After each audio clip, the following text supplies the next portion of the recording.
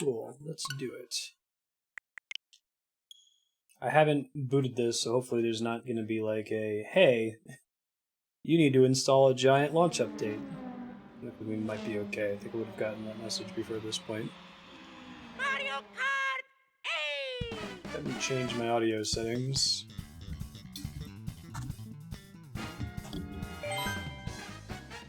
Mic's about the same distance. Let me know if I need to change it.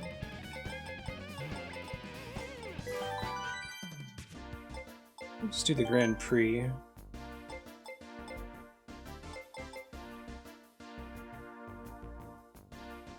Probably don't need to start at 50cc. I've played enough Mario Kart. 150cc might be pushing it a little bit, since I haven't played in a while. It looks like all the DLC characters from the original Mario Kart 8 are available to play. Is it because the game is loud, or is it because the microphone is quiet? Give me a sec, I can try to correct it here.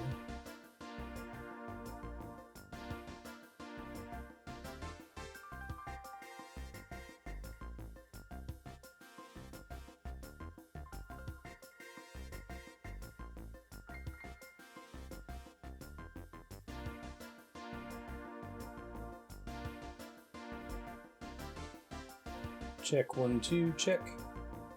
Relaunched my processor. That is Rose Gold Peach, actually. Let's do...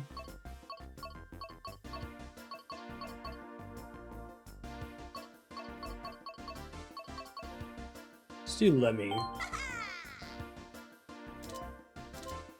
I think I like bikes. Man, it's like a Splatoon kart. There's been a lot of stuff they've added to this game since I played the Wii U version. It's kind of cool. I like this Shreedle, the Beetle car. Yeah, I played through all of Zelda Breath of the Wild on launch. Random button would be pretty swell right here.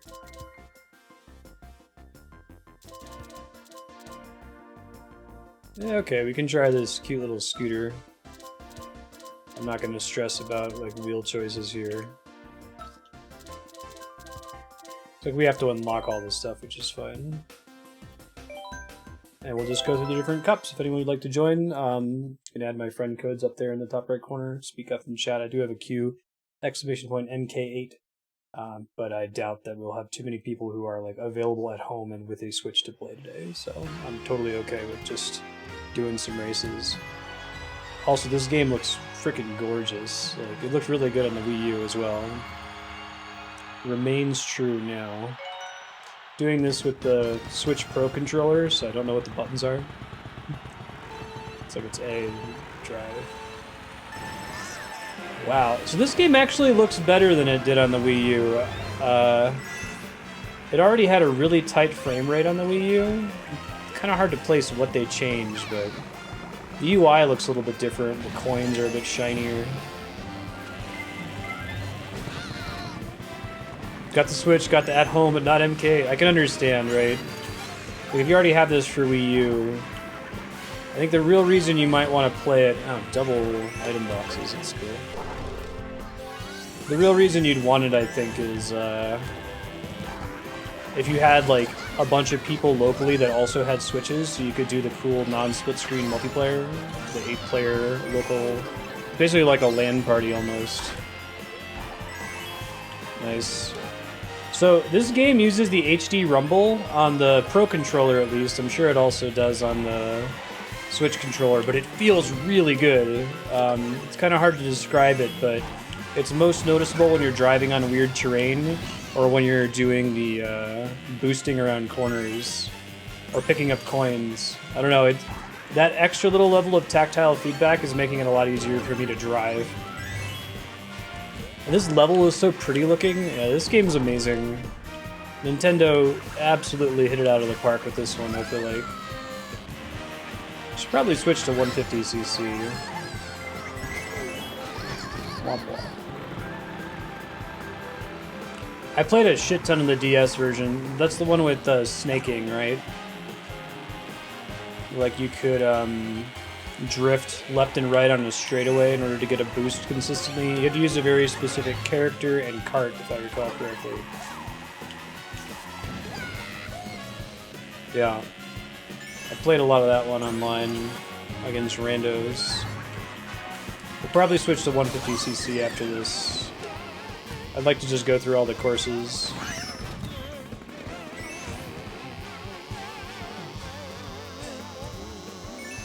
This is easily one of the prettiest games I've ever played. Like, that was probably still true for the Wii U version.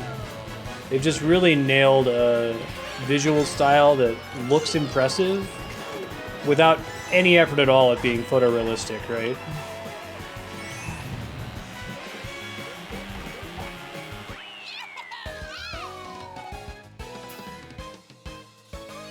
Yeah, I didn't like the Wii one as much. I think the Double Dash was... Gameplay-wise, that game was amazing. It was really fun to play with your friends, too. Or, like, if you... It was a good, sibling game. Sibling slash nephew, niece slash non-gamer friend, because you could have the person who's not good at games managing the items. You're an audio-visual treat.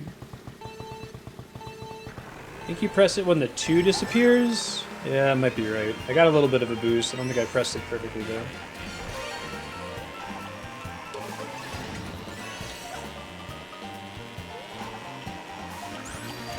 I feel like the lighting's been improved pretty significantly in the Switch version.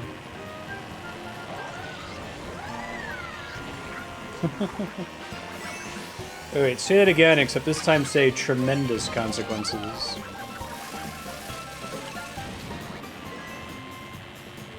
Dude, the HD rumble is really nice. It's very subtle, as you'd expect it to be. So, like, every time you, we gotta get, like, the modern version of Twitch where you can send tactile feedback to viewers, right? Actually, maybe let's not do that. I feel like that would be used for evil. But anyway, like, whenever you do a little boost, like, the entire time you have the little boost flames behind your character, there's this really light rumble effect. And it changes when you're, like, turning. So if you're drifting to the right like I am right there, then the rumble slightly shifts over to the right. And it feels awesome. It's nice when you drive, like, off-road, it starts to shake, too. So you get that immediate sensory feedback that you're doing the wrong thing. I don't remember if, honestly, if Mario Kart 8 for the Wii U had any kind of rumble. I mean, obviously this one's improved by being... shit. By being the HD rumble. But I don't know if there was any rumble at all on the Wii U.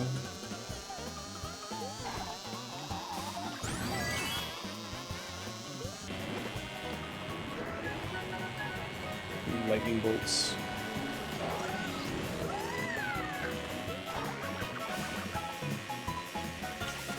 Get it? Nice. Double item blocks are a cool idea. Because right now, like, Mario Kart as it stands, there's really not a lot of skill with hitting the item blocks at all. And now you kind of are competing over a limited resource. Whereas normally it's pretty trivial to make sure everyone gets an item every time you pass through that, right? Cool level.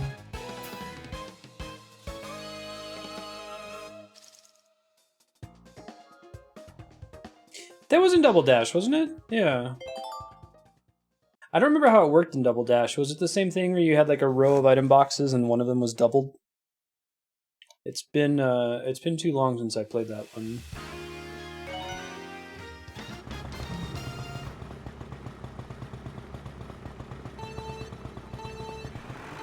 Wow. Look at the just texture on the track here. It's so fine it might not come through on Twitch just from the compression. It's really good though.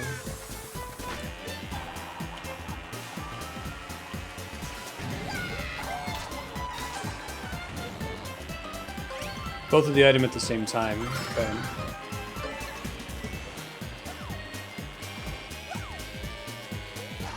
I remember you both holding an item. I didn't remember if it was a resource you had to compete for.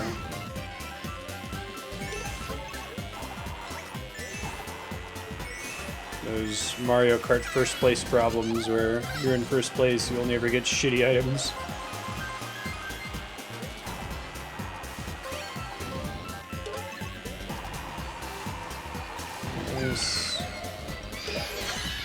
Oh, Boo.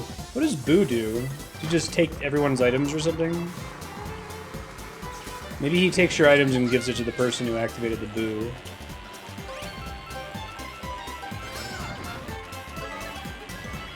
So there's a somewhat controversial feature in this game. There's like an auto steer / auto drive mode. I think you can, it's like a checkbox you can enable. You can turn on either of those.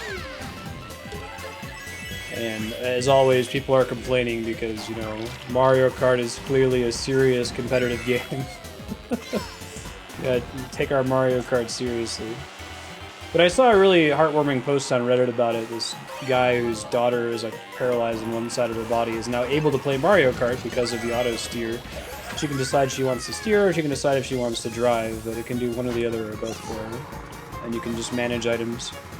It might be something that when Polar Brewski comes up to visit with his young son, it might be a good way to get him more into video games. Reduce the number of things he has to manage, right? It's like steer or drive, but not necessarily both.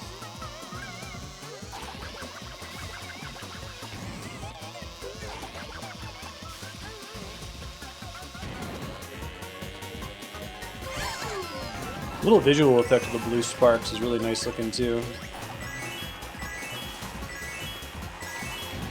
I'm excited to see if there's anything that's brand new in this, or if it's just a really like extra polished version of Mario Kart 8. Like, I know it has all the DLC from the original Mario Kart 8, but I don't know if it includes like new courses. That would be the important thing, I feel like. How dare Nintendo make games more accessible? It's kind of a cool thing to think about that, you know, you've got a game company that's really taking accessibility features seriously. I personally really like the idea of making options that can get people who aren't gamers more readily into games. I think there's a pretty big barrier to entry. There's like, controller literacy is a very difficult thing to teach. I think all of us, when we play video games, a controller is just an extension of your body, right? It's like you think something and your hand automatically does it. It's so unusual for the game's controls to not respond exactly how you want them to. I think we take that skill for granted. It's like driving, you know? If you can find a game that helps people get over the hump of controller literacy. I think probably the Switch having the really simple Joy-Con controls, just have a couple buttons, certainly helps. And keep the Pro Controller for the more hardcore games. Yeah, I know it got them a lot of flack with the Wii, and ultimately I think that the issues with the Wii were more of implementation, so like the games that were being made and the way they chose to use motion controls rather than the existence of motion controls in general. Also, the early problem of their lack of accuracy, right? Like, gyro and motion controls have gotten way better since the Wii first came out. Especially since the launch of the Wii Motion Plus. There's a similar problem with the Kinect. Like, the Kinect probably came out and was pushed, you know, 5 or 6 years before the tech was really ready. I think it ended up getting way cooler, like, industry applications than it had in gaming applications because it wasn't accurate enough.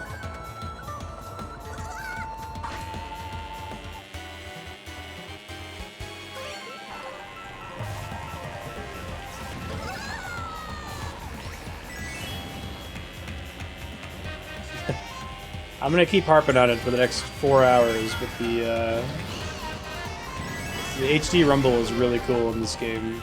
It makes a difference. I remember from the Switch presentation, that was one of the things I was most excited about, and it's pretty cool. Like, 1-2 Switch is still not in any way worth $60. I'm not even sure it's worth $20. It probably should have been a pack-in.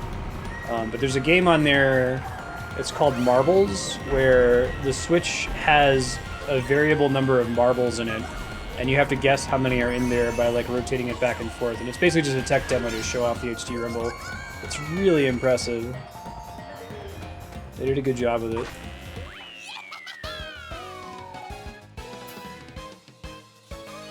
Cool.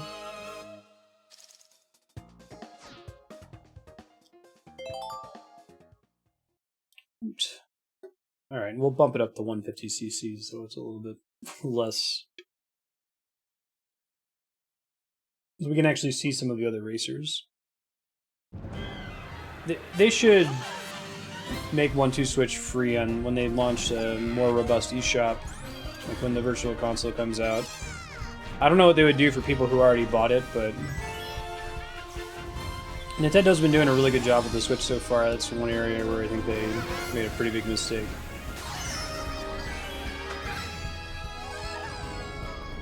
So shiny.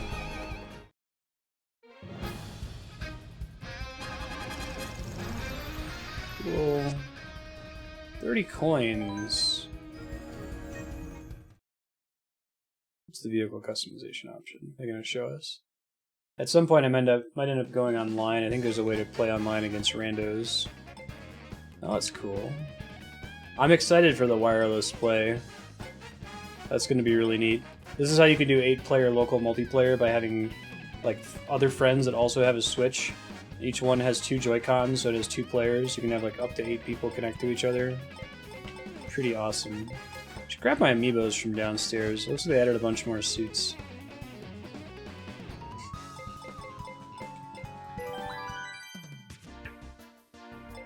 I know, right? It's gonna be cool when, like Super Mario Odyssey comes out. I think I'm stoked enough about that one to play it on launch, too. I haven't played a Mario game on launch in a while, but that one looks pretty rad. Try King Boo. Right. Well, I don't think it's that unreasonable. It depends on your friend group, right? If you're like the one person in your friend group who has a Switch, then yeah.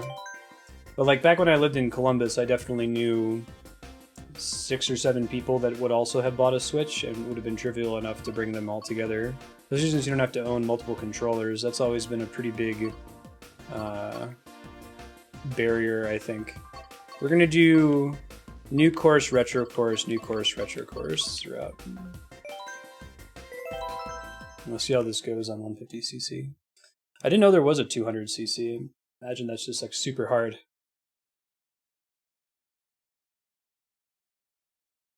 I think it's more reasonable to happen with the Switch than it was with any other system that required you to have multiple consoles. Toad's Turnpike, good stage. The lighting is just on point. Oh, jeez. Wow. The difference in this stage from its original release, and then even against the Wii U version, the lighting is significantly improved. I think you want to hold on to the picture box thing. I think that's the only thing that can stop a blue shell. If you know you're going to be in first place anyway, otherwise it's probably not worth it. Crystal Chronicles.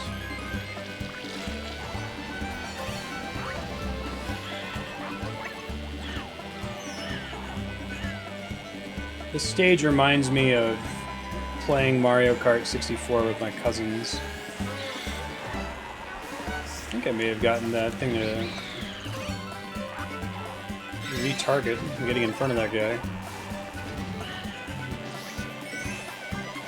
Here we go. Try to take somebody out with me? Don't think I did.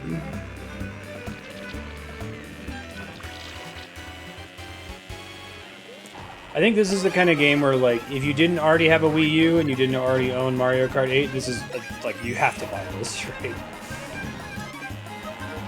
I think if it ever goes on sale, it's probably worth picking it up for the Switch. It's too bad it doesn't have cross-platform play. I wonder what the barriers are to that. It appears to be mostly the same game so far.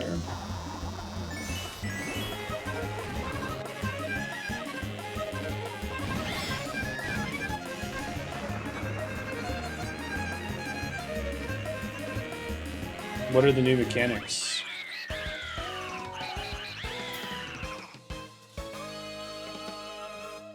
Yeah, so I basically know nothing about this. I didn't like look into what's changed.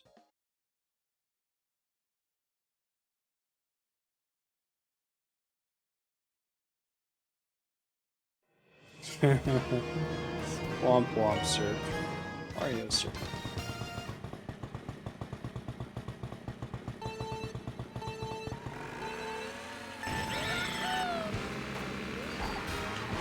Seems kind of silly that a Boo is driving. But,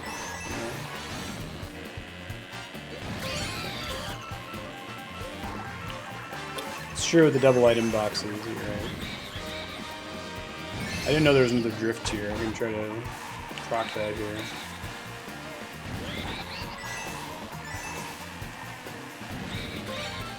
After the red sparks, you gotta be holding it for a really long time.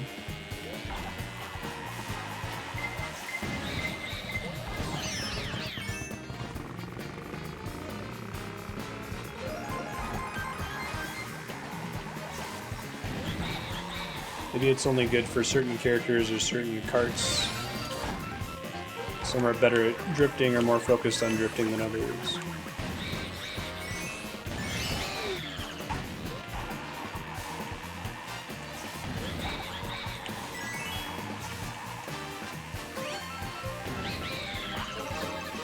Or maybe it only triggers on higher CCs. You could dodge blue shells. Yeah, there was some kind of snaking shenanigan you could do to like get out of the way the moment they exploded. But I remember it was like basically frame perfect. I'm not sure if you're allowed to get the speaker thing that destroys the blue shells while you're in first place. You need to pick it up earlier and hold on to it.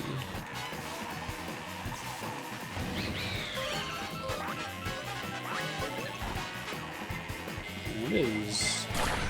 Ah, I timed it wrong. Bummer. And there it is. Hey, Disco Dwarf, how you doing?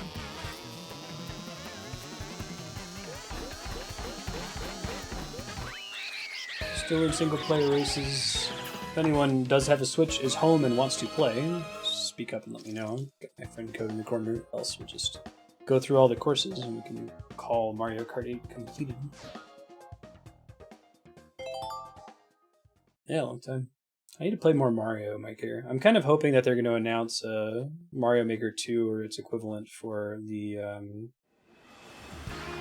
Switch. Be a good time to get back into it.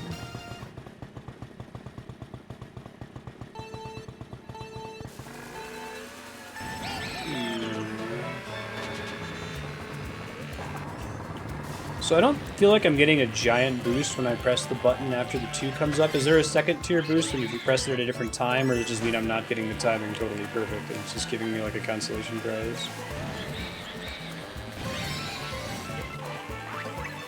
Yeah, I think the number of people playing it and sharing levels has died down. They had a chance to keep it going with Mario Kart or Mario Maker from 3DS, but not being able to share the online levels is a big bummer.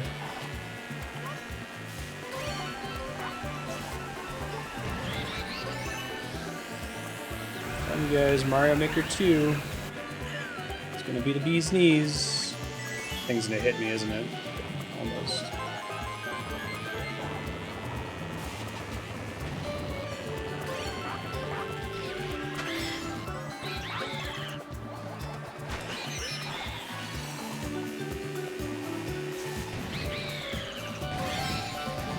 When is E3 this year? It's soon, isn't it? I know there was some talk about Switch announcements at E3.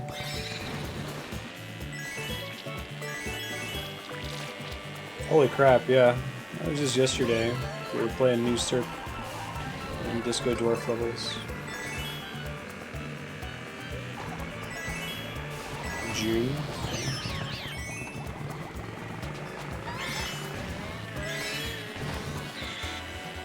Do you actually get a small speed boost for pressing the jump button when going over a little cliff like that, or is it just a little visual effect? I do it anyway. Anything that gives me the illusion of like more abilities is nice. Are you serious, game? Wow. I got into first place for a split second. You get a small boost. That's good.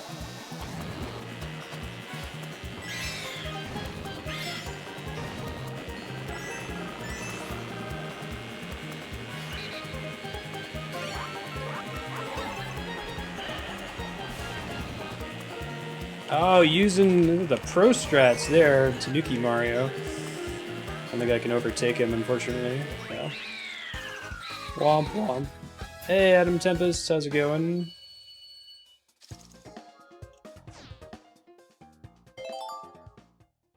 Shenanigans. I love those steel drums, right? Hey, Toad's Turnpike.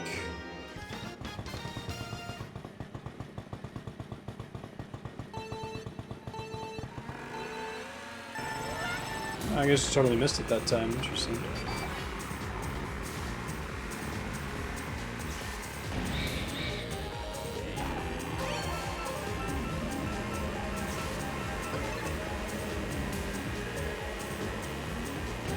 Are we sure there's a new drift? Holy crap. That's new. It may have been in the Wii U version, I don't remember that. Is the new drift tier only in like 200cc or something like that? I feel like I was holding that for a really long time and it didn't trigger.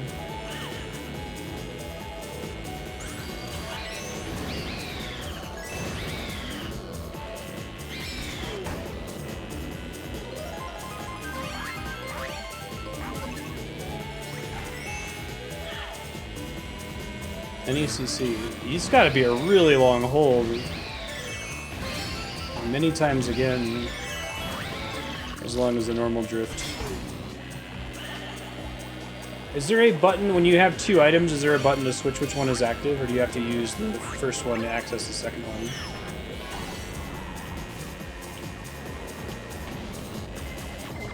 Yeah, sure, Adam. I'm gonna finish this race here, but you can add my friend code up in the corner. We can do some online games. If anyone else in chat has the game and would like to join, just add my friend code, and I'll coordinate after this race is over.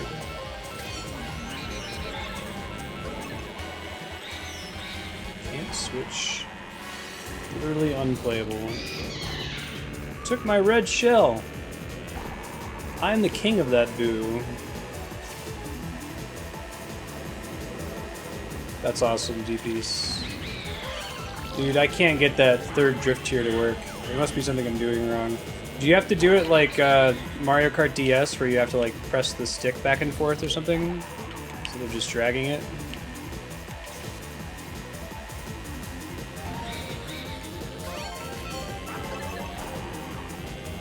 Boo Revolution, right?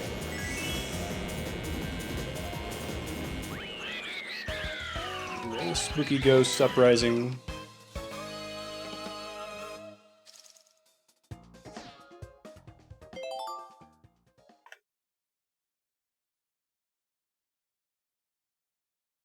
You can see my friend code on the screen there too, below the clock. I have auto turn enabled. I don't want that on at all. It's by default setting, I guess. Let me fix that here.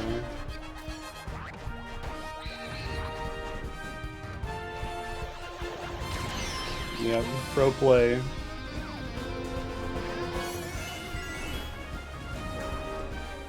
Gross.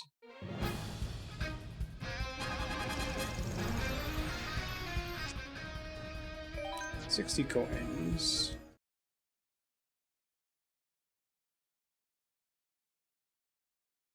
How does it work? Stats, TV. Oh, is that the only way I can get to options is mid-race? Okay. Add you here, Adam.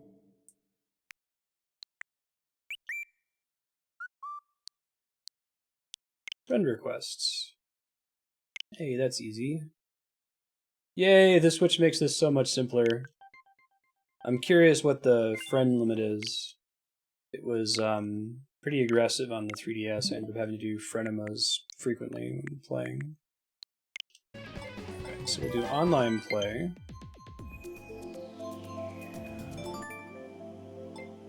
Friends. Yes. And if you don't mind, Adam, I'm going to continue playing through all the cups. We're just doing them in order. Although I think it... Maybe when you do multiplayer, I don't know if you can just play a cup, right? It has people vote on different courses to do. That's fine as well. 300 friends. Okay. That should be easy enough to manage. I like how their color changes with different characters.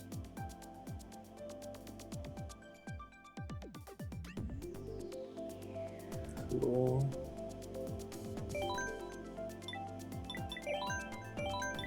They're the... I'm using tilt controls. Alright.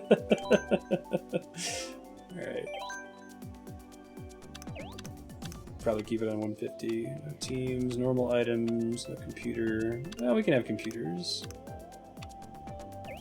Vehicles.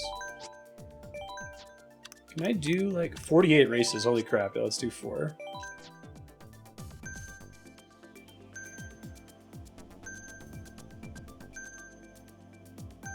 Accessible when choosing cart layout. Alright, I'll take a look.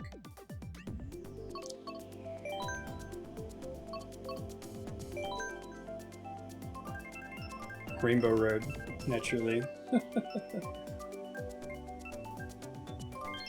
Oh man, will you be back later, DPs? I'll be gone until 5 Pacific today, so if you're back later, we could do that. Oh, cool, Mega Man. I'll process those after this race. If you're still watching, Adam, I'll back out and see if I can get Mega Man in here. I might not be able to pause mid-race to turn off the thing, can I? Try it. Auto accelerate, smart steering. Where's it?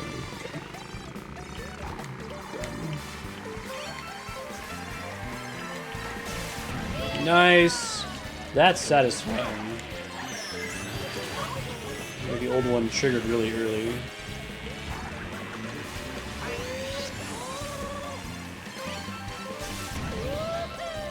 Nice.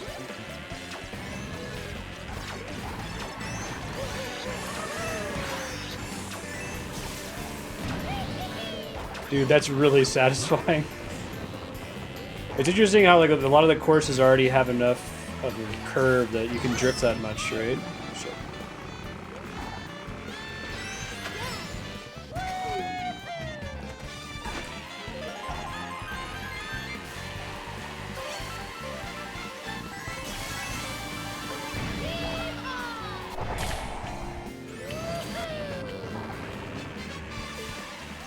Boo over here.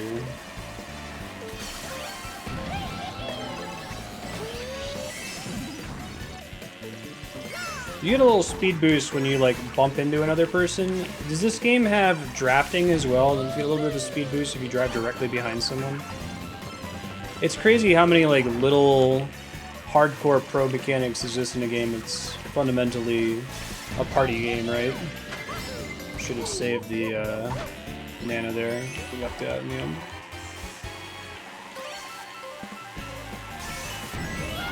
Challenge accepted.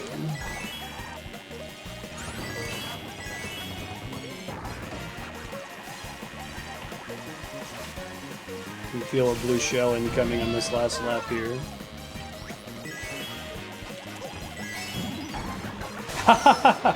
You see when he jumps in the air, he turns into a statue? It's clever.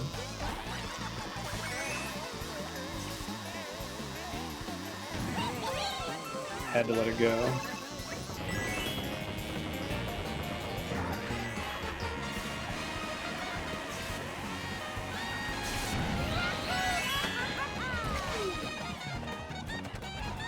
Nice. Hard to do in multiplayer. I guess if you have computer opponents.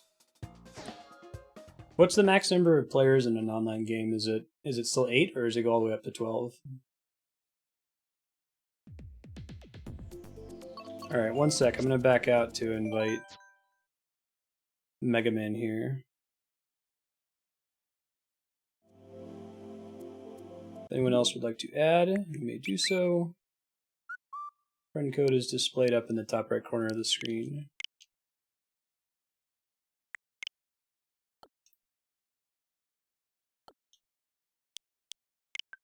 Yeah, one sec, Adam. I'm adding a couple more people.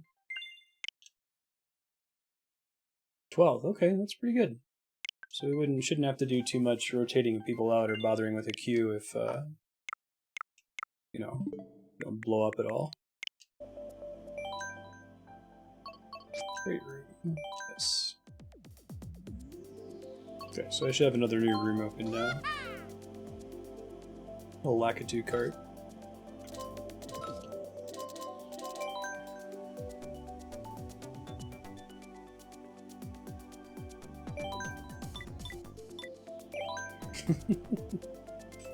I love your in-game face, Disco Dwarf. It's brilliant.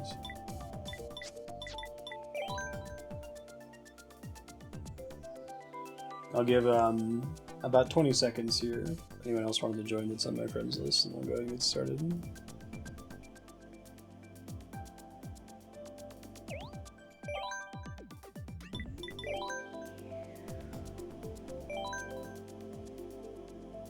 Doesn't look like I can get to the race controls from that menu. That's okay.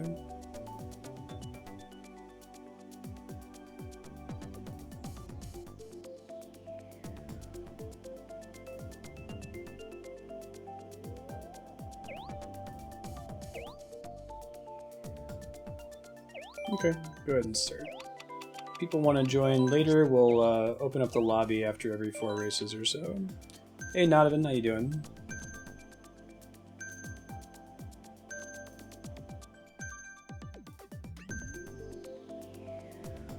I'm going to continue to try to just play through the levels in order. You guys can hit random or you can go along with that. Leave it to y'all. If possible though, I'd like to avoid playing the same course multiple times. Right. Rigged bingo here. Nice, Nodovan. It's the best. Work from home for like 3 years. I'm able to work better from home, to be honest. The interruptions at work are more stress than they're worth most of the time if I'm in the office.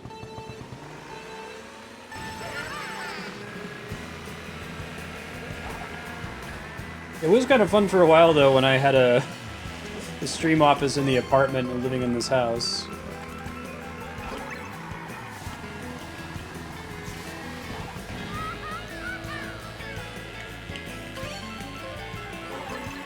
Can you do 200cc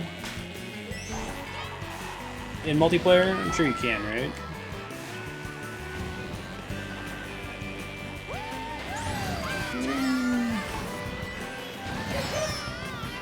Oh, that's a bummer. Dude, one of the best things about Mario Kart 8 is they make falling off the stage so much less punishing. Like, every other Mario Kart game, if you fall off the stage, it's basically GG. You have lost. We're in Schmanfren Schmishko.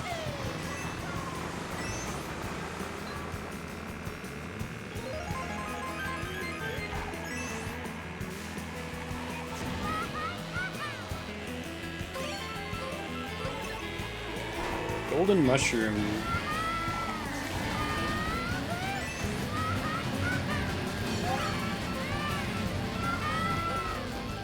Is the jury in on how you're supposed to use the golden mushroom? Is it better to spam it or to try to space it out? I've never known if it expires based on amount of time elapsed since you first activate it, or it expires based on number of activations, or a combination of the two. Ow.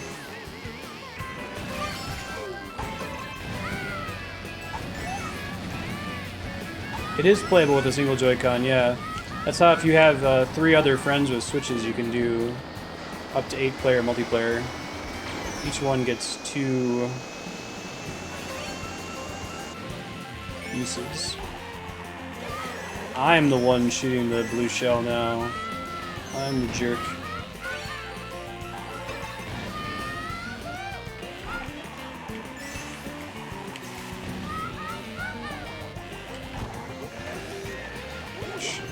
Touch that wall there.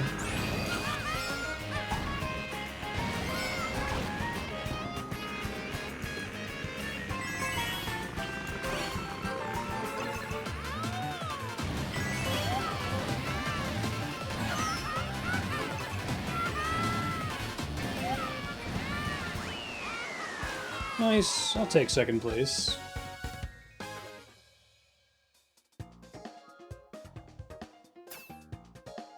How is spectator mode done?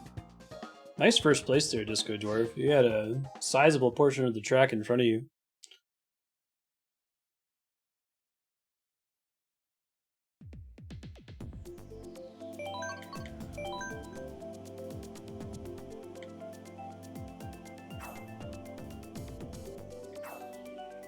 Maybe on the next rotate in. Oh, that's cool. Are you able to just join, like, mid-mission?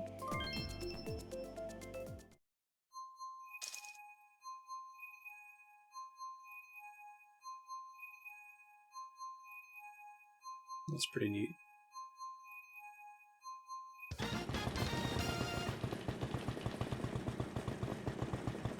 Yeah, I could try it. I haven't done no items or 200cc before, but comfortable with getting wrecked. Yeah, right. Let's basically remove everything that's fun about Mario Kart and pretend like it's a serious racing game.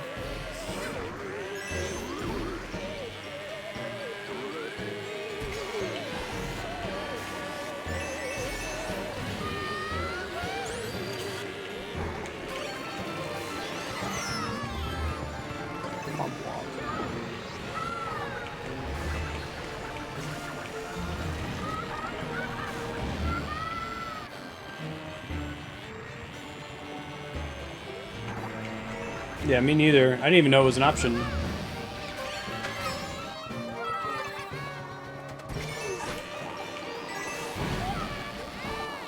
Yeah, no, for sure. Like, if that's how you want to play, that's one thing, right? I totally get it. I've been the never play Smash Brothers with items guy before. I think the point is that you not inflict your style of play on other people, right? It's like, this is the only way to play this game.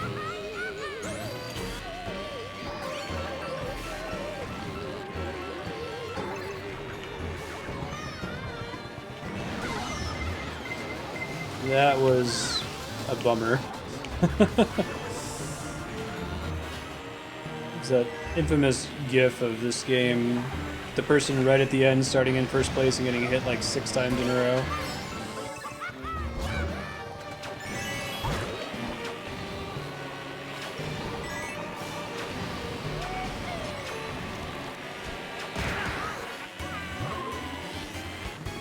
Just when the piranha plant wore off.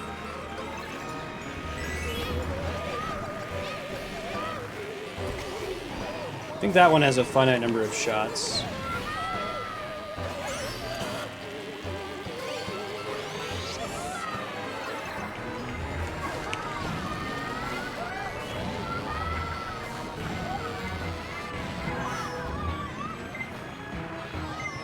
Ow. Ow. I was briefly in 4th place, though. Ever so briefly.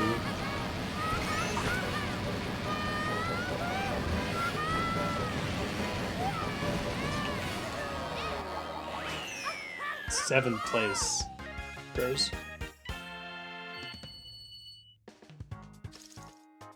Right? Yeah, it's a problem everywhere, right? We'll try 200 no items. I'll back out and change the rules here. Assume it lets you do it mid-session.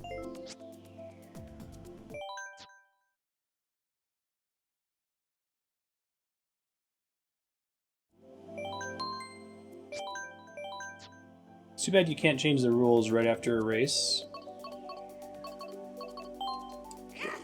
Iggy, he's get the camo. Oh, what a goof.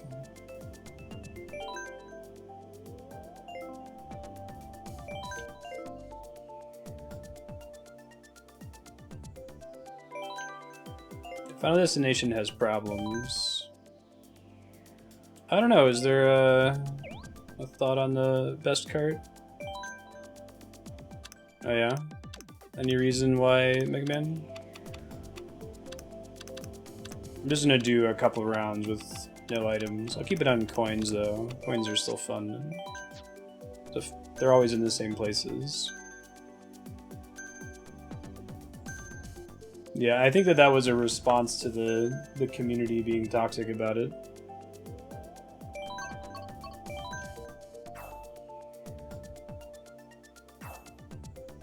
Yeah, it's a problem because it favors certain characters, like how stages with platforms favor other characters.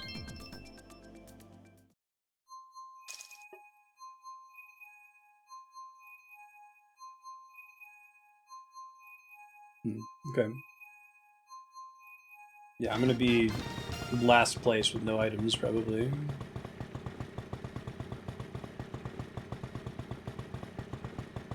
First time doing it.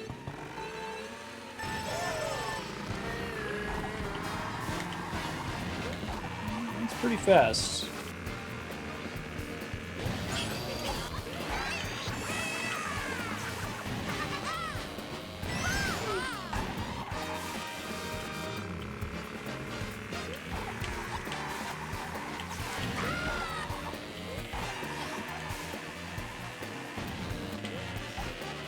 It's kind of cool that you can, like, skip pretty significant portions of the track when you're moving that fast by just jumping over them through your existing momentum.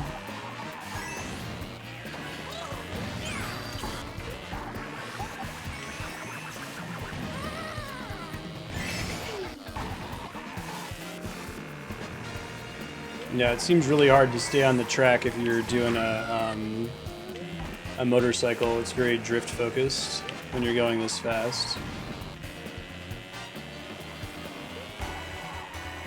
Oh yeah. I see. Very cheesy, so you can win by a huge section of the map. And that was true in the original. Mario Kart 8 had 200cc, but you had to unlock it, didn't you? I don't think you started with it. Crazy to me how fast the level ends, too.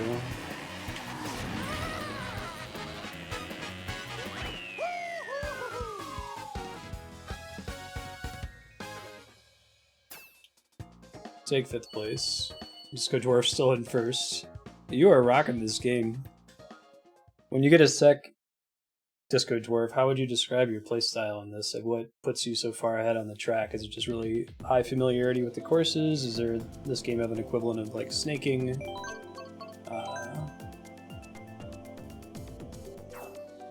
Is it a like character cart combination that's gives people a really big edge? I remember Mario Kart DS was like that. If you had the egg cart with Yoshi, it was the best of the best.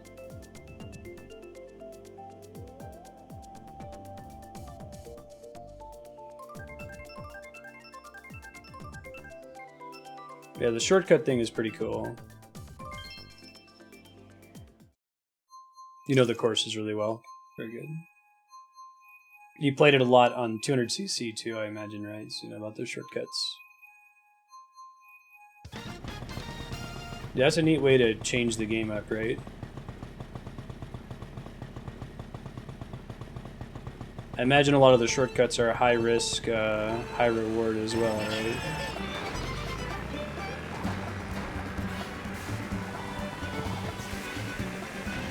Kind of like that one shortcut in was it Mario Kart 64. You like go up this ramp and you have to drive into a waterfall. Like, if you nail it, you're going to be in first place. If you miss, you're going to be in last place.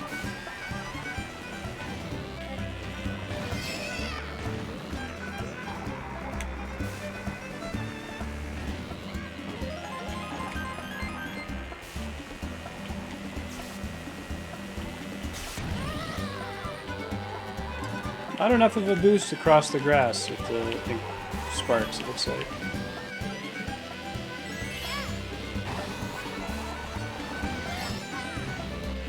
It's fun to be playing this game with actual gamers. Like, I'm used to playing with people that don't really game very often. I'm sure everyone's been in this situation if you're the one that owns Mario Kart. It's like an accessible enough game that you can have your family come over and join you for it.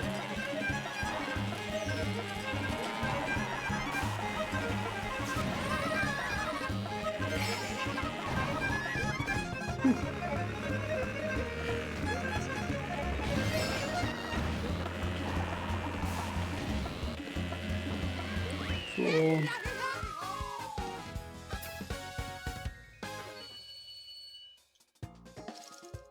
Disco Dwarf still dominating by a pretty wide margin.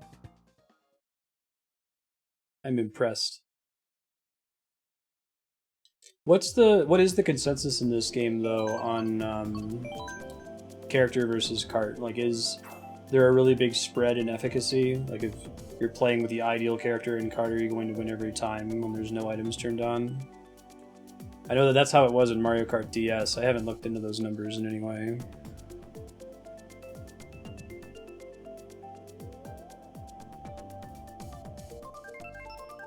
I think there's just a huge difference between being a gamer, like someone who plays video games frequently when it comes to a game like Mario Kart, versus, you know, almost never touching a controller.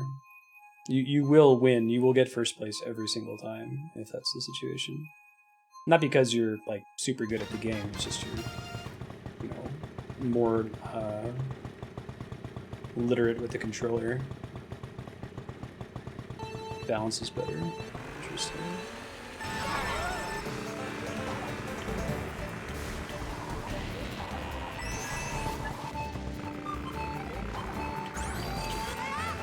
This is a pretty rough stage to have this cart, or have on 200cc.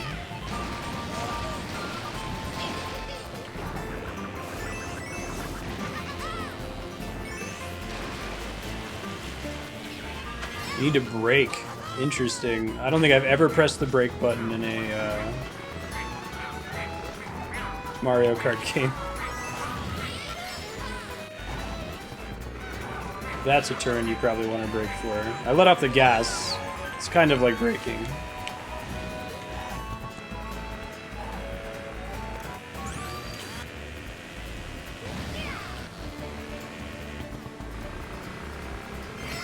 It usually doesn't matter. Usually the courses are designed in such a way that you can gas the whole thing if you're turning smartly. Interesting.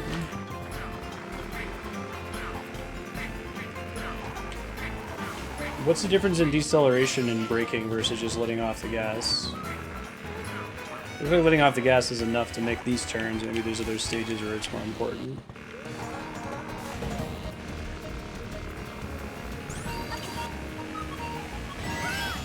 Go.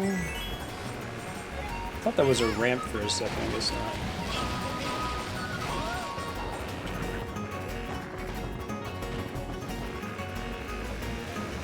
Wreck this time.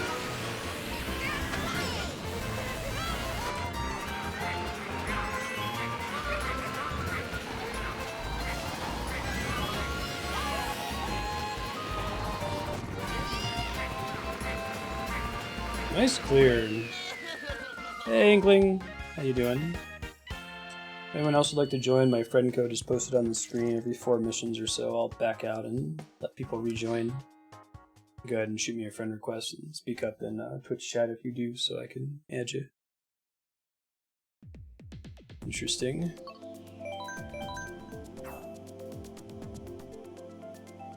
We'll go back to 150cc items. I think will be a good place for streaming. But I'd like to practice some more of 200cc. That would be kind of fun to try to figure out the shortcuts. Sure, welcome.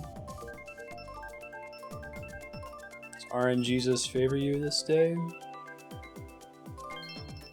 Man, it is rigged.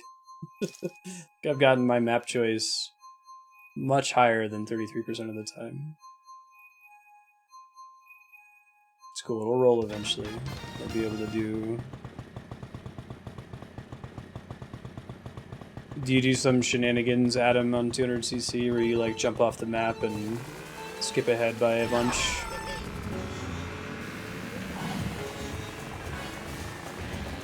And I've asked this a bunch of times and maybe someone answered and I missed it. When do you press the button to get the highest boost? Is it as the 2 appears? As the 2 disappears? I've been pressing it as it disappears and I feel like I'm getting a weaker boost than some of the other characters.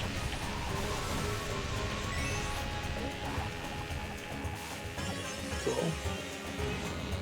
Take a look here afterward. Dude, I'm so glad of the way they changed friend codes on the Switch.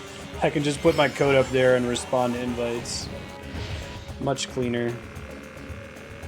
As the 2 is fading. Are there different tiers of like boost? Is it based on like how frame perfect you are in pressing it?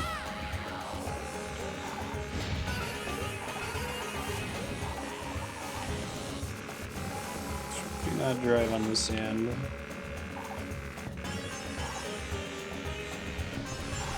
Friend codes used to be you both had to add each other. So when streaming it was really rough, especially for something like Smash Brothers, where whenever I wanted to play against somebody new, first there was a cap of 100 people, so I had to delete people constantly to avoid getting over the cap. And I'd have to pause the stream really frequently to add more friend codes. Now I don't even really need to bother with people writing stuff in the queue, because they'd have to write their friend code in the queue for me to be able to add it. And if there was a typo, that would slow things down. It just sucked for streaming. New version's way easier. Yeah, no, I agree. Baby steps for Nintendo, right? They're always about a generation behind every other console maker when it comes to online.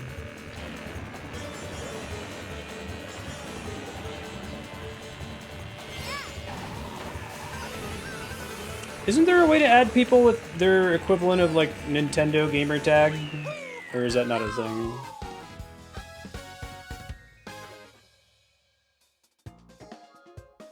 Nintendo is coming from it from I think like a privacy perspective. They're worried about younger gamers. Not necessary. I can see their logic, right? Even though I think they're wrong. It bums me out because I really do like Nintendo, but I would be interested to be in on like listening on the board meetings when they made decisions like that.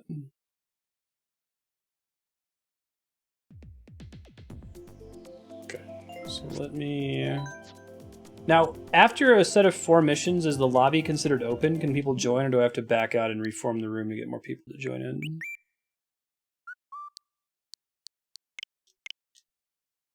There we go. Cobalt. We can do 1 race. We can do Rainbow Road if you don't mind. Inkling and Disco Dwarf. And then I'll back out and we'll switch it to 150 with items. Since poor Adam has tried to select Rainbow Road like 8 consecutive times or something and it just hasn't come up.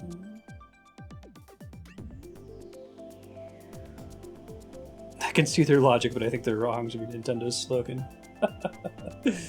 Yeah. I hear that. Alright, if everyone would help out and pick Rainbow Road here, and we'll go back to 150cc. No items, and I'll just try to go down the list until we see every course today. OG Rainbow Road too, right? Or not OG, Mario Kart 8's version. Yeah, I'll check it out. No problemo. Oh, the new one, Inkling, sorry. Not the classic one.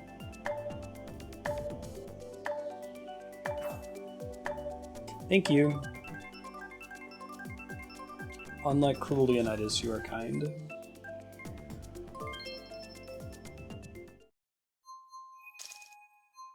Mm-hmm.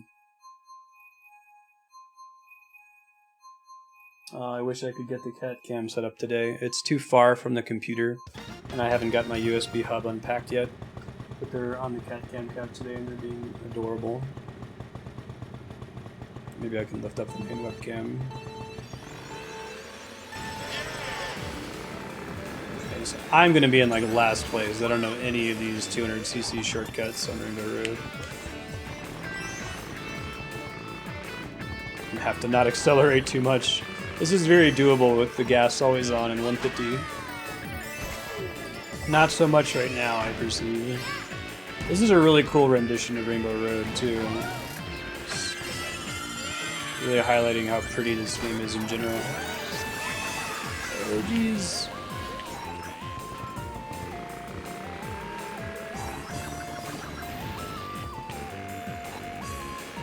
I don't think it's too bad on 150. It works better in this game in particular because they made the penalty for falling off the track so much less brutal than it used to be. Like, Lakitu shows up instantly and drags you forward rather than setting you pretty far back and taking forever to set you down. It still sucks, like, you know, if you fall off the track, you're gonna lose versus someone who never falls off the track.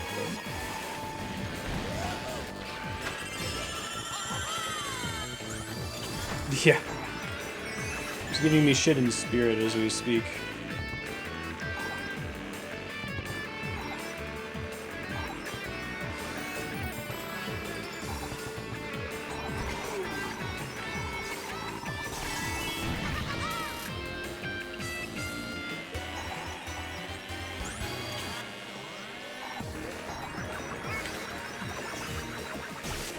Nope. Last time I did it like an old lady and everything was fine. Rainbow should be dark. I know, right?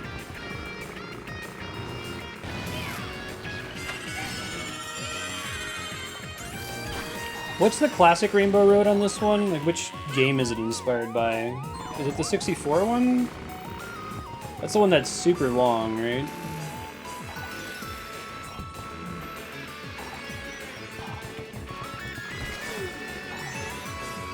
Congrats, Adam. Good job. The race ended because you were too far behind. I haven't seen that before. That's pretty great. I didn't even think about doing steering assist, yeah. Alright, I'm gonna back it out to change the CC and item restrictions. We'll stay on 150 all items. If you'd like to keep playing, you're certainly welcome to.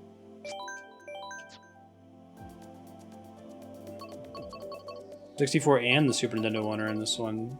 Did they add that in DLC or something? Gotta go grab my Amiibos, man. Oh, different Shy Guys, that's cool. Indigo Shy Guy, best Shy Guy.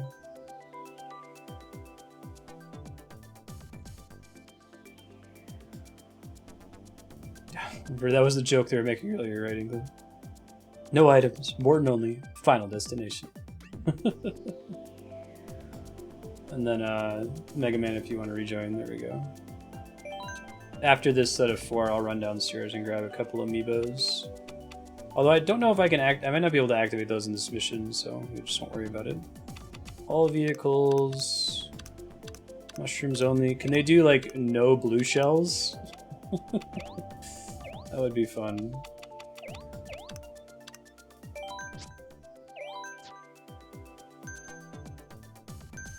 The way you do salt in this game, I think, is to spam. I'm using tilt controls whenever you win. Alright. We did Shy Guy Falls, Dry Desert, Donut Plains 3. And everyone else, you're welcome to pick whatever you like. A mild preference for not picking the same stage we've done more than like once or twice. Yeah, there we go. But I'm just going to try to go through the list and see if we can see each course that's in Mario Kart 8 before the end of the stream today. Disco Dwarf. That is a brilliant, brilliant me. Frantic has lots of bullet bills, triple red shells, lightning. Wow, that's cool. Oh, really? Is that all that it changes? Is that items are no longer restricted by place? That's actually kind of cool. God, this game is so pretty. It looks really good on the Switch. I'll say again, the HD rumble is great. Feels really good.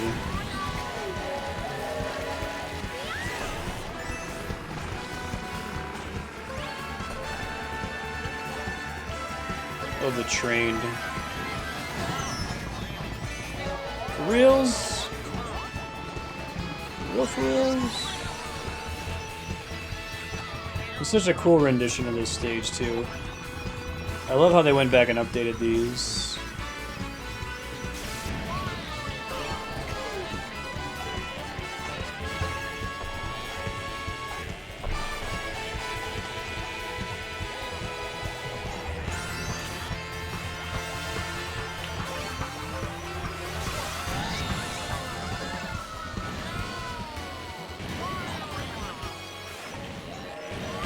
Does this one have the shortcut if you jump off the stage in the right point? I don't know if they kept that.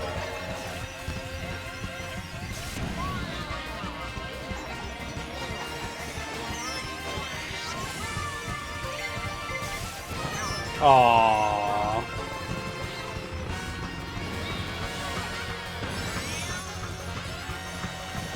I feel like they significantly shortened the track too. I was doing pretty well for a second there, and then I got hit a bunch of times, and it was bad news bears. Straight to 7th place. Womp womp.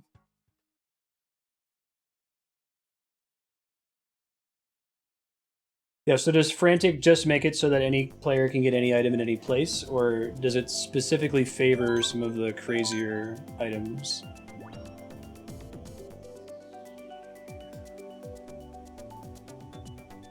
Oh, no worry, Megman. Feel free to drop back in later if you want to.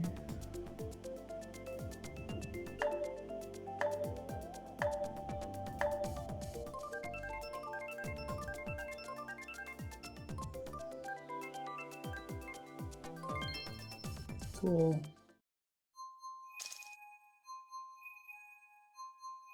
Have you tried playing a more serious racing game? Like, weren't they trying to recreate Mario Kart with that? Was it a game that was called Blur or something like that? It was like realistic cars, but it still had silly Mario Kart power-ups. I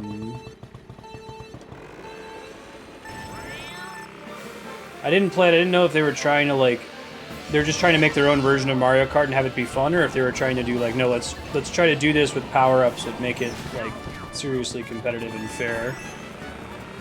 I don't know if it had the equivalent of blue shells or anything like that.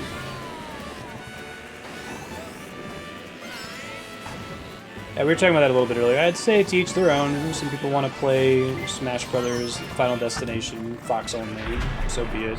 I think you just got to be cautious about, in either category, saying that your way of playing is the right way of playing. I personally prefer items as well.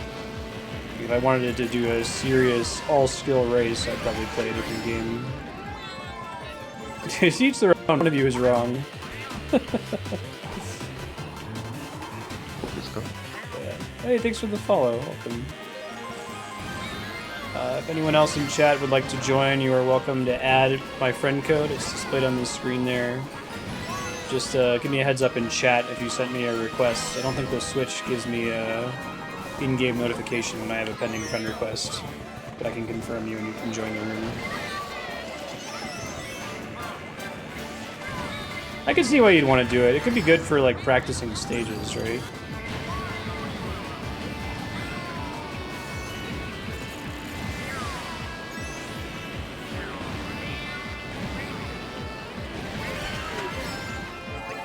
Items give you plausible deniability if you fail at the game. Oh, it's because I got hit by that blue shell. Enables more Johns, so to speak. I'm not used to having rumble on my controller.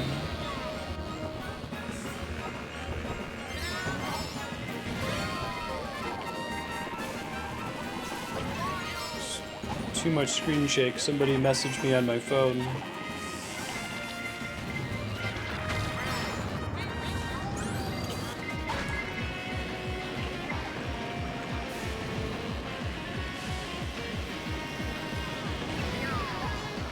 I like that you can see the little tracks of the people that just drove in that area. That was a bummer.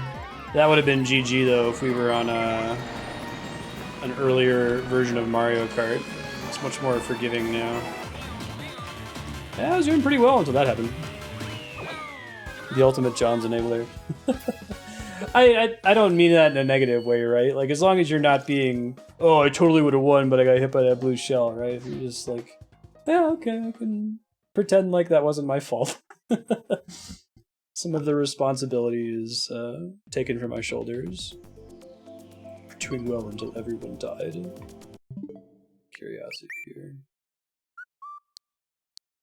I think it'll be a little ding there if I have one pending.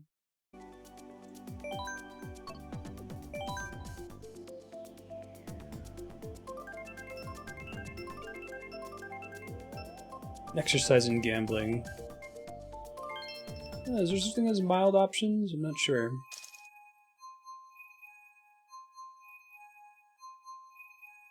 I don't think I have frantic turned on.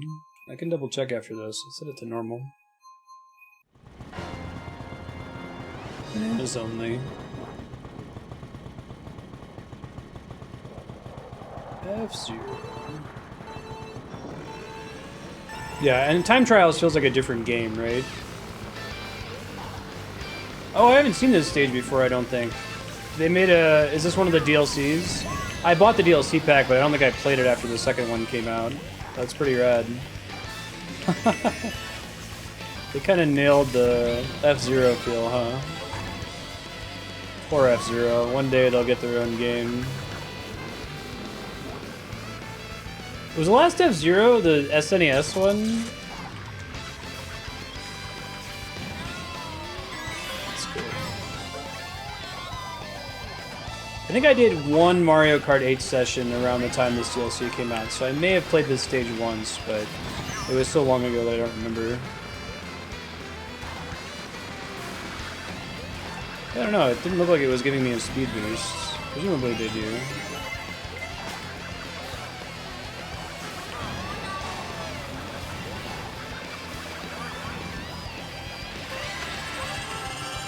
My thing with items is that, with the exception of the blue shell, there's something you can do about every other power-up, right? It's not completely random. You can hold on to a blue shell, or not a blue shell, a green shell or a banana and use them to block items that are coming in from behind. Looks like it gives you a mild speed boost.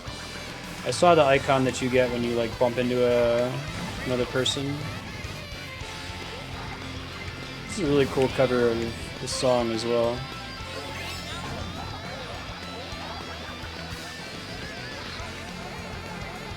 Don't drive on the side of the road like that, apparently. Haha! Cube. Yeah, Super Horn you can hold on to. You're not guaranteed to get it, but at least there's something you can do. Oh, are there more ways to dodge a blue shell than just the Super Horn? I thought it was just that. I know that there have been earlier Mario Karts where you're able to avoid it. Oh, items are based on distance from first. Interesting, I didn't know that. That makes sense.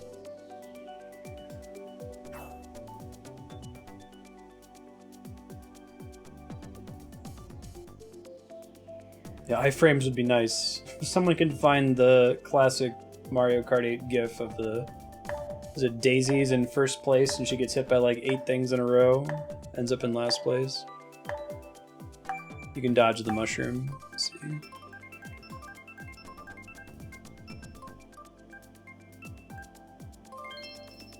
Cool, airport level.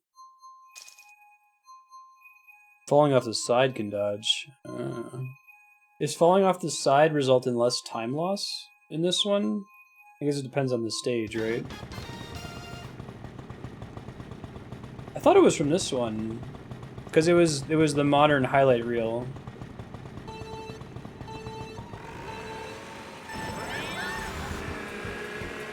Yes, in general.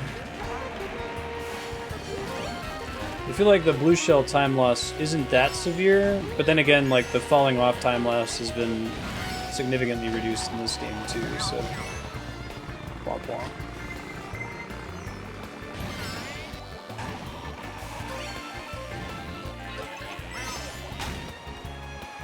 So is there an actual gradient of character weight in this game?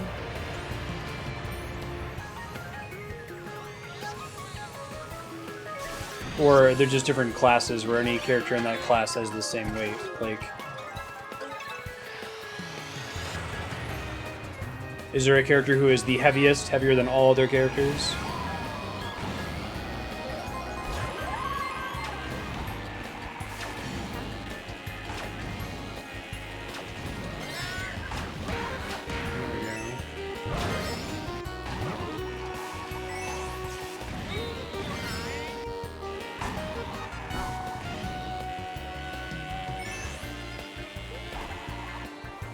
Skies of Arcadia stage.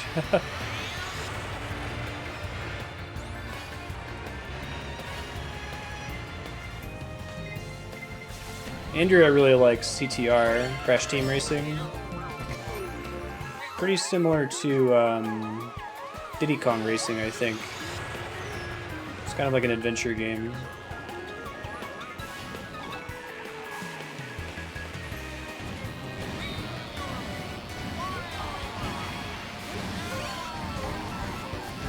I like having the 2 item slots.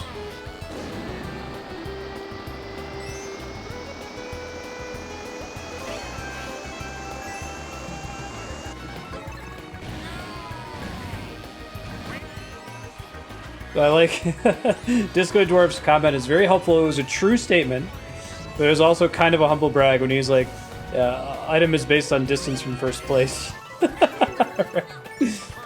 And in this case, I'm way the fuck far ahead of you.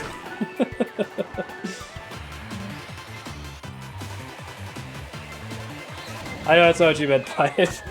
It's funny to me. Wrecked. Cool. If anyone else wants to join, my friend code is in the top right corner. You're welcome to add me. I'll check my invites every so often just in case the lurker is throwing one out, but else just speak up in chat if you sent me an invite and you're waiting on me to confirm. Morton and Bowser are the heaviest characters. Skillful items? You can look for it. Item options are normal, shells only, bananas only, mushrooms only, bob-ombs only, no items are coins, and frantic. So, not normal.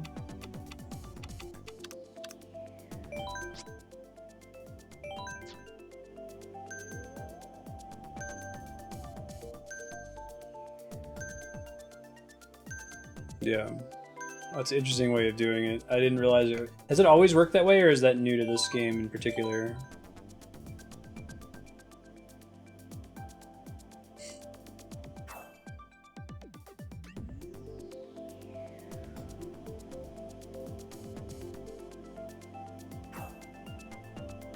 Maybe it's something you unlock later. I don't know if anyone else who plays more Mario Kart 8 can confirm. It looked to me like it was normal, frantic, and then you could specify some restrictions on which items are allowed to appear. Surprised they don't just give you full, like, control over that. Well, I guess I'm not surprised, it's Nintendo. Wouldn't that be nice if they let you say, here's the, you know, appearance rate I'd like to see for bananas, blue shells, and so on. Means we're on 150cc. Metal Mario and Gold Peach are pretty heavy.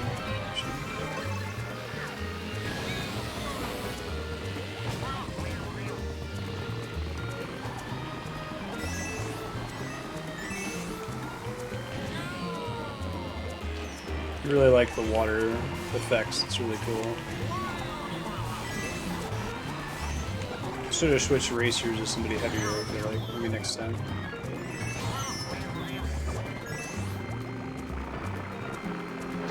Ah, video games.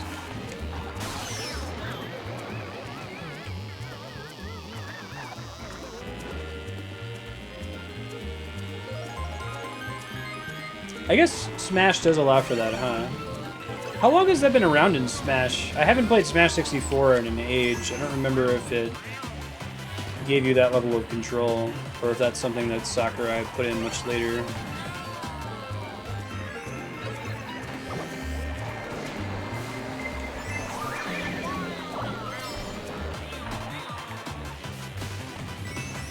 I got lucky there.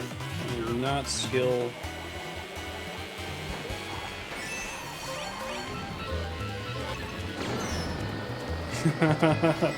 Third place Bullet Bill. Distance from first place. He's Wario, right? Wow, yeah. Dominating. It's not quite as bad. So Mario Kart DS was the worst as far as like the gap in placing between someone who was playing ideally and someone who wasn't. If you were snaking in Mario Kart DS, there was a really good chance you were like 1 or 1.5 laps ahead of anyone who wasn't snaking, even if the other person was playing perfectly. But you have a pretty decent section of track ahead of you in this one. It actually kind of makes it more fun to get the good items when you're in second place.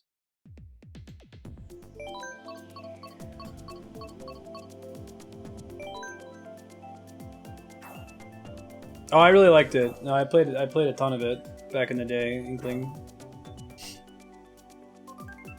Snaking was actually kind of fun to do. Very high skill cap.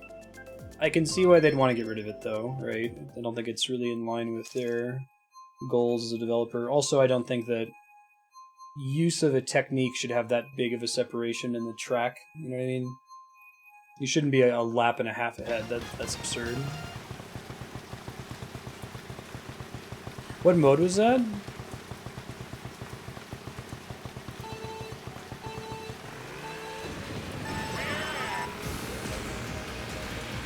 I don't remember this stage. Is this a newer one? New Bowser City. Womp womp.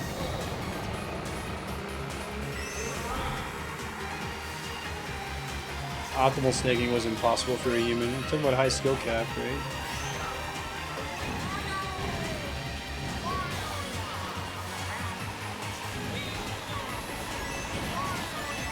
Like the slick road, really cool looking.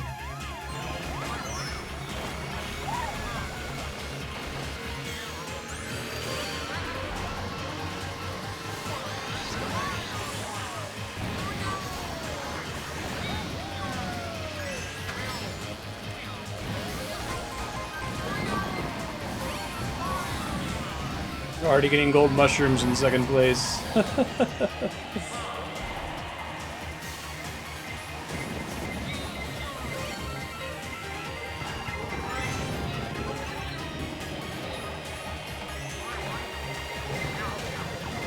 Hey, someone nailed the blue shell. We'll see how far back that actually puts yodeling. Probably not far at all.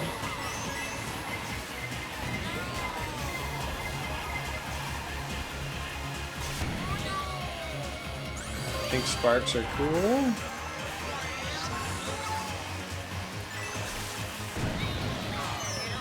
Oh, I thought my shells were gonna hit it.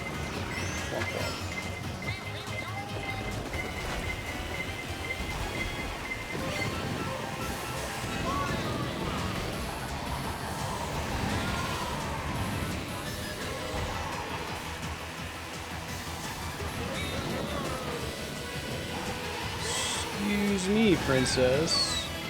Oh, did I just steal his mushroom? I think I know. I don't know if that's actually possible.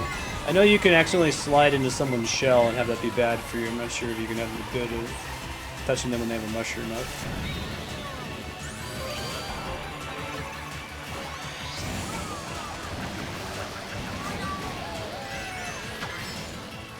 No! GG. You can steal mushrooms? That's cool. I didn't know that. Nicely done, nicely done. Good game, good game.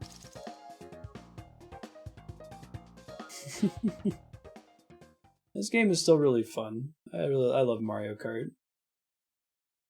It's a mainstay. This is one of those things that, if you think about it, it's kind of wild that Nintendo got this right. Like,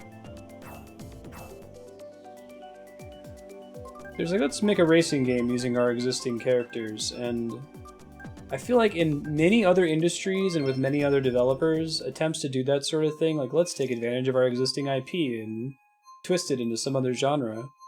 They're awful, right? But Nintendo just, they rock at this. I don't know if they just really take their time internally and test it until it feels right, but Mario Kart's always felt good. Just goes low-key a bot. Oh, that's cool with the little racing drop-offs at the beginning of the stage.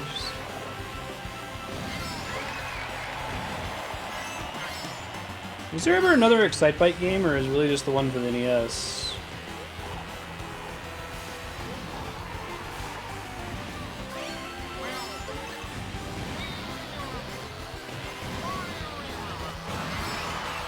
Oh, there was an Excitebike 64. I didn't know that. Hold on.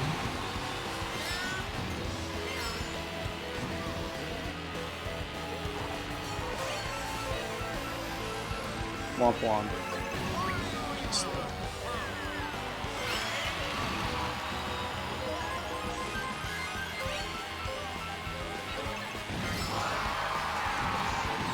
Aww.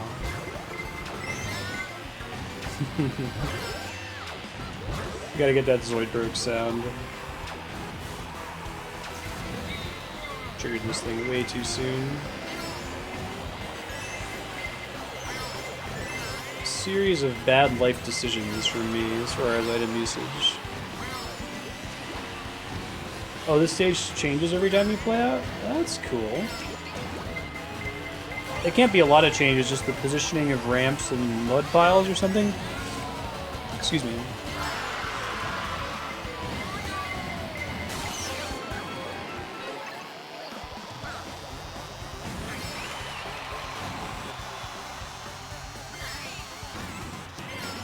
Were these both in the last DLC then? It was like F-Zero, this...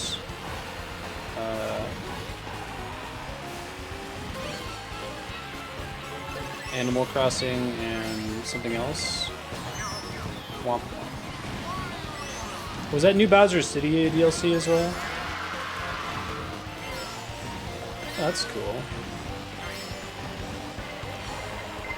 It's a good idea. It'd be fun to see more of that.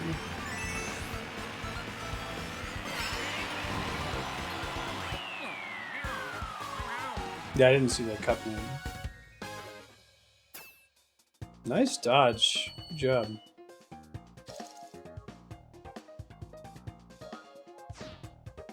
New Bowser City is DLC. Betcha. That's cool.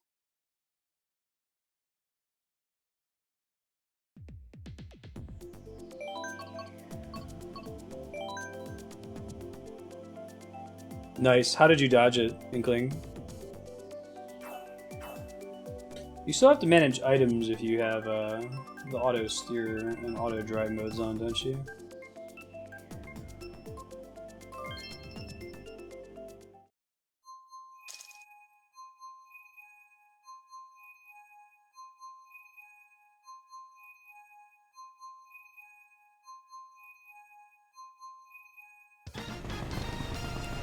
La-da-da-da-da.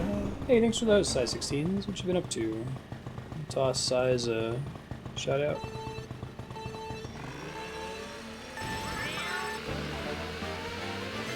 Nice. I saw it blow up on my screen and not hurt anybody, but I thought it was just like a latency glitch.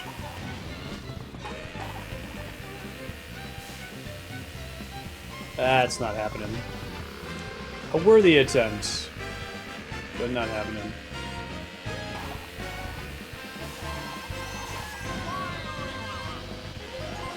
Wario, wah wah wah. Oh, I thought I had him with that green shell.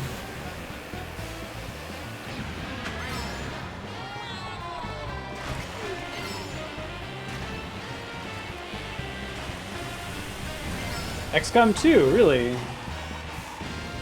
I have a feeling that's going to get added to my voting spreadsheet.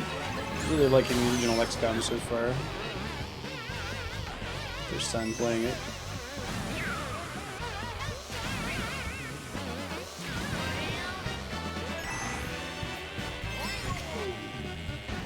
This is a really neat stage, right? This is the stage where it's like you have 3 unique laps instead of going through the same parts of the stage multiple times. Really cool idea. It's like course design space. I'm surprised they didn't really start to explore until this game.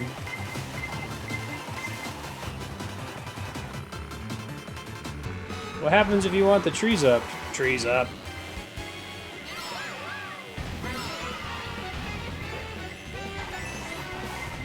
Oh, well that's probably good for it, right? It'll be more competitive against other much longer games than being a very long, short game. It's a problem I can't avoid so long as I have a separation in the categories.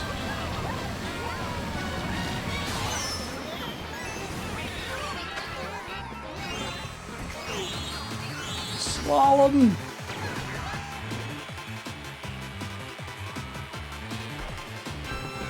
Not enough. Cool. XCOM 2 greatly improves on the first one. Yeah, people were telling me about some of the stuff they have in the second game.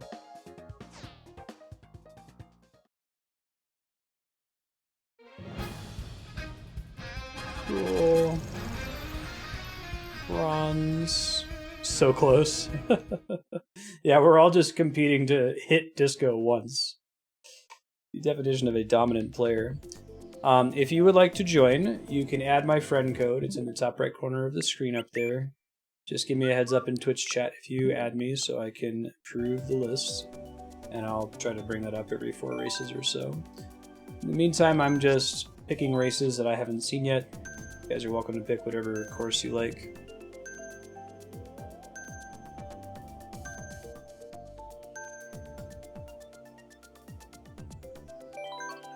Now you should use both, right? Probably makes it a little bit harder. Deities.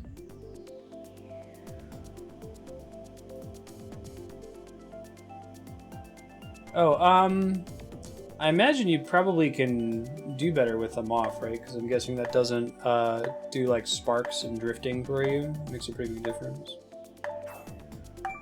Dragon Driftway is fire.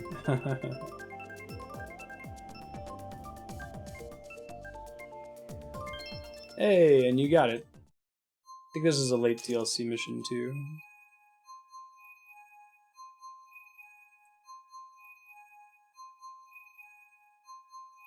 Oh, you can still drift when the smart steering's turned on. That's interesting. I thought you just completely gave up control of that. Can it keep you on the track even if you make mistakes, like drive intentionally towards the edge?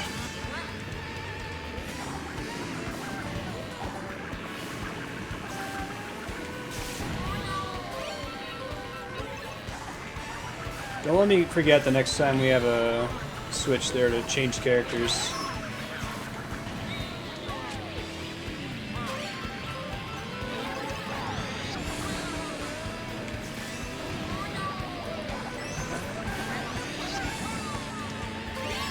Try a heavier character, maybe.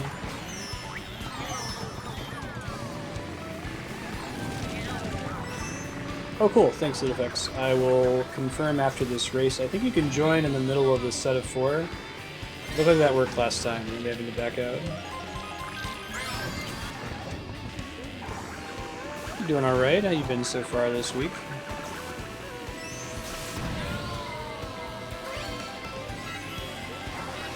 Sailor Dan was telling me about a walking simulator game that you played recently.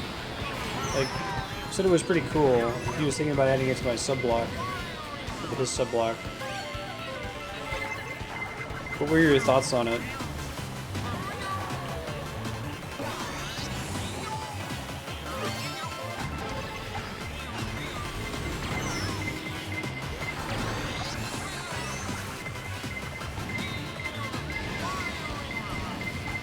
Oh, I see. Yeah, fair enough. Understood.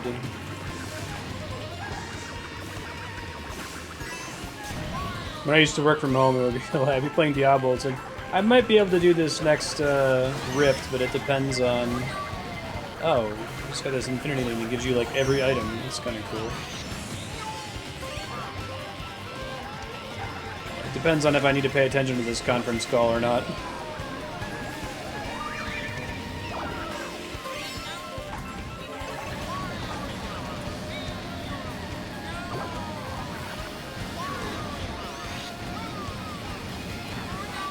No! Ah, it's too bad. Womp womp. Hey, grats on actually being an affiliate. Do you see anything in the agreement that gave you pause?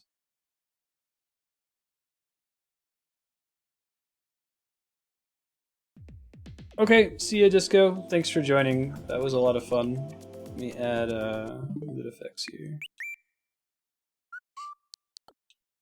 Requests. No effects.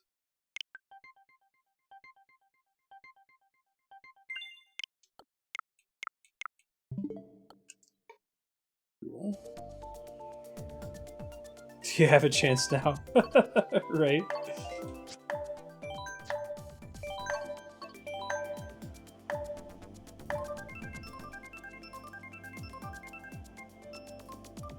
Thanks for racing, Disco Dwarf. It's fun to see what could be, right?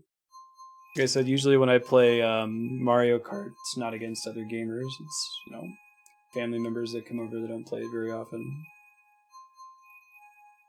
It's easy to get a big head and be like, yeah, man, I always get first place in Mario Kart. No, you don't. You get 8th place now. You get wrecked. Hey, thanks for the follow. Welcome. To any new folks, hey, I'm Marstead. I'm trying to beat every awesome game.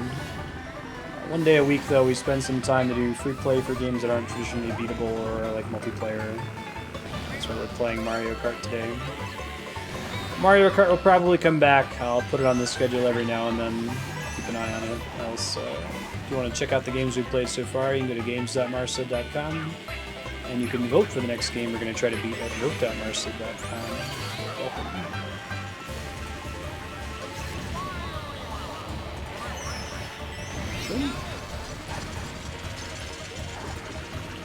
How's that, Sir? Eat it, baby Rosalina. The existence of your character is just excessive.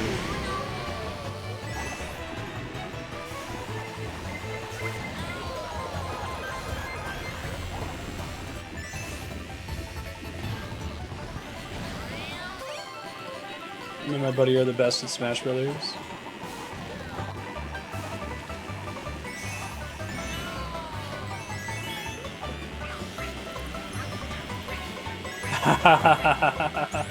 Nice.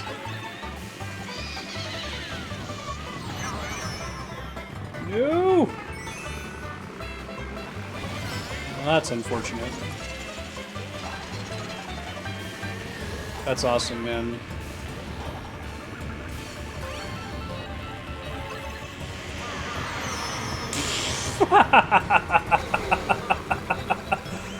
I was asking for that one, huh? There's my pink sparks.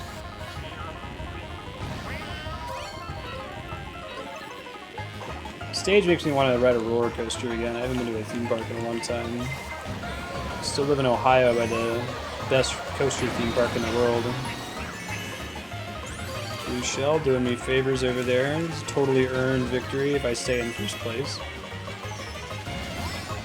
Just kidding, that sucks you got Blue Shelled there. I usually try to brake when I get Blue Shelled with the hope that it'll hit the person that's right behind me. I don't know if that's a correct strategy or what. Love that HD Rumble, man. It feels so good.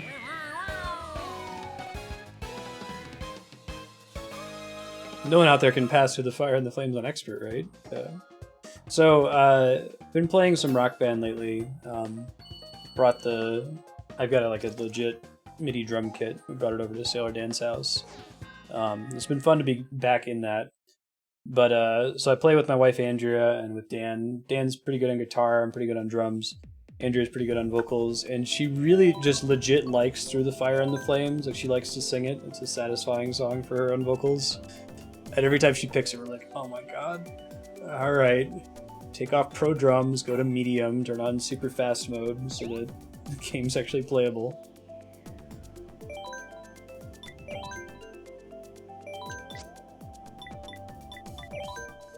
No, the Get Gooding hasn't begun. Disco Dwarf just left, so it's possible for someone other than him to get first place. Yeah, I'm going to be getting the drum set back. We might do a Rock Band stream. I'll need to figure out how I want to set it up, but... because I'll have to change the camera and definitely the microphone setup, because I don't want you guys to hear the bok, bok, bok.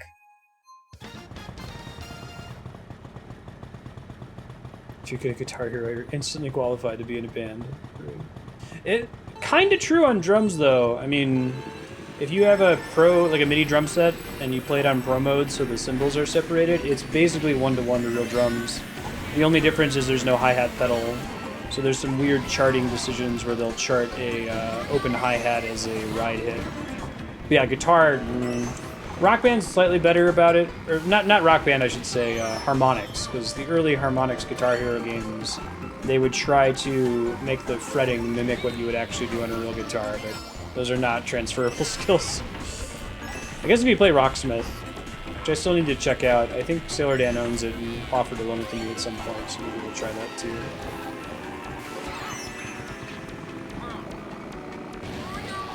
Yeah, I still need to try Rocksmith. I'm excited to check it out. I mostly do Rock Band because I like the drums, and it's a fun way to practice them. I'm really out of practice, though. Let me look into... I think I'm going to get my drums back from Sailor Dan this weekend, so maybe we can do Rock Band next week. I'd have to look into who has which versions of Rock Band. I'd really like to play Rock Band 4, which came out for the Xbox One and the PS4. This is an annoying situation. So I have way too much DLC for Rock Band. Like, I was buying DLC for this game when I was a bachelor and had a ton of expendable income. So I probably have, if not $1,000 worth of DLC, many hundreds of dollars worth of DLC. And that is not transferable across platforms, so I couldn't switch to the PS4. I also have this really cool MIDI drum set that will only work with the Xbox right now. So if I want to get Rock Band 4, I have to buy an Xbox One. And right now, the drum set's not compatible with the Xbox One because Microsoft is really goofy about how they handle peripherals from the 360. Somebody made an adapter for it, but they only printed it for like a week or something. Like, literally, it was only available for purchase for like 2 weeks, and they stopped selling it. So I could maybe try to find one of those on eBay. It seems like a lot of work to play Rock Band 4 and get a few extra songs. Yeah, I'd probably do Rock Band 3 on 360. Would be my plan. Congrats, well done. Failed pretty hard that time.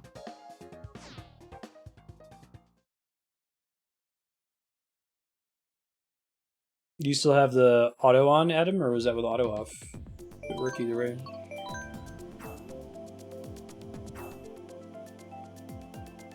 Kings are getting comfy. Alright, I'm gonna... Well, I don't know if I want to move the webcam. It's very specifically and precariously placed. Maybe if I can turn the monitor? Let's try it.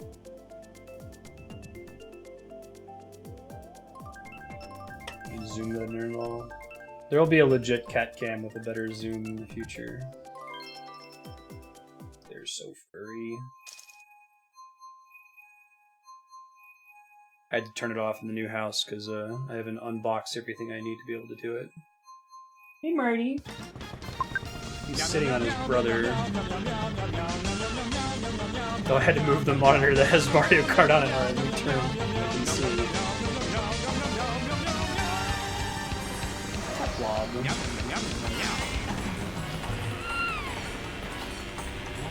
Yeah, I got a... whatever the like best-selling green screen was on Amazon with effects. I don't remember which one. I might stick with it. I mean, I really liked having the beat sprites back there. It was kind of a cool way for new people to the channel to see some games that I was into. This is much easier. Now when Andrea comes to play, she doesn't like knock down my Earthbound box or knock over the Hylian shield. I might actually be able to put the Hylian shield, like, connect it to the wall in front of the green screen. I don't know if that would look good though. Let's see. They're so furry. Also soft.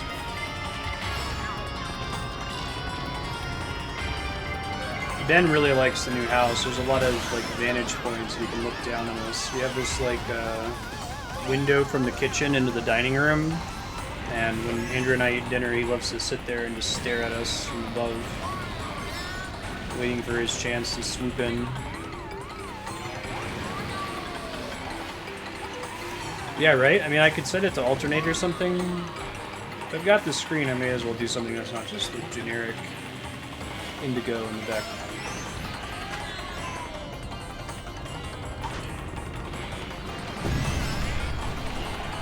It takes up such a small portion of the screen that I don't want to spend too much effort on like customizing the background for the game I'm playing, for example, as I thought I had.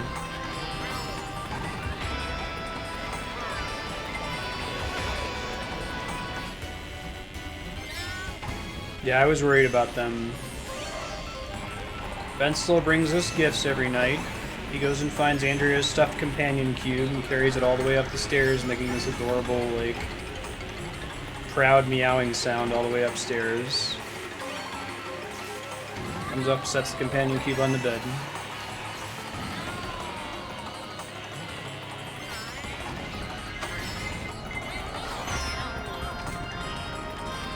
That's awesome, Disco Dwarf. It works pretty well with having a chat command to switch between the cameras. Notice the cats are up. I gotta unbox my USB hub. I'm out of ports at the moment. Fortunately, we don't have any 3DS games on the schedule for a bit. I'll take second place. It's not bad. Bye, kitties. Whoa, fix that zoom. It's not and say we did.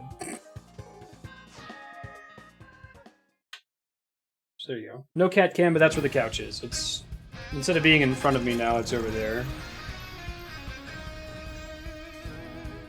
Congrats on gold, Inkling. Alright, let me take a look. Since we're done with 4 missions there, if you would like to join, you need only send me a friend request. My friend code is printed on the screen there. We're going to be playing Mario Kart for another 3 hours or so.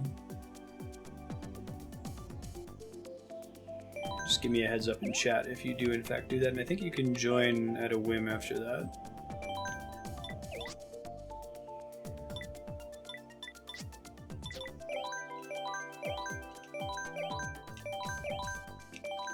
My ultimate is charging.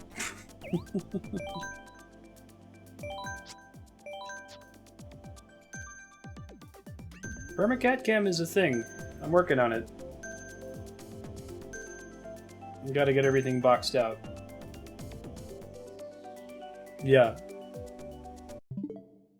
I agree. Nintendo's great at their sound design, and I like that the home menu is so seamless now. It's really easy to pop out and check that sort of thing. It used to be that way. They added What a Shame. Oh, that's perfect. Man, Nintendo has saltier message options than Blizzard does with Hearthstone. And they're the ones that are supposed to be running. Hey, thanks for the follow, Sam Hell. Welcome.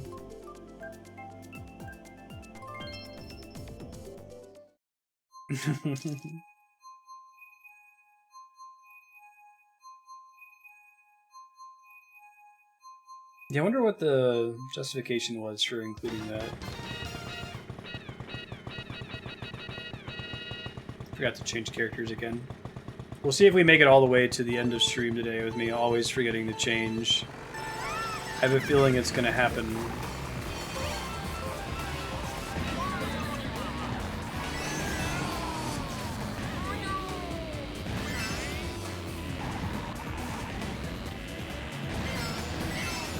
Stage takes me back to...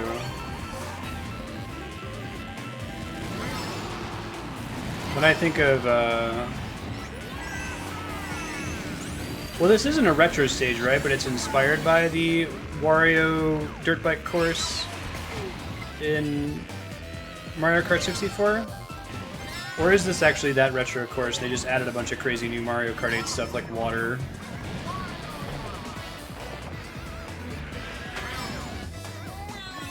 Seriously? That's funny, Spiky. That, localization team, very in touch. Kids of today.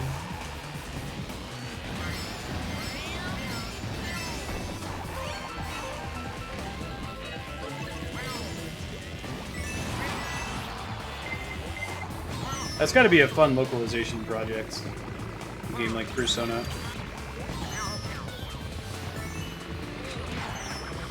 Go research how teenagers talk. As the DS version is.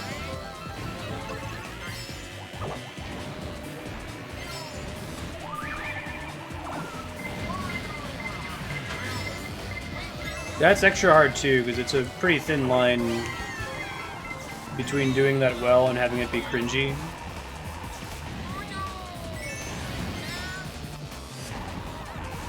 Having it where it takes you out of it, you know.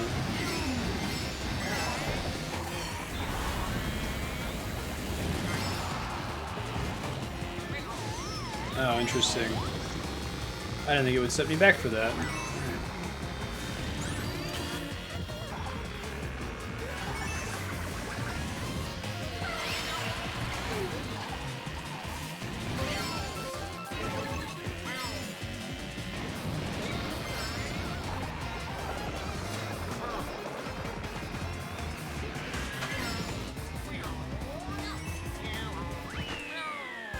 Ooh, that was tight. Wow.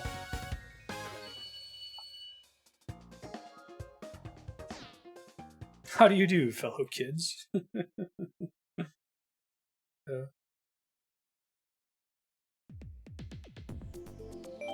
Yeah, right. Like, I feel like internet lingo goes out of style a bit faster than a lot of other modern slang. Totally intentional yodeling.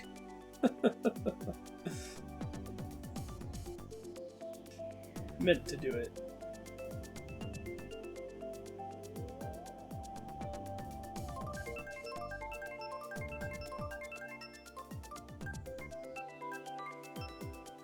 Calculated.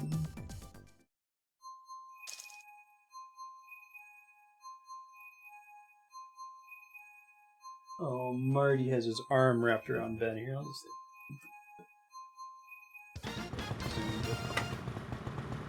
ghetto cat cam. So I can't turn on the real cat cam at the moment.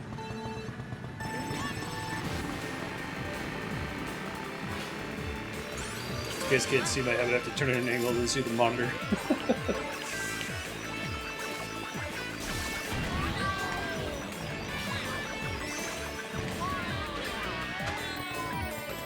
I didn't deserve to stay on course after that.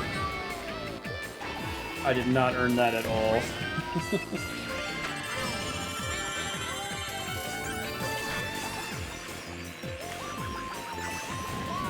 So if you're really close to the person in first place, you're probably going to get mostly crappy items like coins and bananas. The stage feels much more manageable on 150cc. Is anyone else playing with the Pro controller for this game right now, or just using the Joy-Cons? I haven't tried. This is my first time cracking this game out of the packaging today, so I haven't checked out the NES-style single Joy-Con versus double Joy-Con.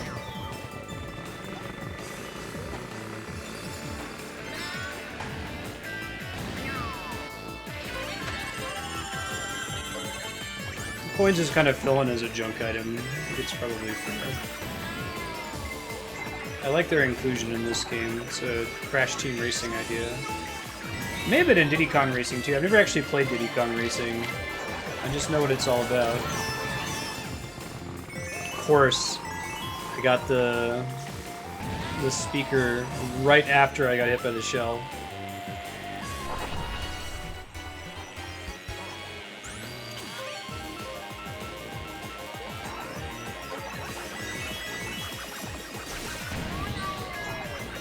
Are you missing out on the ability to do anything with a single Joy-Con? I feel like there's enough buttons on there you should be able to do everything, right? This is my first time really using the Pro Controller too, and it's quite nice.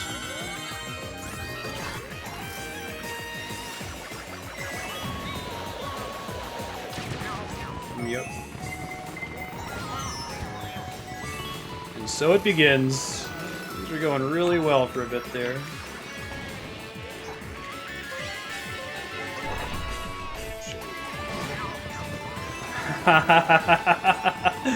Ah, Mario Kart. How I love you. First to 6th place in the space of like 6 seconds. Brilliant. Marty, you love your brother? The answer is yes, he does. They're both so soft and free.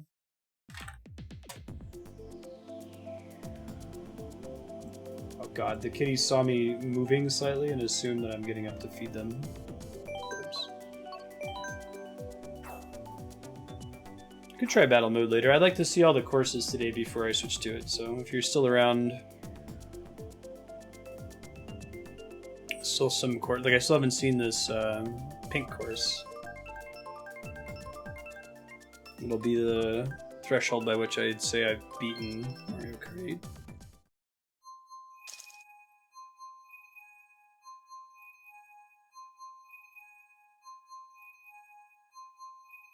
Yeah, Pro Controller is really great.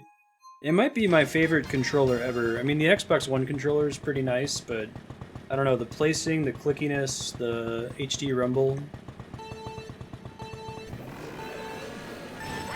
Given that it works so easily and natively with PC, I wonder if there's going to be any developers who crib on Nintendo's style and try to use their HD rumble in a game, a PC game. I wonder what the legal situation is with that. I haven't really thought about that. Don't drive. There's effectively dirt on the sides there.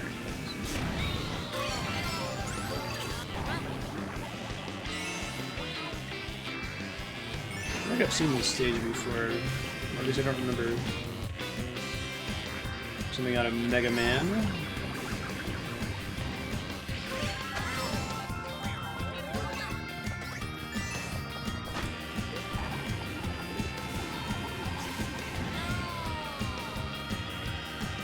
Ribbon Road. Golden Play. Exciting.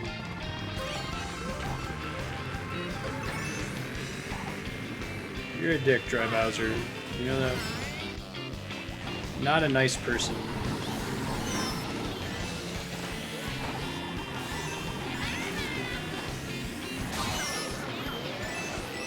Yeah, this is a cool stage.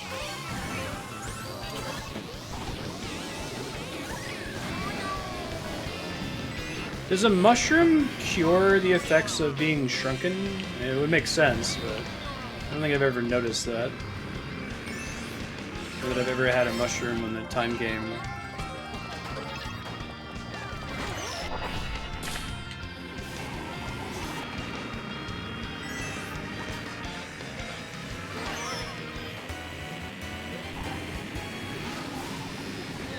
Oh, what makes it like Rainbow Road Light? Almost hit my own banana.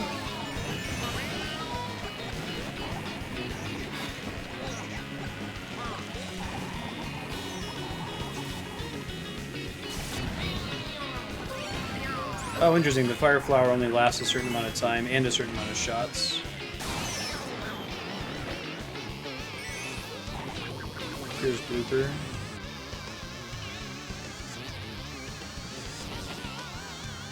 That computer character getting little... I didn't know you could get little speed jumps on that ribbon. Doing pretty good until that happened.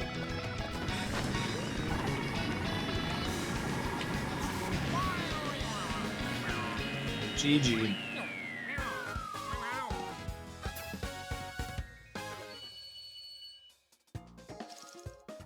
Okay. Can I remember to switch racers?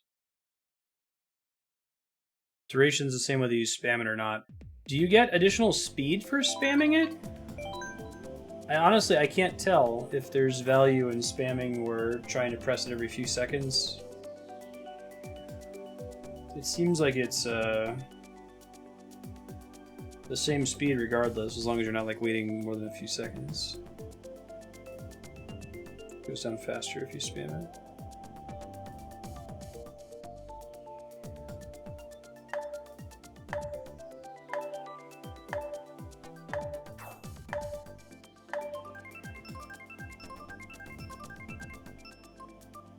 Timer goes down if you don't boost. So it's a combination of the two, it sounds like. I suddenly have a feeling that the stage selector that's like randomly picking someone's stage can't be true random, right? Like I wonder if it's influenced by the fact that Adam is consistently selecting Rainbow Road. Because you'd think he would have been selected more times than he has been. And same for me, like I've picked this stage over and over without it getting selected because I just wanted to see it. Probably for like the last 15 races or so. My impressive sample size of like 20 races clearly prove that it's not true RNG. But I could see Nintendo doing that, keep someone from spamming Rainbow Road or another frustrating endgame stage.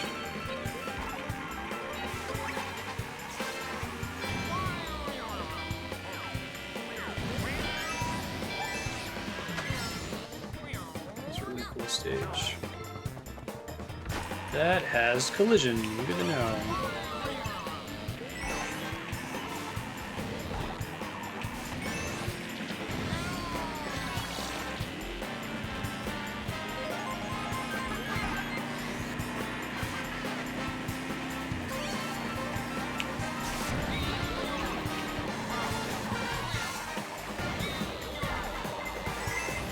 Comes a blue shell. Oh no. Publish my findings, right? Waha! Waha! Waha! Yahoo! Sound like you're a Mario 64 speedrunner climbing up the endless staircase, right?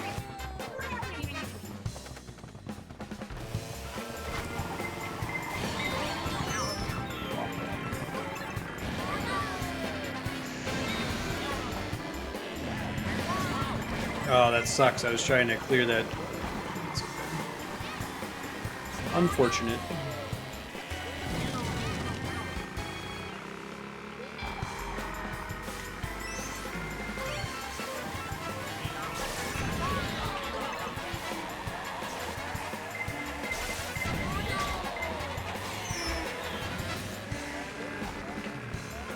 I like the cherry blossoms in this stage. It's really pretty.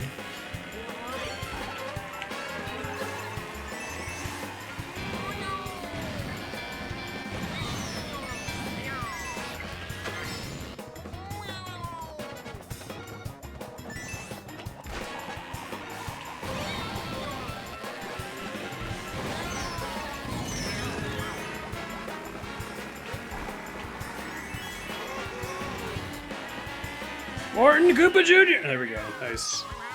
Clearly Bowser's first name is actually Morton.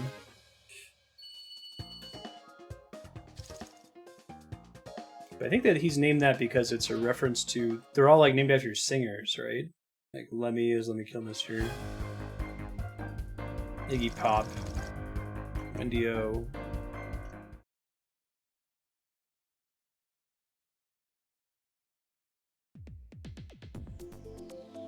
Oh, you can force it to bite? Interesting. I thought it just bit automatically. Didn't know that either. Remembering to change racers hype. So again, if you'd like to join, you're welcome to. My friend code's in the top right corner of the screen there.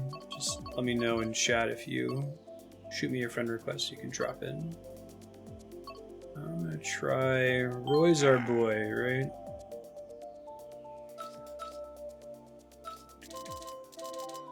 Too bad you don't seem to get unlocks from doing multiplayer. So you can spam it, basically. That's funny. How does weight for Mii characters get determined? Is it based on the size you set for them in the character creator, the Mii creator? EK Youngle.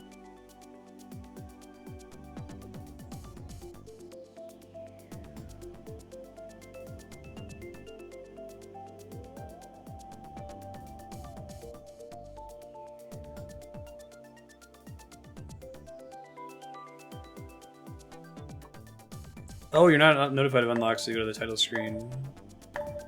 Interesting. So, do you actually get the unlocks, and it just doesn't notify you until you go to the title screen, or you don't actually get the unlocks until you back all the way out?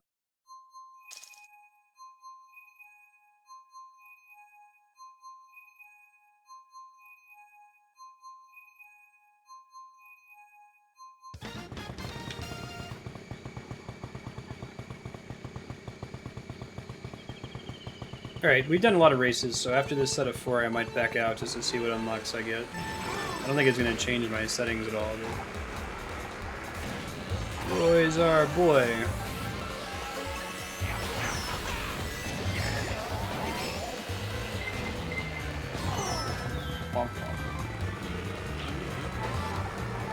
I like that the same carts get different paint jobs depending on the character using them. It's cool.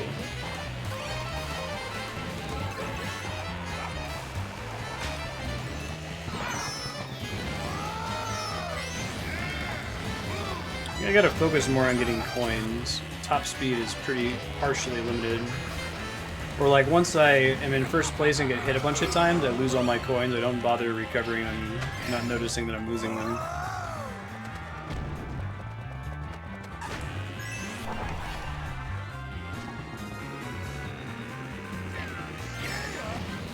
Yeah.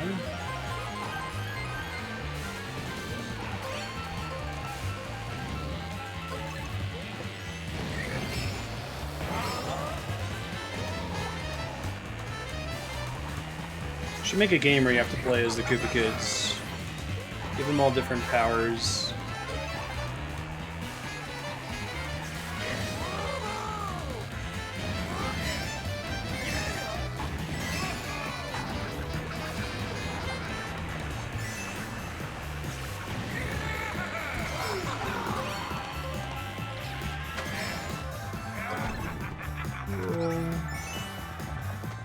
Yeah, we do need a Waluigi game. People speculate that Waluigi is kind of in, what was it, Wrecking Crew? I forget the name of the game. What would a Waluigi game be like? Survival horror? I think you could do a cool Waluigi game. It would be interesting to see what genre they come up with if they ever make it. Yeah, Wa versions of the Koopa Kids.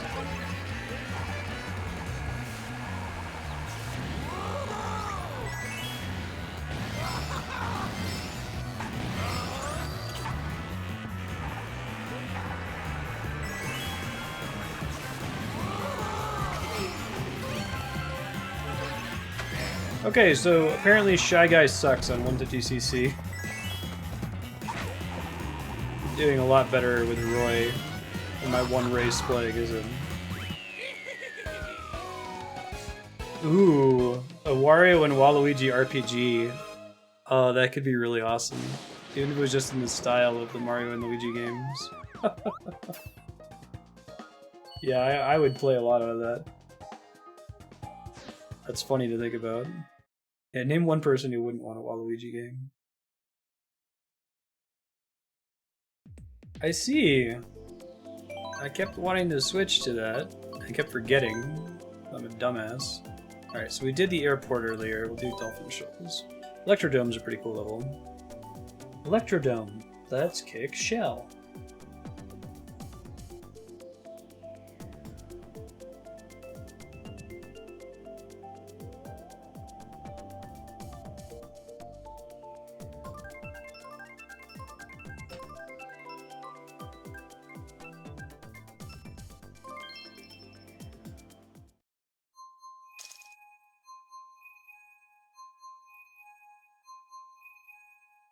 Hmm. Ooh, RPG.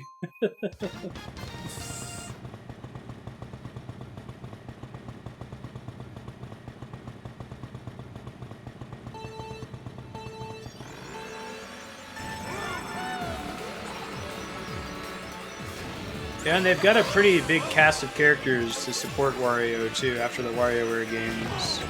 I'm sure they could all fit in. We should do a WarioWare game on stream at some point. Do a WarioWare series focus, franchise focus. Maybe we'll do an interlude of that before Pokemon. It'll be pretty short. Takes a while to beat them, but... Those games are brilliant, man. I feel like they should have called 1-2-Switch a WarioWare game. It might have been improved with slightly different branding, more mini-games.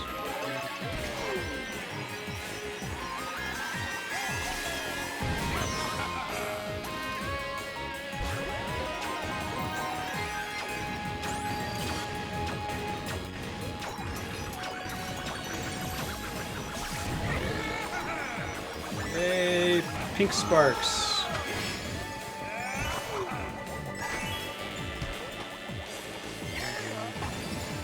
Yeah. The implication there is that Roy is Lil Jon. The Lil Jon of Koopa Kids. That's what I wanted to happen, but I can't say that that was calculated and I knew that was going to happen.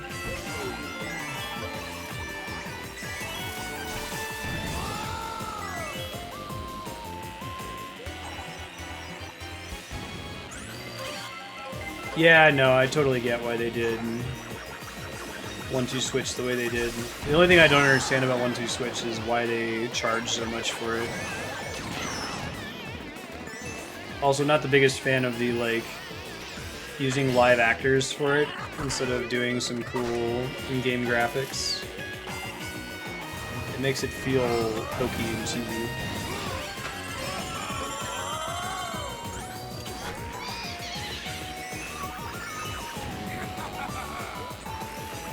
Oh, like that Kagero Deception game? Set up traps and pranks. That'd be pretty awesome.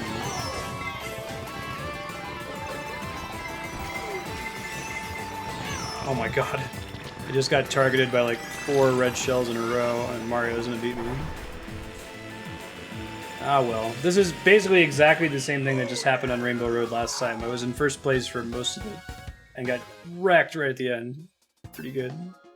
I'm really excited about ARMS.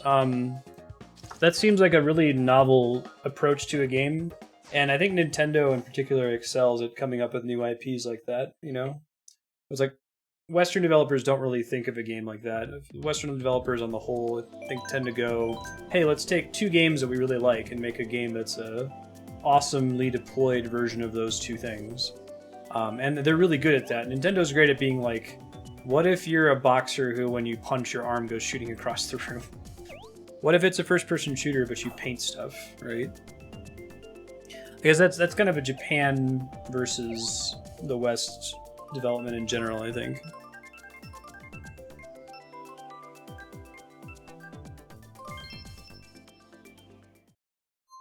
More joking and mean-spirited, less gory, yeah. It's a game that's like in its own genre, so it'd be cool to see another attempt at it.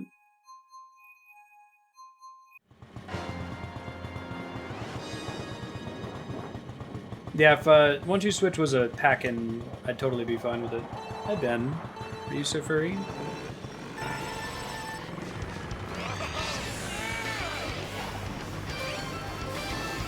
He's so hungry is what he is.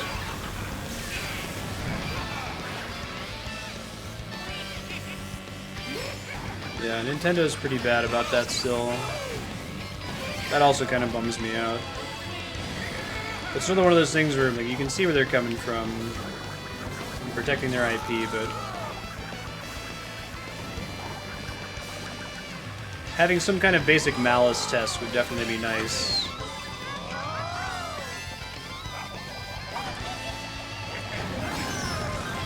is there any effort at making money? Is this actually hurting your sales? Is this by someone who clearly cares about the property? Like the Metroid 2 remake, you know?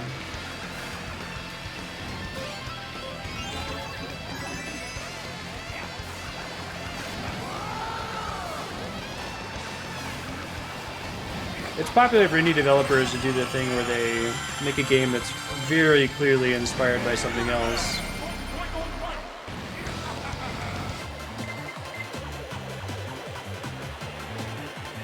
Whoa, who the hell's in first place if they're that far ahead?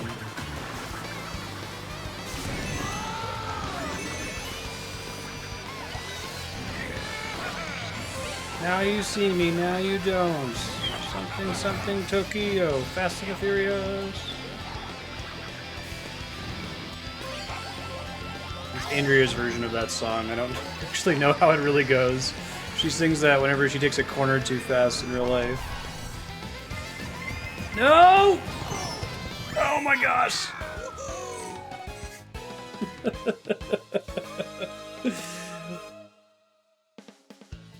Yeah, make it Shmalu Shmiji, right? No, you can have a villain protagonist. It's not the same as an antagonist. Walter White is the protagonist of Breaking Bad, but he is not a good guy. Right? What a finish.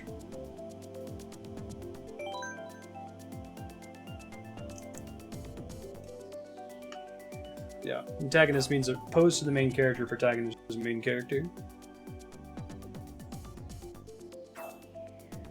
Yep. Mm-hmm. Death Note, that's a really good example.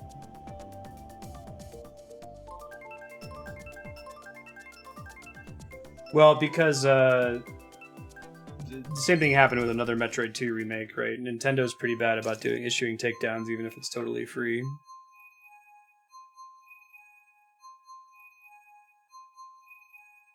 Anyone else is here and would like to join? My Switch friend code is in the top right corner. Just give me a heads up in Twitch chat when you add me. I can check my pen list and you can pop in.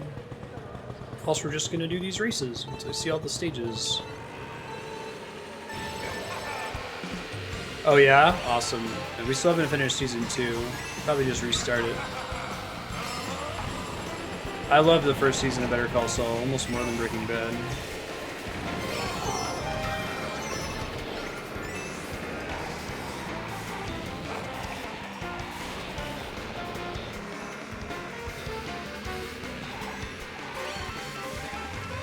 Yeah.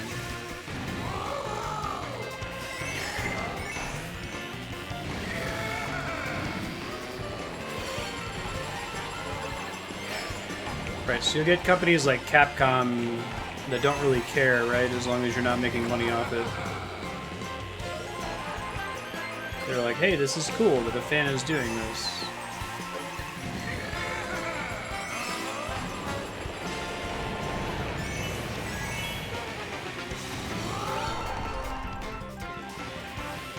Nintendo just has a general lack of effort at identifying whether a fan project like that is like good intention or actually going to be any sort of risk to their income. So like as soon as I put this up on YouTube tomorrow, it's going to get a bajillion copyright flags. And it's like, I don't think anybody is watching Mario Kart 8 in lieu of buying Mario Kart 8.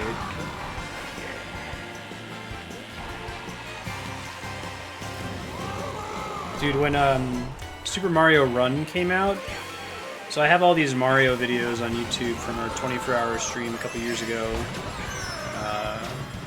and just from playing Smash Brothers and other games that have like the original Mario song in it.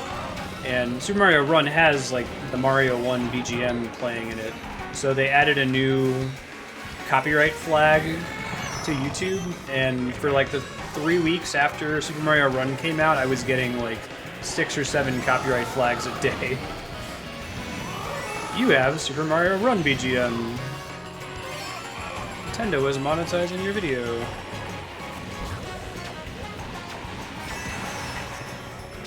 That is a difficult stage. Is this a newer stage? I don't recognize it.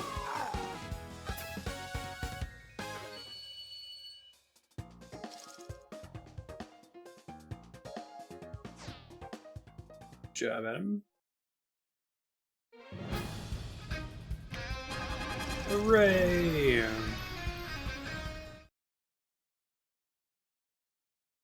Nintendo doesn't own Waluigi? What? Do battle mode after I've seen all the regular courses, so if you want to make that happen sooner, pick stages we haven't played yet today. That's another DLC stage. That's cool.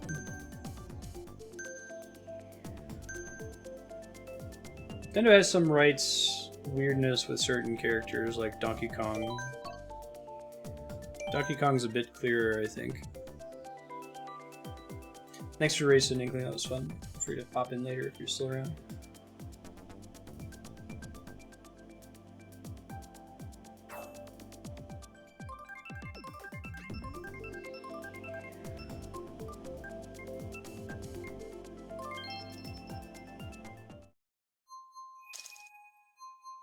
Camelot created.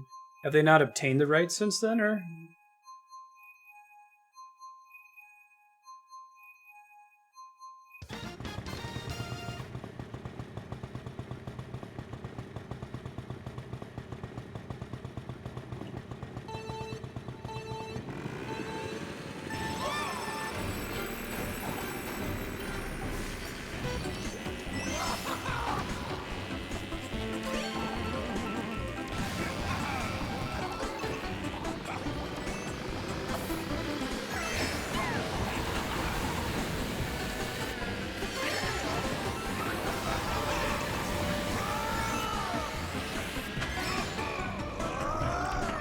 He's a kid now. He's a squid now.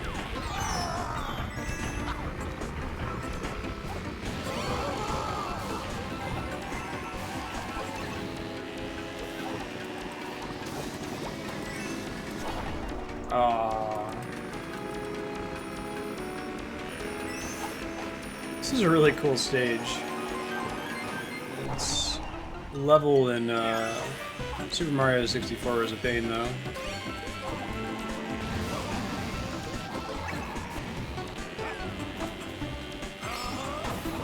I should play as Ludwig. I wonder if he counts as a heavy.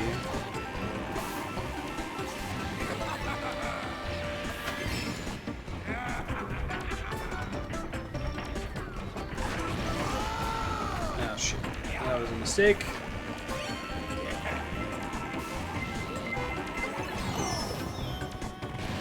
Yeah, I had a lot of cool ideas in it. It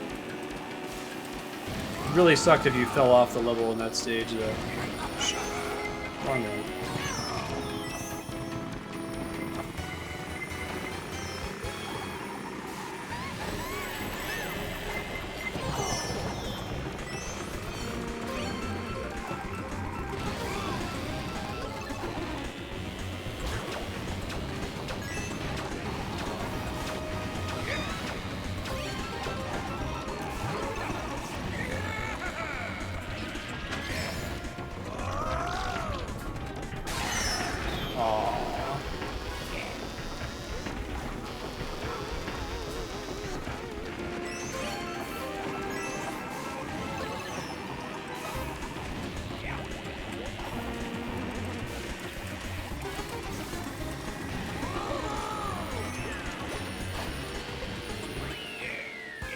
Cool.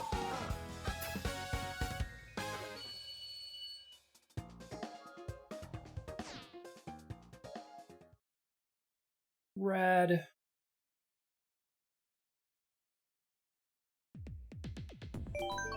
Dolphin Schultz, come on. Big money.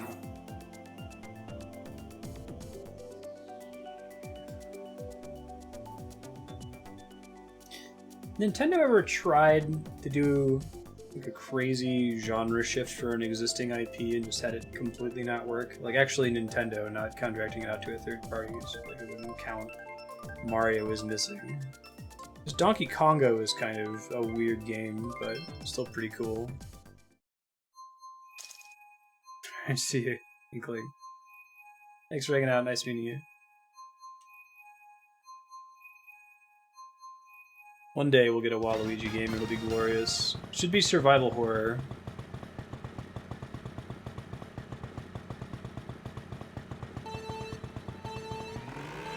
Although I really like LuFX's idea to make it like a trap prank-based game, since Kagero Deception 2 I think is the only game that exists that's like that.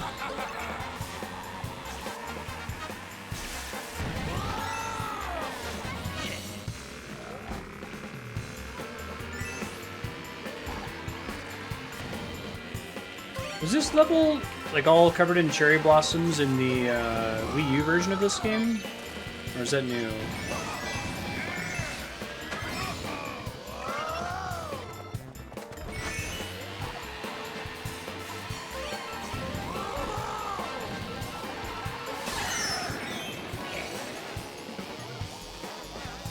It's just like the one franchise though.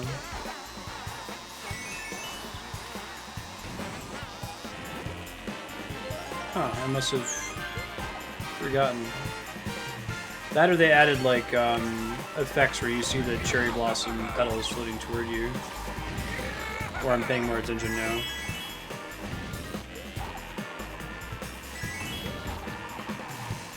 I really feel like there's more particle effects in this version.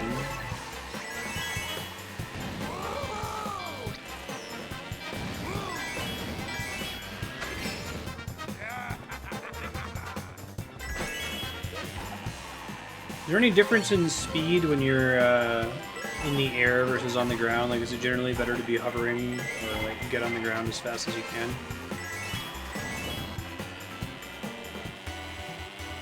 I wish you could put extra coins in escrow. Like, don't actually increase your speed, but go above the cap by a little bit. Or maybe using a coin when you're already at the cap does something that gives you a small speed boost, very, very tiny. Comparable to the little one you get for pressing jump at the top of a ramp, maybe. That's kind of a win more problem, which is going to be an issue for somebody in first place.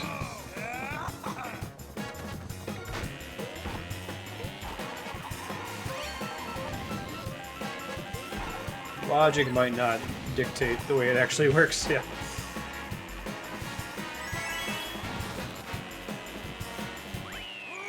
Oh, really? I didn't know that. So that's variable based on your kart selection? And like your wheels and glider? Right on. Let's see.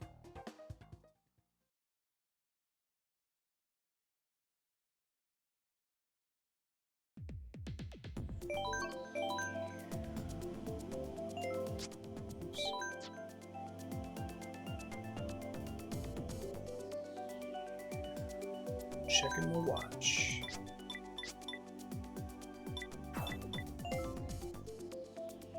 Oh, okay, those are both courses we haven't done yet.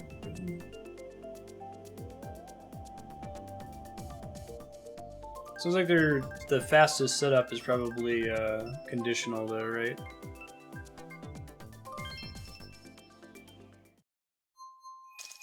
It's not like Mario Kart DS where there's definitely one correct answer.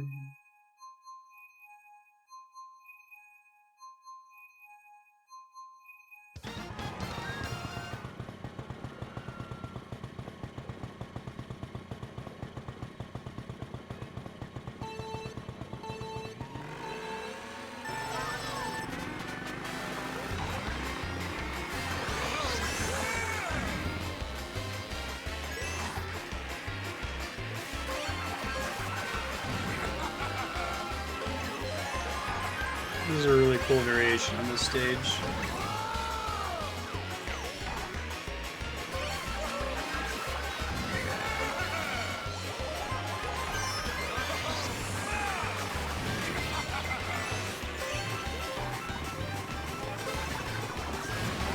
Impossible to tell where the actual first place person is, right?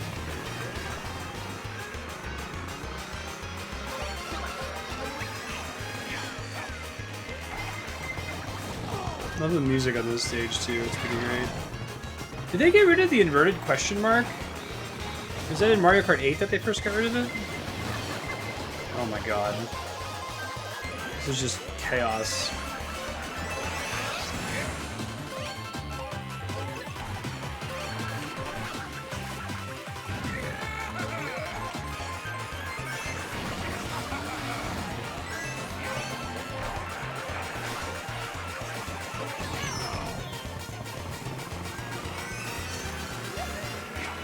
Old school for the sake of being old school. Usually not a good thing, right?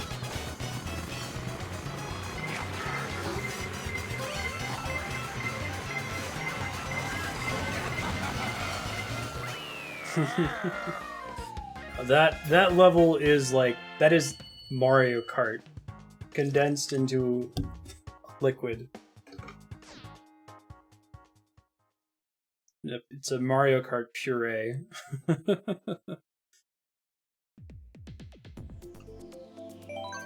8's the first one to get rid of it. After this set of 4, Adam, I'm gonna go back to single player for a bit just to unlock some more courses, and we'll see if we get a few more people show up that wanna do multiplayer.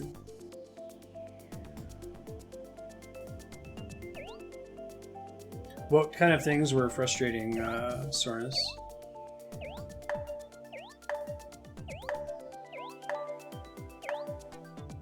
Or not unlock more courses, I mean to play the courses I haven't done yet. I want to make sure I get to all of them in the 5-hour session a day. Doesn't have it. I feel like it would work pretty well in this one with the double stacked ones. I think this opens with pretty much everything being unlocked. Yeah, I didn't play 7, I don't think. 7 was 3DS. I didn't like the Wii one. That's the only Mario Kart game I didn't like.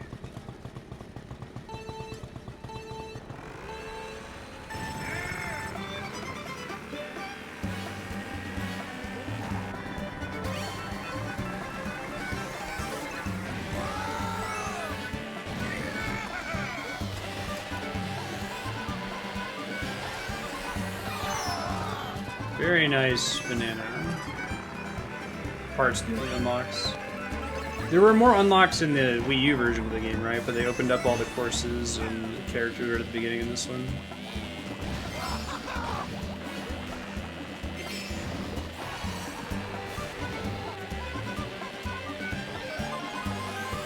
Double-edged sword. I really like unlocks. Especially like the Smash approach to doing unlocks, but I feel like there should be some kind of code or thing you can enter to auto-unlock everything. If that's not your style. It's especially troubling for like tournament organizers to unlock all the characters.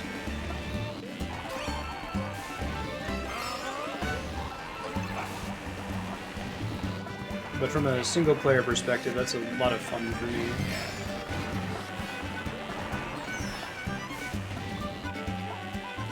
Yeah, that makes sense. I'm surprised, well, I'm not surprised. I'm disappointed that there's less connectivity with save files on your Wii U. Like, they'd already established the single cross-platform Nintendo ID by the Wii U. So for example, like when I booted this game up, it was like, hey, you have to create a Mii. I'm like, seriously, you guys can't get my Mii from the internet? You gotta make it again.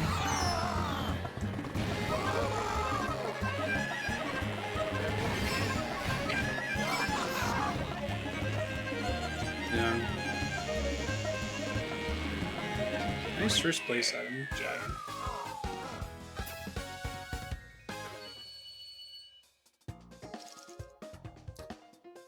Right. Oh, there's so many games that I've bought multiple times from Nintendo for the convenience of having them on multiple platforms. If they ever get around to, like, once you've bought this on Virtual Console, you'll have it on every...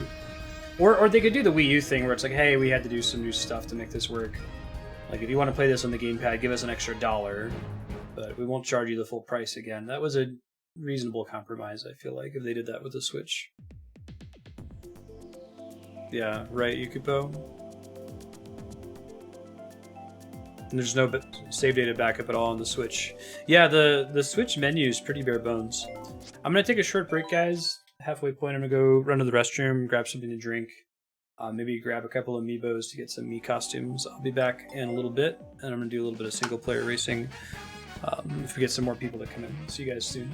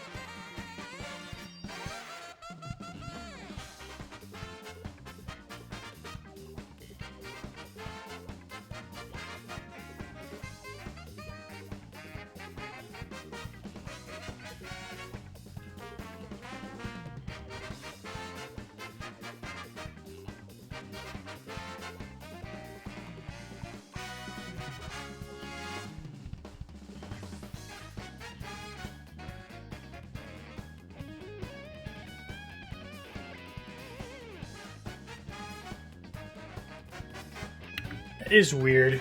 Like, is it just because of Rainbow Road that they have the weird astronaut toad? Alright, I'm back. Let me do these Amiibo scans here. If anyone would like to join, let me know. My friend code's on the screen there. Just add me and give me a heads up after you've done so. Oh, Mega Man's one now? And Sonic? Oh, there's more of these than I thought there were. Alright, well.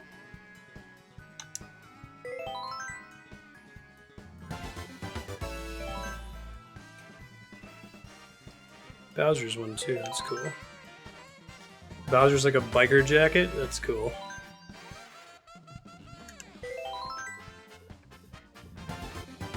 Oh, I should have grabbed Kirby. That one's the best, right? Cool pink costume.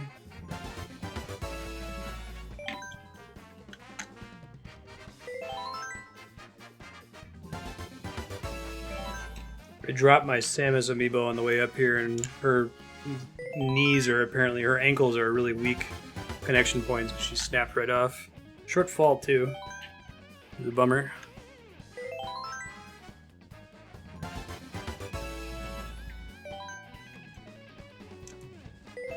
There's no Pikachu. Wow. That's surprising. No Ness or DDD, right? Aww. Lack of DDD is literally unplayable.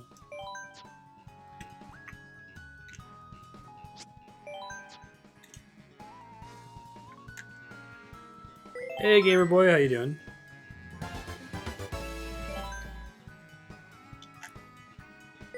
There's Kirby. Worth it.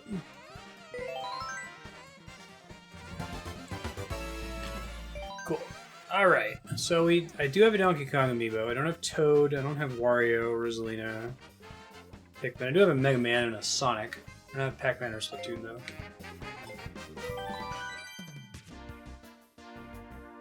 Character creation doesn't explain anything, controls suck, camera view's bad, tutorials ugly, dense blocks of text.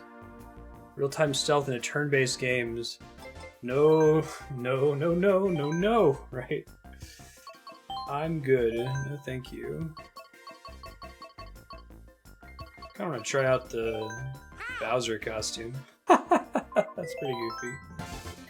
Oh shit, yes, and drive the teddy bear cart. Yes, please.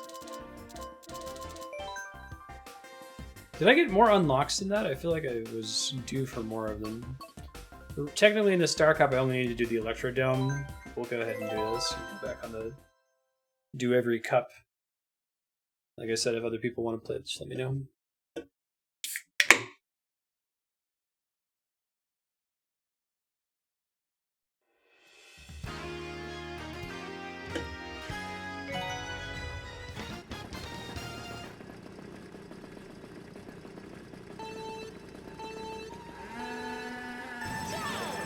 You have to go back to the menu for each unlock. But they are, like,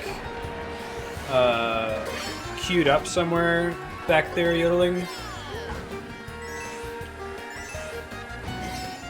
I guess they don't want to, like, overload you with stuff, right?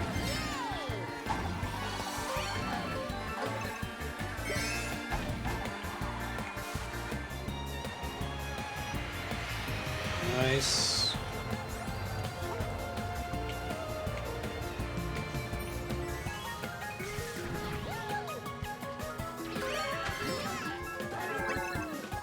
So is there a 200cc mirror mode, or is it just 150 mirror and then 200 is a separate difficulty above that? It seems like 200 is almost a different game. I feel like there's not as big of a gameplay difference between 50, 100, and 150.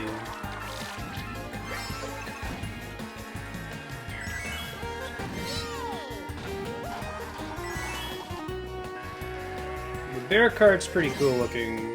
Not super great though.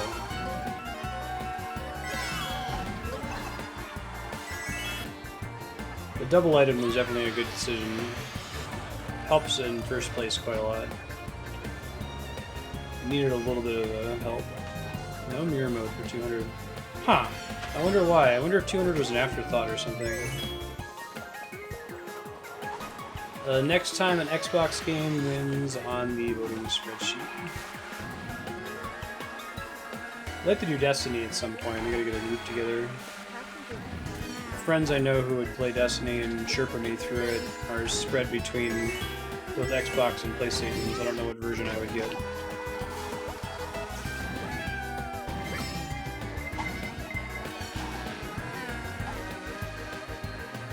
Don't you want a,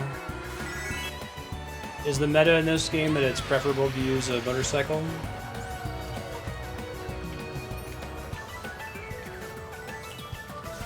I think the first one that introduced motorcycles, that was definitely true. It was like a higher skill cap.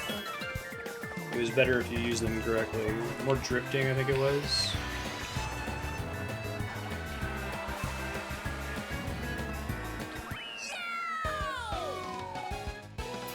That voice though.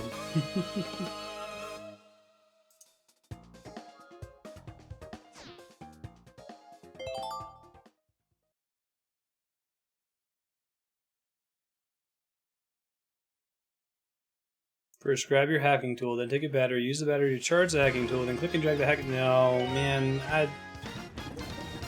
I want to meet the gamers out there who see the value in that, you know? They have to exist, otherwise there wouldn't be a market for those sorts of games. The exclusion of quality of life effects. And it can work if you have a game that's mostly based around that, you know what I mean? Sometimes if the point is that you don't have quality of life, that's one thing.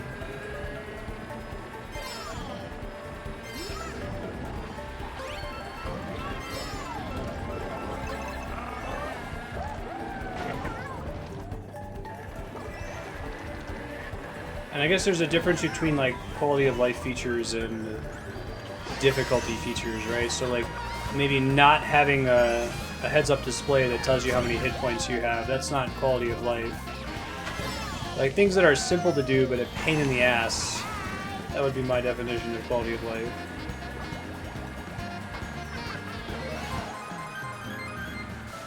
Fire hopping? What's fire hopping?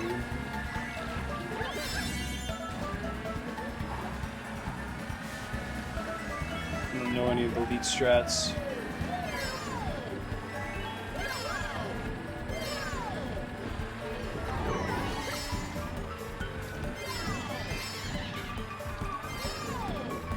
She has to do a bunch of jump tricks.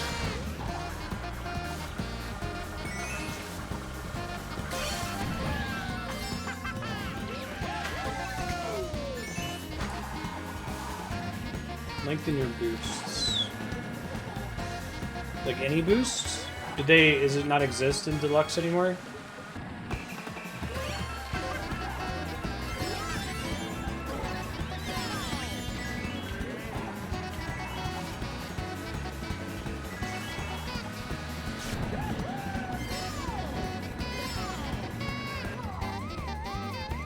That set me pretty far back.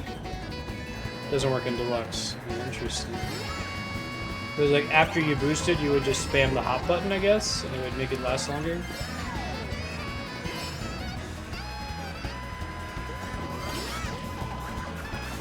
It's so called because you had flames coming out of your cart and you were hopping after seeing them.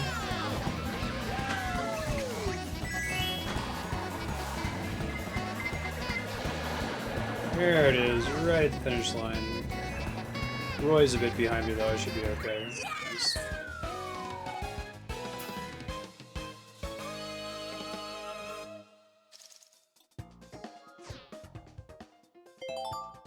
Hop from side to side after getting boosts. How much of a difference did it make, like, with, you know, snaking in Mario Kart DS being the most extreme difference, where it would give you a lap and a half advantage? How much of a track advantage would you have if you were using that against someone who was playing equally well but not doing it? This is a really cool stage. Remember this one from Vanilla?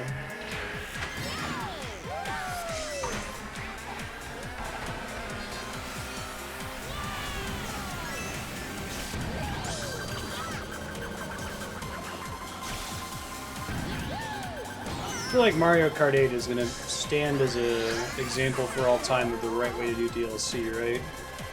It's significant in that it expands the game by about 25% the number of courses it gives you. And reasonably priced.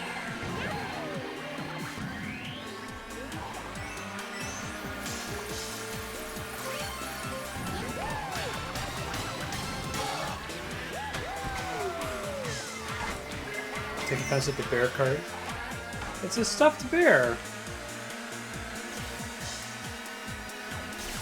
Just unlocked it. I have to try it. People complained about it.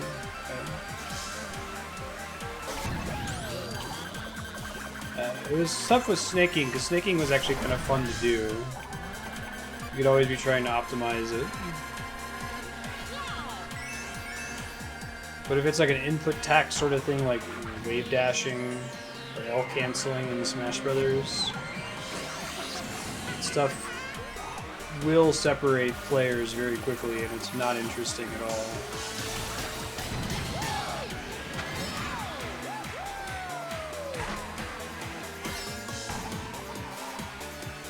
One of the many devs trying to fill the let's make a competitive sumo Smash fighter was saying that he had excluded L canceling in his game. People were all mad. I just had my kbps drop to 0 for a second. See if it comes back here in a second. Second.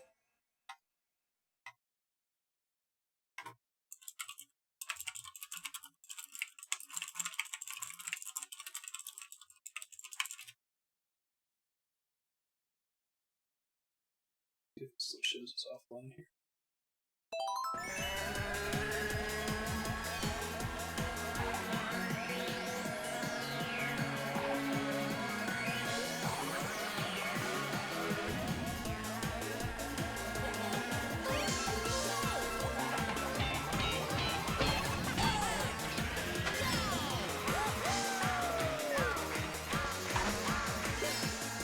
Thank you. Sorry about that, folks. Go Comcast. Usually was only down for a split second.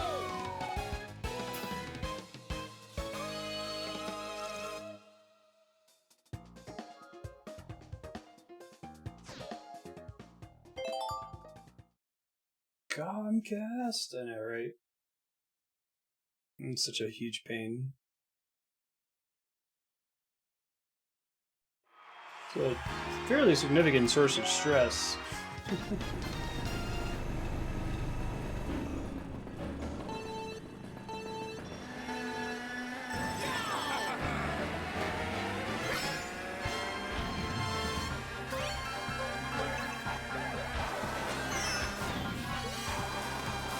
I think this is one of my favorite stages in this version of the game. It's such a cool idea. I hope they continue playing around with stuff like lap counts and how laps work.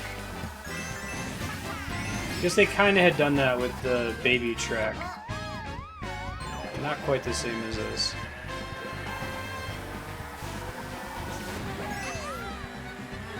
Really cool idea.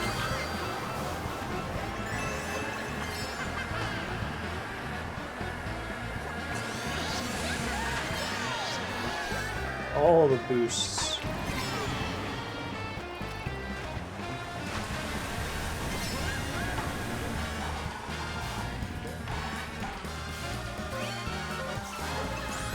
Wario Dam. You really want Wario to build a dam?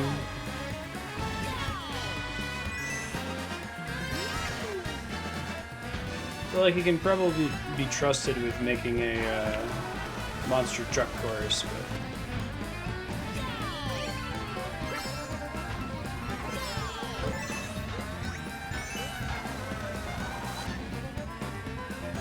Well, I only had to do that tree area once.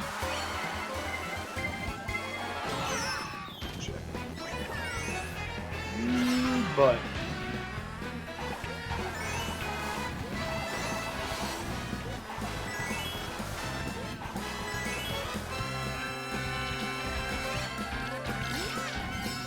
Mad Max costume. Witness.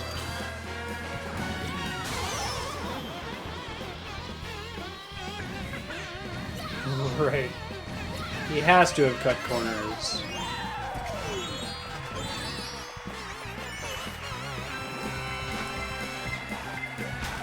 Give the contract for low bidder, right? Hop, hop, hop.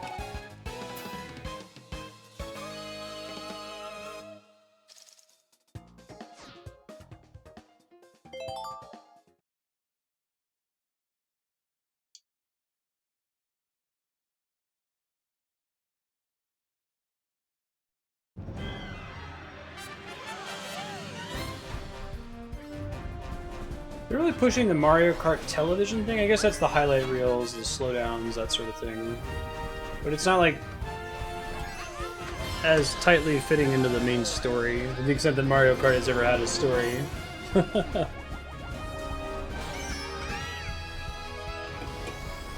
Make a Mario Kart TV game. Anyone ever play the Crisscross game for the Sega CD? Probably not. Crisscross being the hip-hop duo that used to wear their pants backwards back in the 90s. Video game, they did a song called Jump, and a song called I Missed the Bus. The Sega CD game was one of the few games that I owned as a kid, and you had to like mix a music video for them. I don't think I've ever played a game like it since that one, probably with good reason. Let's try a different costume.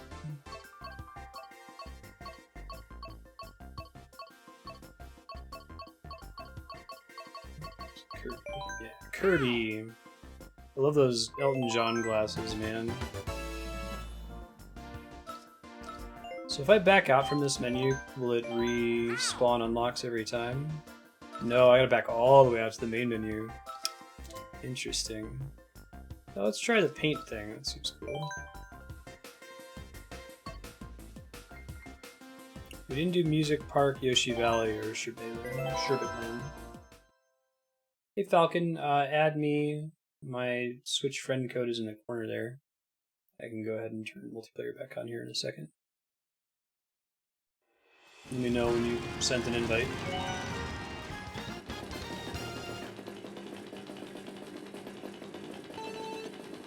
Shiny Kirby helmet.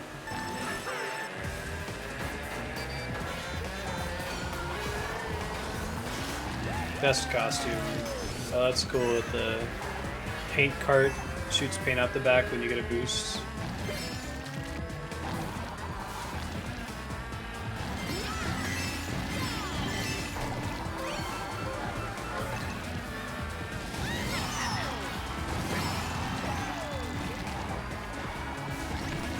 No!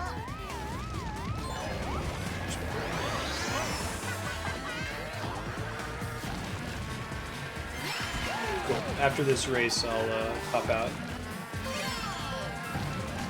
Anyone else who wants to join, I'm gonna do the same. I already have my friends list, you can just pop in once I open a room. I feel like they changed the design on that Zelda glider. They added more like a translucency effect to it.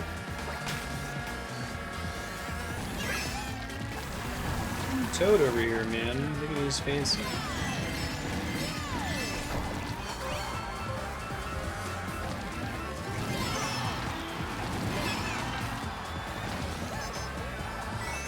I misfired that, unfortunately. Oh no! So in some of the games, when you fall off the stage and Lakitu drops you, if you press accelerate right as you land, it gives you a little boost. Guessing that's not true in this one, since the game's already pretty forgiving about Lakitu dropping you back on, right?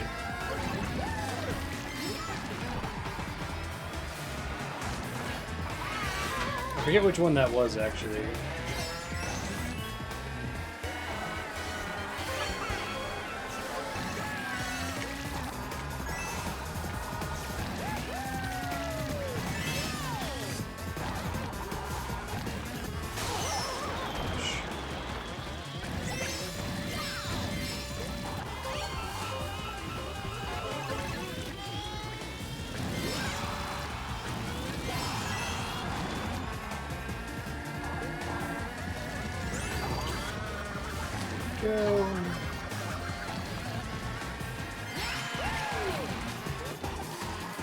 Like how his facial expression doesn't change when he does little flips.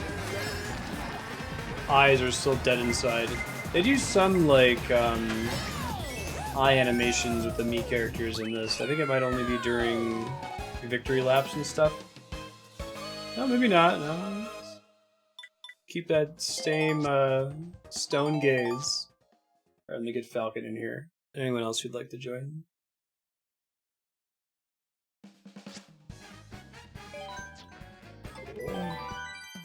Oh, so the coin thing happens whenever I go back to this menu?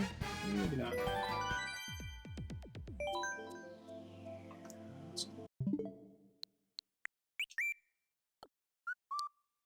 Add friend.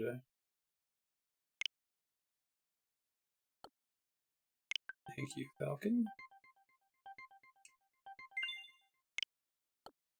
Yeah, right. Exactly, Sornus, you know. We're gonna keep the Kirby costume. It's pretty wonderful. It's reflections in the glasses.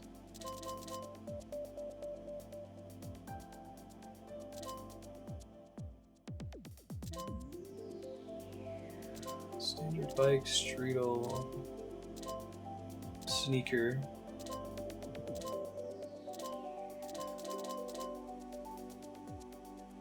I'll try the comment, why not?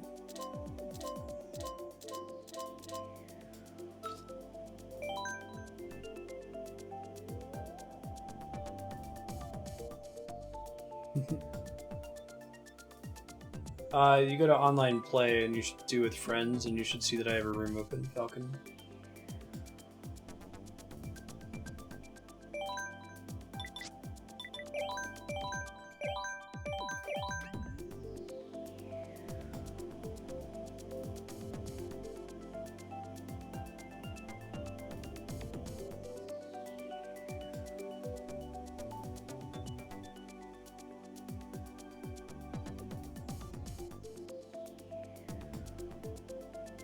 Hey, there we go.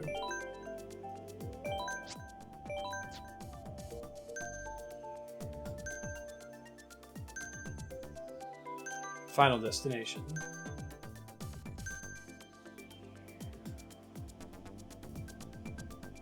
Alright, so I'm going to keep picking ones that I haven't seen yet. I'd like to see all of them before we finish. See if that happens or not.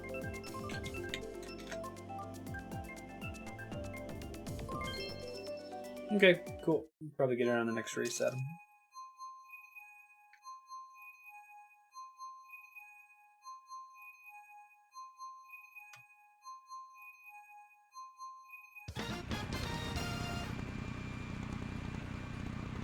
Dude, this is the best costume. I'm really glad I have that Kirby amiibo.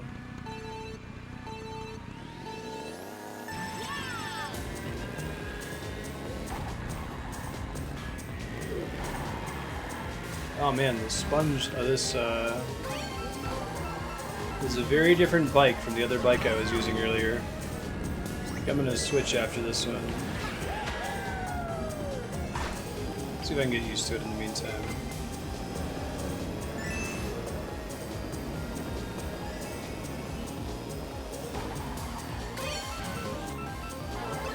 This one does not reward drifting.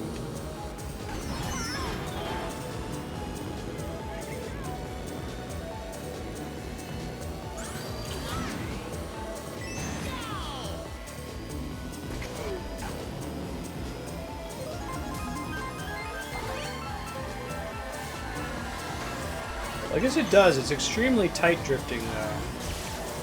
Maybe you want to go for that on purpose.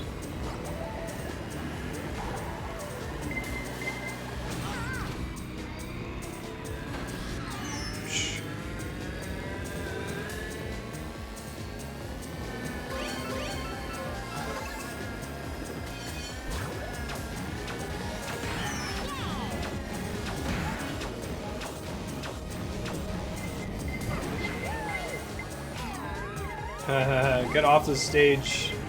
It's funny. I didn't even know that was possible.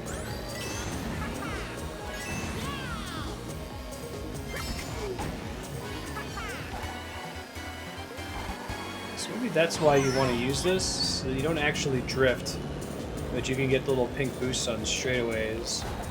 This is good for stages that have more straightaways than this one.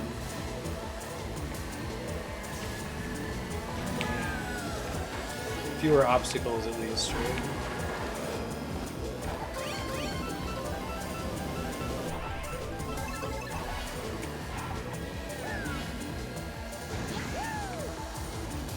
Is Link in like a loot? Okay, no, he's in a cart.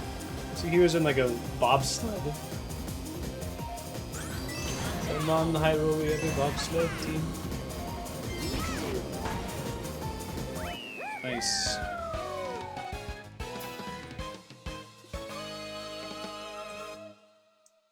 Put your goggles down, dude. What's the point of the goggles if they're not in front of your face?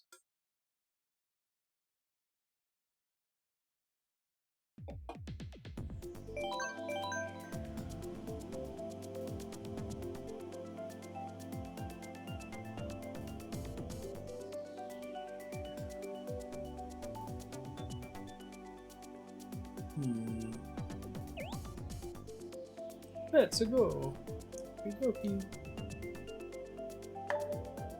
The garish crown you get if you were in first place.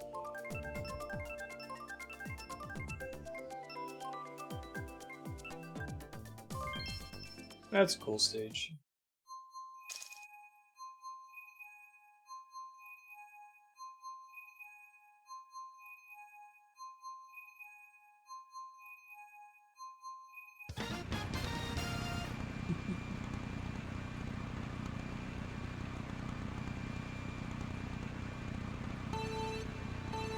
Little gingerbread men. Gingerbread toads. There's so much attention to detail in this game's course design. That's the kind of thing you might not notice when you're focused too much on the actual race.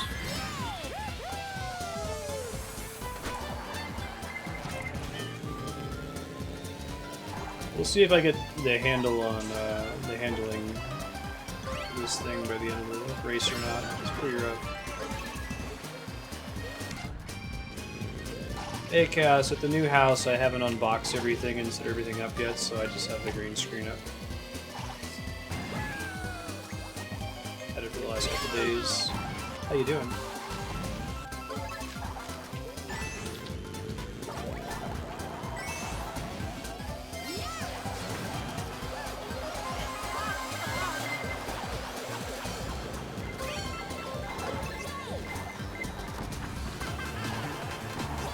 Right, you got it right before finals week, right? I know Little D-Piece was looking to play it too, it had to go to class. When does everything, well, I know I ask this question to you all the time, is there any like chill out window in sight for you? Things will calm down a bit? Aww. Wow. I guess it set me pretty far forward though.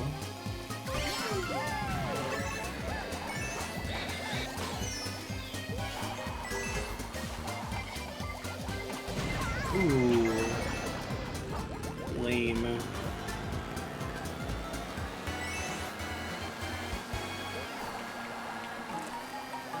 What's the reputation for the MCAT? Like, is it particularly brutal?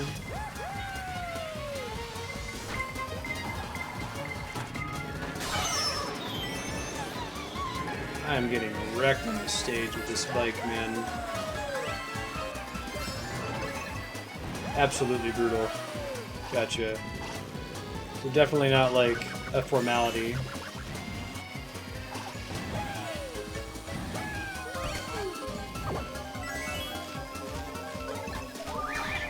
Big thing they have in physics is there's this candidacy exam that you need to take for your PhD, and it's basically a formality. Like, your advisor won't let you do it until they know you're ready.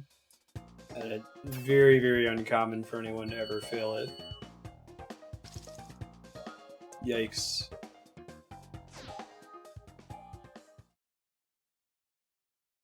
Oh, fantastic. Created on a curve. Brilliant. That's always fun. I see why they do that.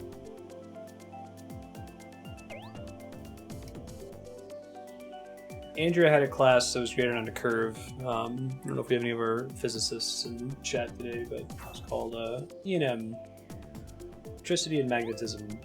And it was popularly considered to be physics hazing because it was graded on a curve. And if you got an A in that class, that means you probably got like a 35% as your actual grade.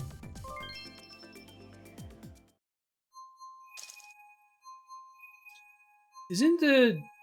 I thought the GRE wasn't that brutal. Is it? I know people talk a lot about how we shouldn't make cuts on GRE scores when determining admissions for universities.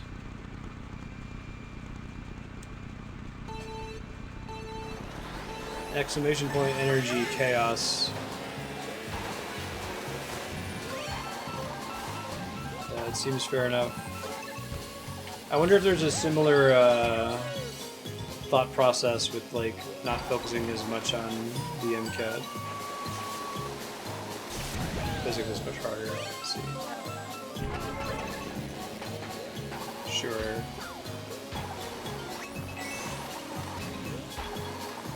Yeah, right, Spiky.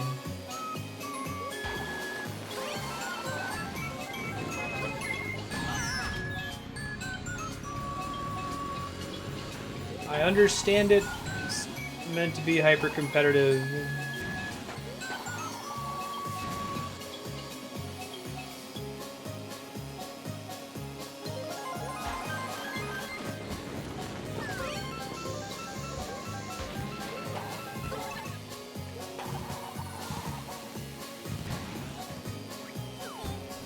But it would be stressful for me. I guess grading on a curve kind of controls for, like... what's the way to put it? If the curriculum wasn't particularly well presented, you know, rather than you failing the class because your teacher did a bad job of presenting standardized content and you failing to understand it because of their failure, everyone in the class should be on the same footing in that situation. And it should control for that variable, in theory. Right. And not on the quality of the questions, too. Makes sense. If a question is poorly worded, then it will be poorly worded for everyone taking it.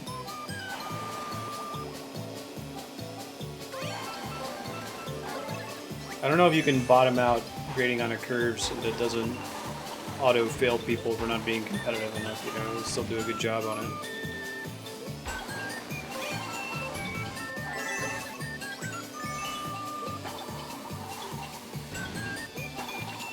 No! Oh, it's at the end of the stage. That's cool. That's really cool, actually. How long does that speaker last when you activate it? Does it repel projectiles for like a second or two, or is it just the moment that you press it? It looks like there's a AoE that persists around your character for a little bit, but I couldn't really tell.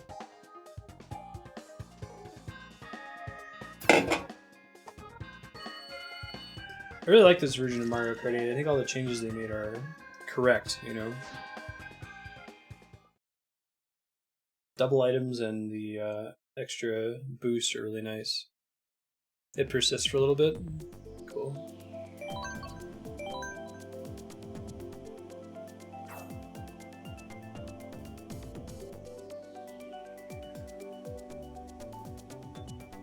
Yeah, I know Andrea was one of the jobs she considered applying for. She ended up taking this Los Alamos job instead. Would have been her working on changing the admissions conditions to be fairer to everybody, because they kind of favor people from a privileged background that are able to pay for the materials to study for the GRE and do really well at it, sort of thing.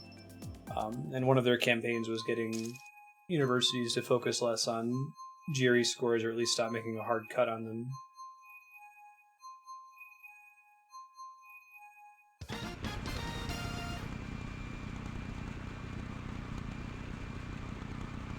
Okay, that's a cool way to do it, Ludifex. That makes sense. Yeah, right. Chaos. Right. Well, that's true in physics as well. It becomes more true the further beyond grad school you get. And that's really the problem, is that a lot of people can get their physics PhD, but there are not enough professor jobs. What's the recourse for someone that's in med school or on the med track, and they have to drop out at some point? Like, if not due to lack of performance, just due to the stress of the whole situation. Does that prepare you for other industry jobs?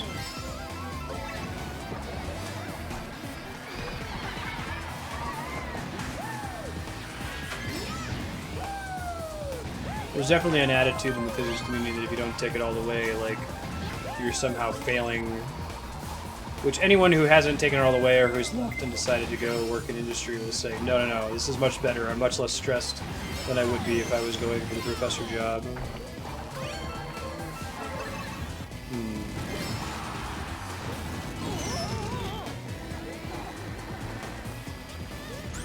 I think as a bio lab job would not be too bad.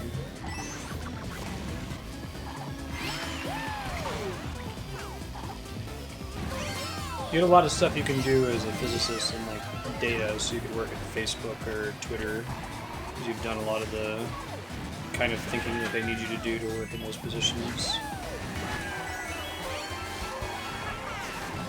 That's kind of fucked up though, man.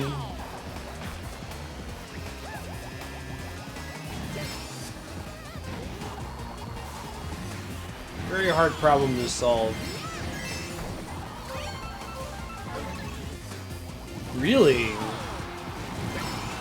That's interesting. So I would have thought that in those sorts of situations you'd still have like a progression track. But your only recourse to get the progression track would be then to go back to school while you're doing it. Man, that's some dark shit.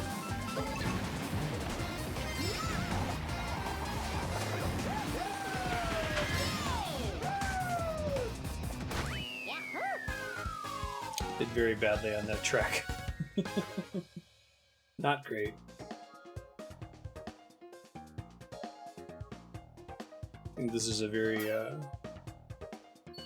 no Johns, but this is a very situational Kart. And now learning. There'll be certain tracks where I'll be like first place by half the track.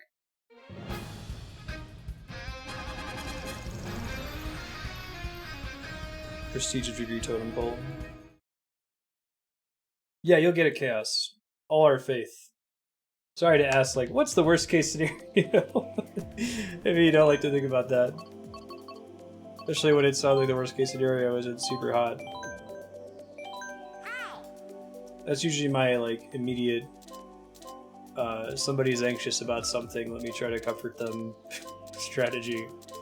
What's the worst case scenario? Well, I could die. Oh, sorry. I didn't realize it was that bad. I haven't seen all the courses yet, Adam. Hey, how you doing, Kevin? How has your week been treating you so far?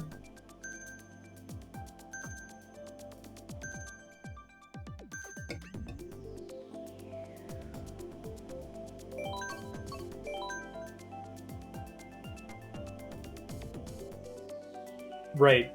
Well, even in the even in those, like, so I was telling you about in physics they have the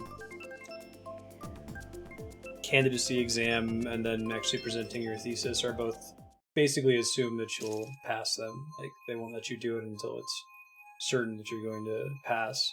But it's still a huge source of stress, even in that situation where it's basically expected that it's going to pass. You're like, oh, I'm going to be the one person. I'm going to be the one that doesn't do it. I don't think I've known anyone who's gone into it and not been freaked out. Final Destination. They should sub the text for that at some point, but I know Nintendo's aware of the meme.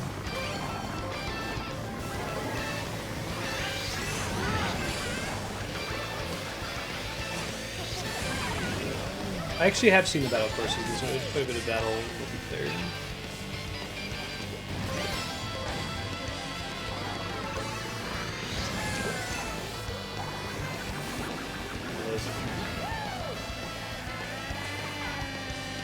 is such a cool stage.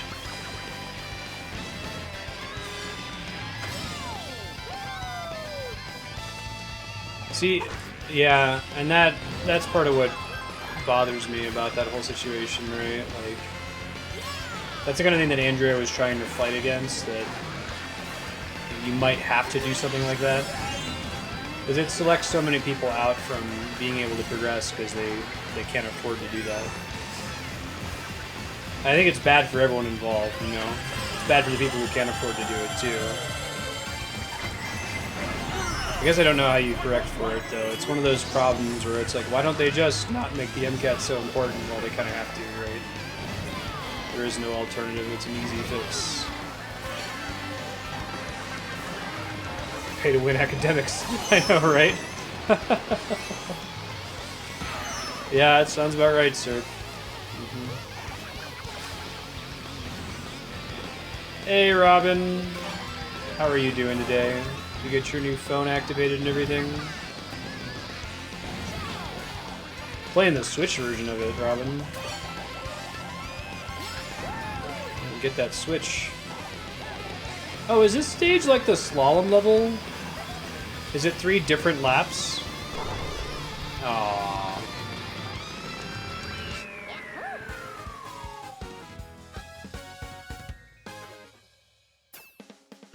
I know, right, sir? The source of great angst for me.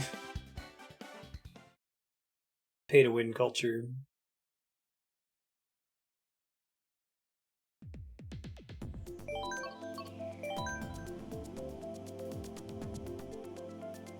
Right, mid-stage capitalism.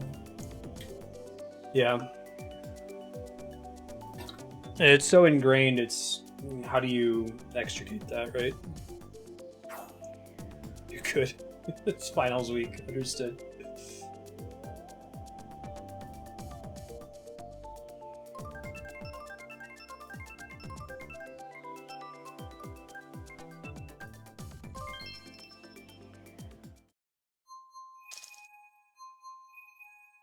I talked Robin into, so she's on the same phone as me. Robin's my sister. We have a family plan. I talked to her into not getting the newest model phone, but getting, like, the penultimate model.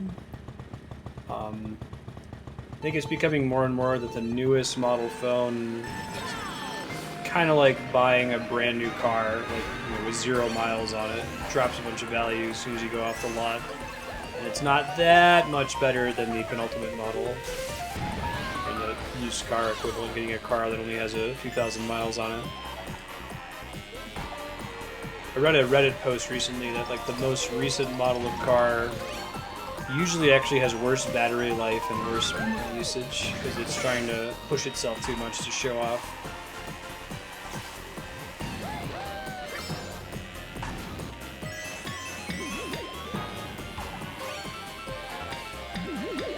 Yikes. Good luck, Kevin. Godspeed to both you and Chaos. 7.5 hour exam. Holy crap. Man, and I'm beat after a 5-hour stream. This stage is so cool. You're running over the music with the piano keys. It's awesome. That was a clutch boomerang there. I'm into a computer that did that.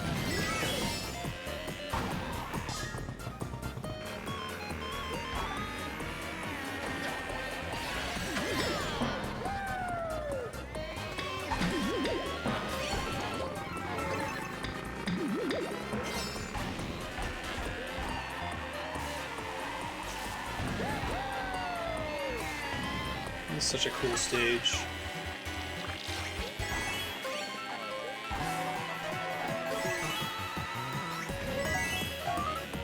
This one, the slalom level. Oh man, you don't want to get on the wrong part of these piano keys. No! Ha ha! It worked! Breaking when the blue shell is coming. At last. Dream.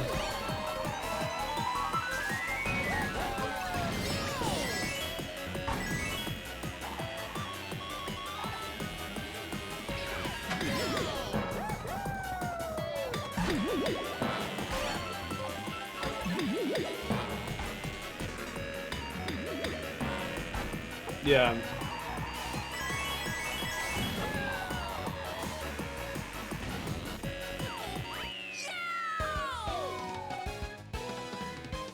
Oh yeah? What's the savings thing, Robin?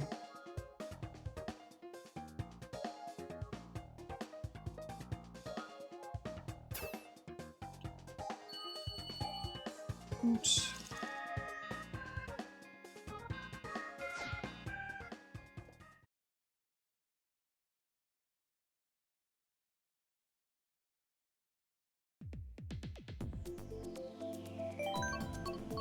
Yoshi Valley.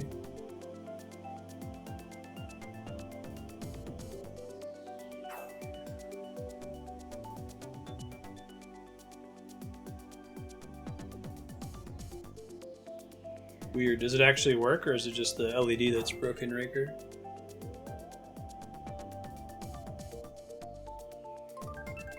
We're coming to the end of a set of courses here. If anyone else wants to join, my friend code is in the top right corner. Feel free to shoot me an invite.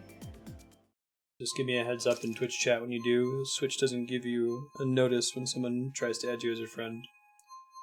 And you can join in freely after that. Oh. Alright, I'll spread that among the three of us, Robin. Andrew and I are going to talk about it tonight. This stage was chaos last time. There's just weapons flying in all directions constantly.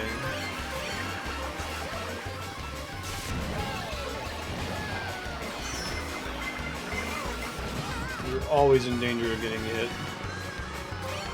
The music in this stage is perfect for what's happening, too.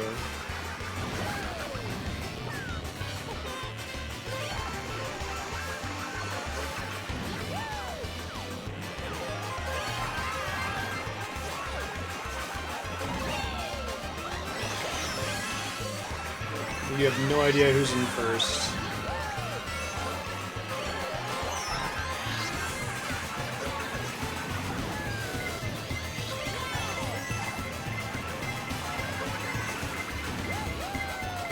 It's a good exploration of the Mario Kart design space there, right? Like, what's going to happen when you have a lap that's this short?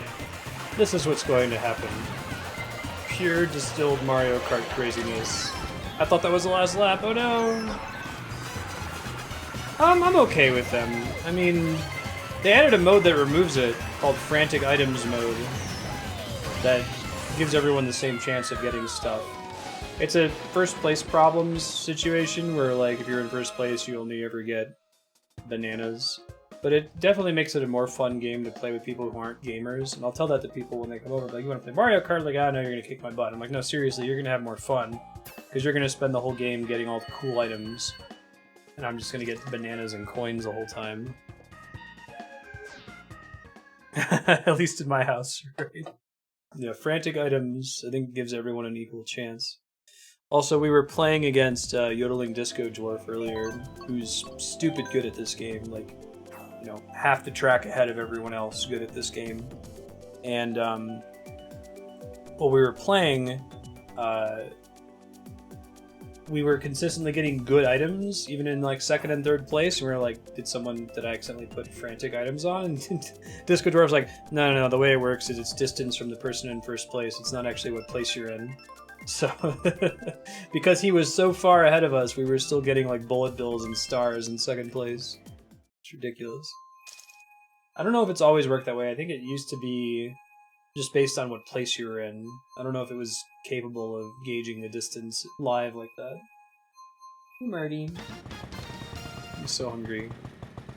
This is an improvement on the Wii U version in every way, though. Having 2 items, that helps a lot in first place. At least then you can hold a banana behind you to stop a shell and still be excited about another pickup.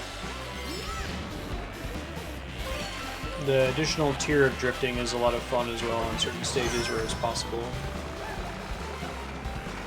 Pretty sure it used to be place, yeah.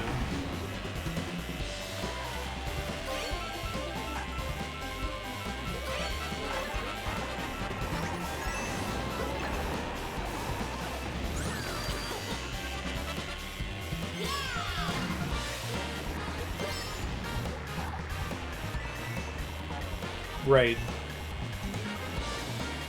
Yeah, distance is a much smarter way to handle it, I think.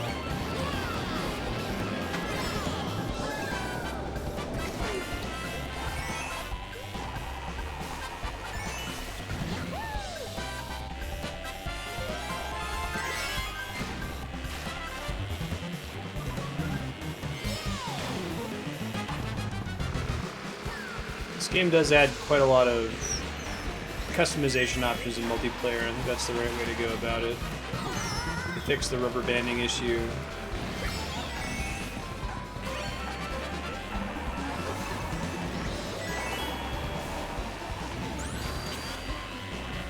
I gotta point this out at least once an hour. The HD rumble is so cool in this game. It really improves it a lot.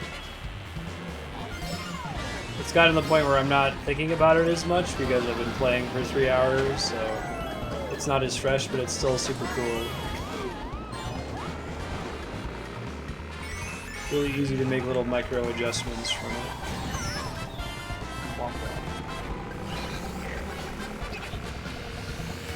That was definitely a player character, that many fireballs.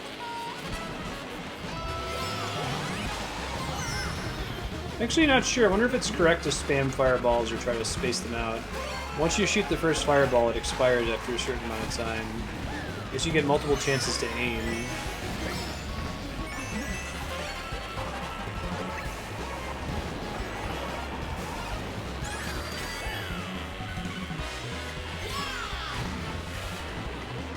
This is a cool stage. No! Son of a bitch.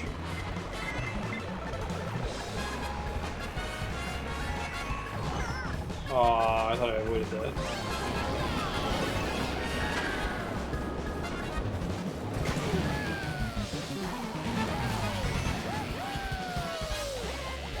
Nice. Earned it. Speaking of fourth place to first place, right, sir? No, you start with everything unlocked except for cart stuff, chaos. So like cart pieces like wheels and new carts and gliders you still unlock normally, but you have all the courses immediately and all the characters. I think it's probably a fair way to do it. I was saying earlier that I kind of like unlocks in games. It's kind of fun to play through single player. It feels rewarding. I'd almost prefer that every game went with an unlock system and then just had a simple code that you could enter to auto-unlock everything if you didn't want to stress with it. And that's the end of a set of 4 if anyone else wants to join. Check out my friend code in the corner. Right, we can try battle mode.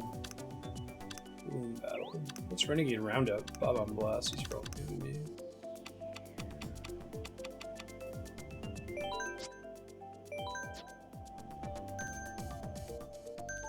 Yeah. Top 6 Grand Prix Wii Mario Kart. Only 4 players, 2 AI on your team.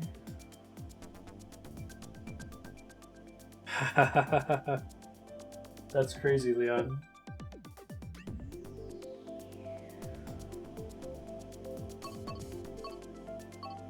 Try Lunar Colony.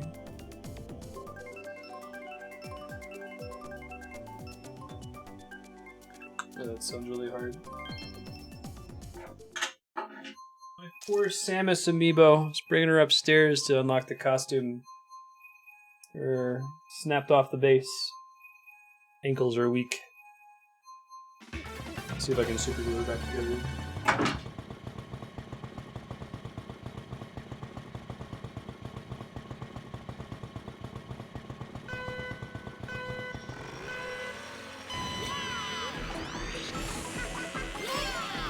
Cool.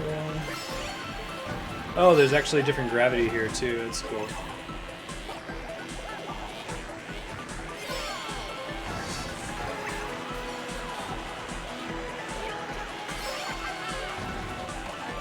Reminds me of Blast Core for the N64. Anyone play that game? Hey, thanks for the host, Death Johnson. How you been? Oh wow, what is that game? I've never heard of that before. What's it like? This is more fun with 2 item slots too. Blast Core is such a cool game. It was a launch title for the 64, wasn't it? Oh, that's interesting. Little jump feather.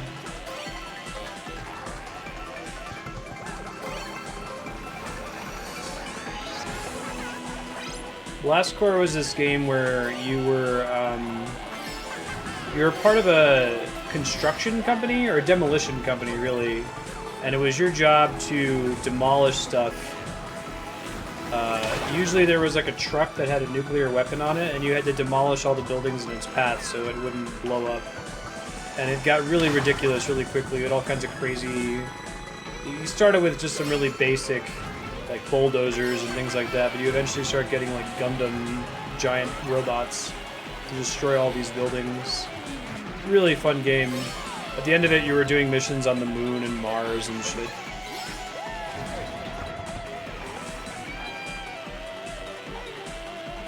Story's better. Ha, I see. So it's like a, is it like a visual novel, or?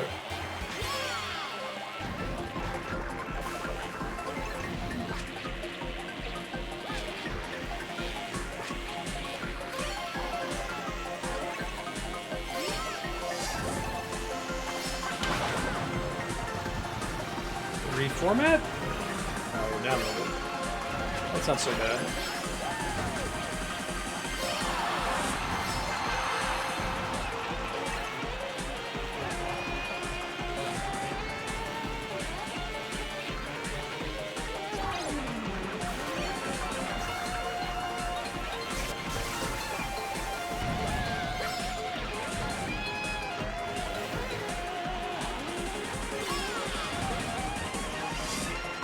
Music's pretty sweet on this stage, too.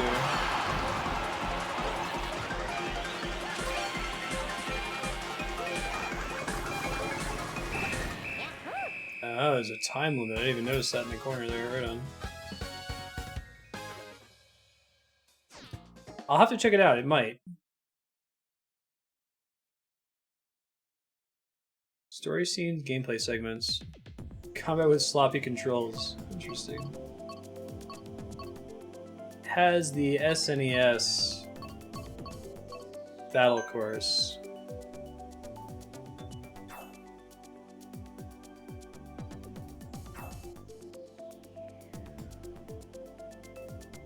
Become a ghost if you lose your balloon. You get to keep playing? Oh, that's interesting.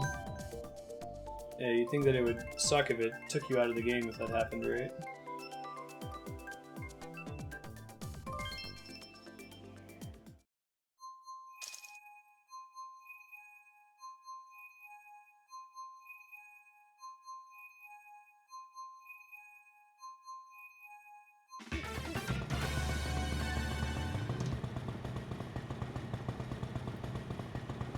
Ding, ding, ding, ding, right?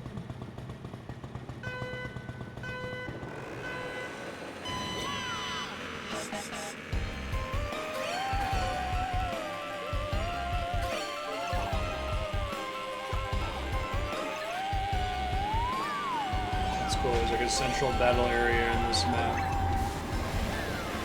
Ah! Point penalty for hitting myself with my own banana. Okay. That's cool. Yeah, that'd be frustrating if you were just waiting for your turn to come back. I think that's a good thing to try to avoid in games, the Monopoly effects. Monopoly is such a bad board game. And it was designed to be bad. It was meant to be like a point about capitalism. It's a pretty good example of what not to do in board game design.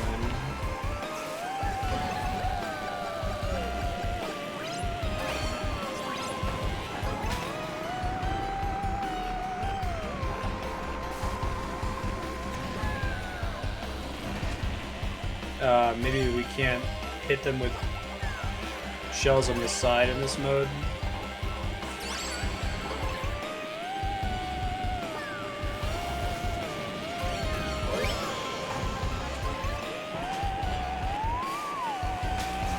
Bump into him.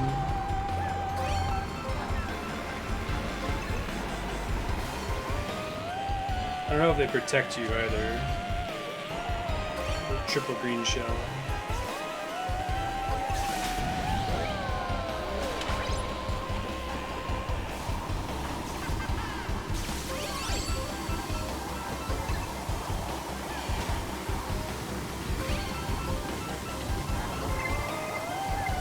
Now you see me, now you don't.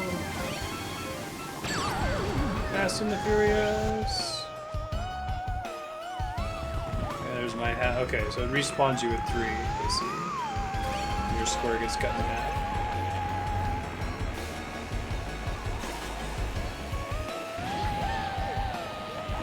What is this drifting you speak of?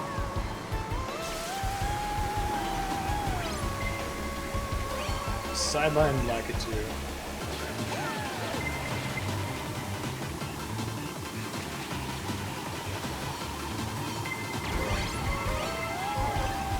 Oh, I stole a... How'd I get an extra,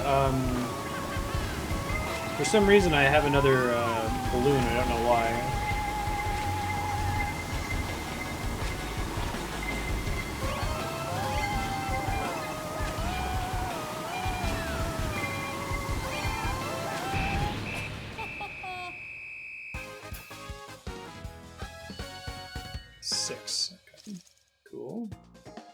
Battle mode's pretty fun in this one. I never really cared for it in previous games. I don't know, maybe it's just the new UI. I don't know if I played it too much in the Wii U version. And they do just racing.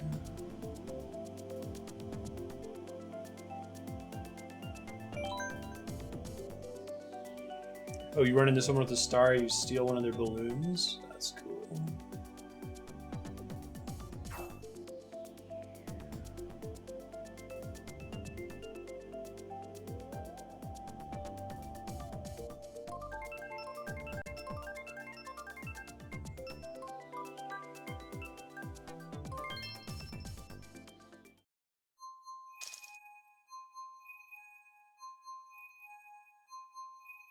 Yeah, check out the bomb mode and some of the other ones.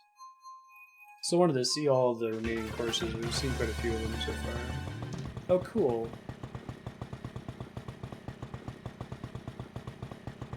It's a Splatoon level.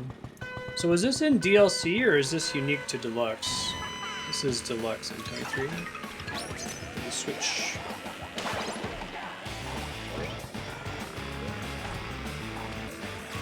You're a kid now. You're a squid now. Oh, I like the item sounds change in this stage. It's cute.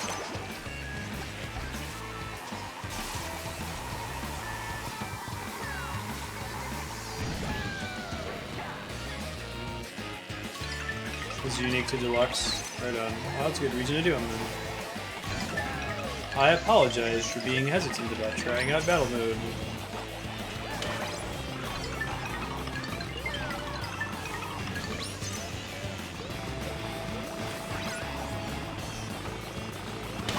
Ouch.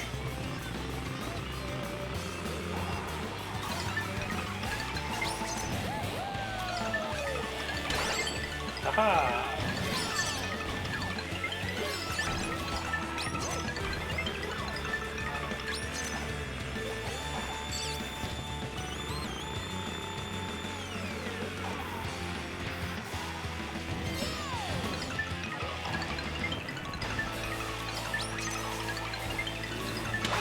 Aw, I thought I could set something down. I was incorrect.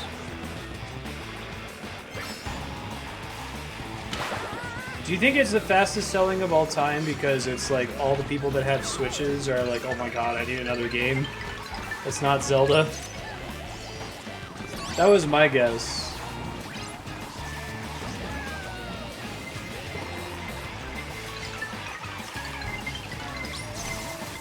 It is funny to still hear all the Nintendo doomsayers when the Switch is doing really well.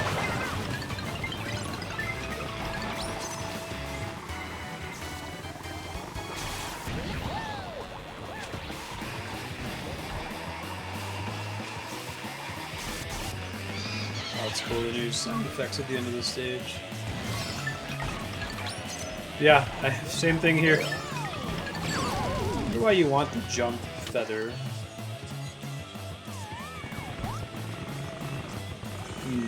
Yeah, that makes sense, Kevin. I really want to try to do the local multiplayer with multiple people that have Switches. I mentioned earlier that when we lived in Columbus, I totally knew a ton of people that would all buy Switches so we could do that. I think it's more reasonable to expect that than any prior systems that had console linking. Really gonna get a bunch of people together to bring their GameCubes together? Probably not.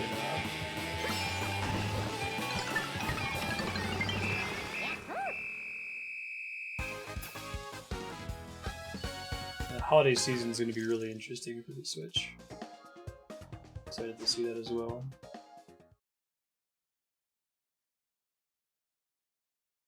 Your new credit report is available. I love that Credit Karma exists. I remember having a lot of frustration as a kid when I was trying to figure out, like, when I was a teenager, I guess, and first getting a job. You've been disconnected? What? That doesn't happen before. Create a new room here. I don't know why that happened, sorry. I remember being really frustrated that it was like, your life is governed by this secret number. The algorithm to determine it is private. You can't know what it is. That could be serious. Later, Adam. Now before then, like, you could order your free report once a year, but there's some stress involved with doing that too.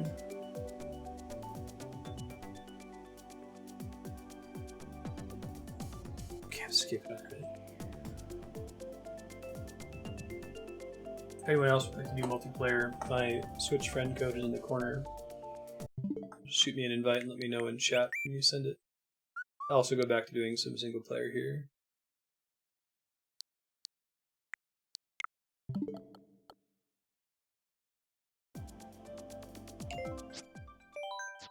I'm gonna see all the stages still.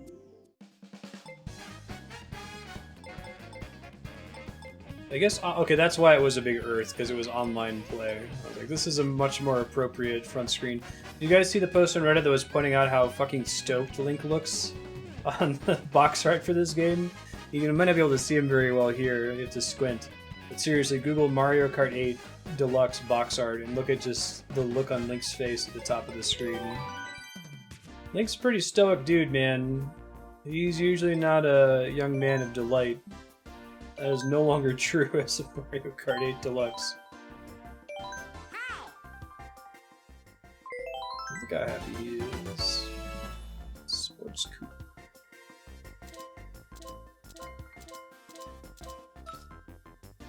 Yes, he is.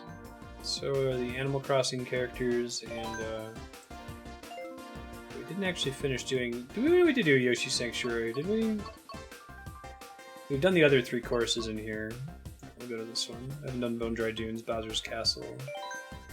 We do Rainbow Road a couple times. I can tolerate it again, though.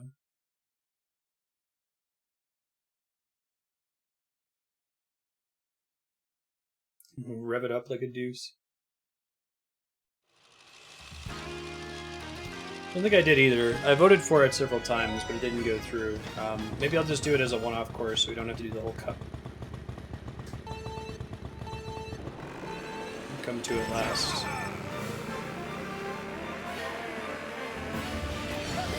I do like doing whole cups.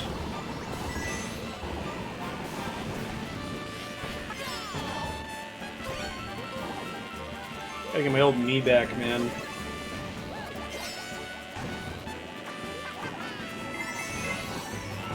I guess I could try saving one to an Amiibo.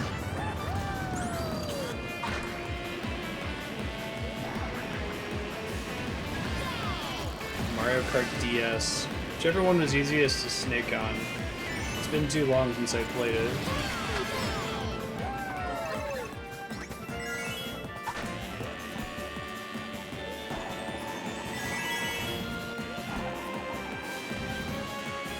Wasn't there a stage that like everybody online would always auto-pick because it was so easy to snake on? This is such a cool stage, like the music's really cool. It changes with which part of the track you're on.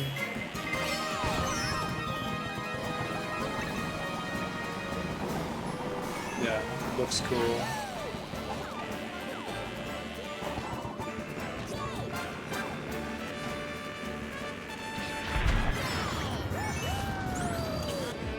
Music changes when you get in here. There's electricity, lightning bolts that shoot these things. There's a conveyance warning you when it's about to happen.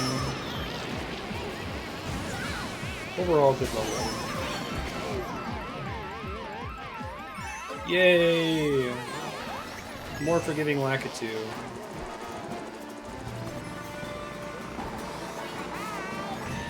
Yeah, Raker, is there any legal way to purchase the SpongeBob game right now?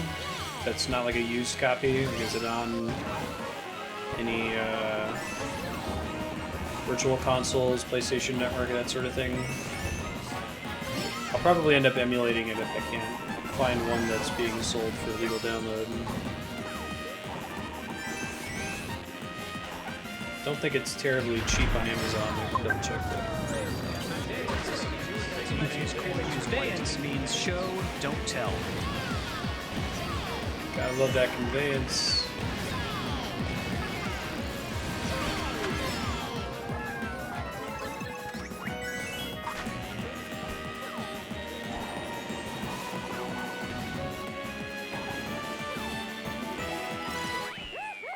Woohoo!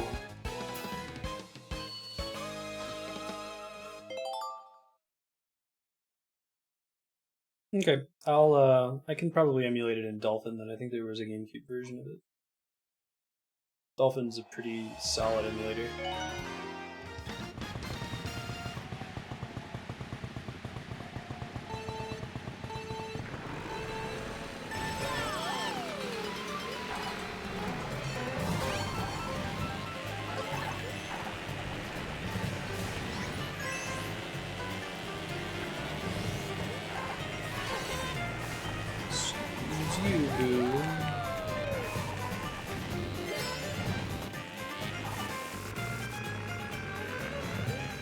Man, this game looks so good. It's really one of the prettiest games ever made. And it runs so smoothly. It's that silky smooth 60 FPS. Cool. See ya, Kevin.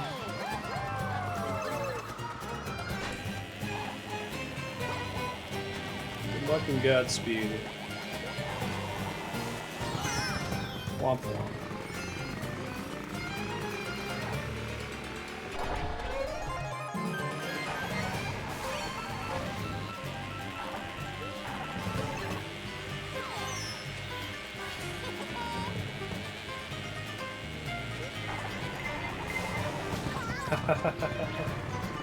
Yeah, it's a good opportunity if there's a game that you know is a little bit shorter that's very playable in that window.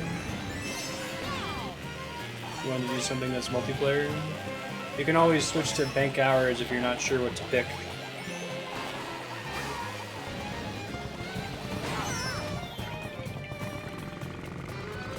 Need keys.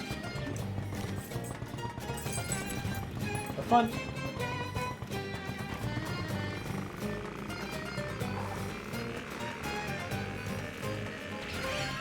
Can we play RuneScape? That'd be pretty funny, dude. No, I'll do it. It'd be a good use of the time. Old school RuneScape? 2007 Scape? I never actually played RuneScape. I still am on r/all, so posts from both subreddits show up on my front page all the time, and I kind of puzzle out what they're talking about.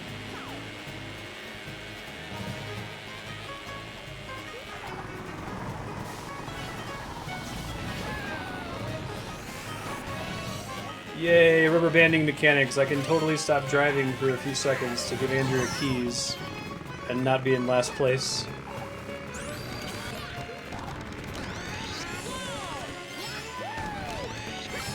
Let's see if I can get back in the first place though.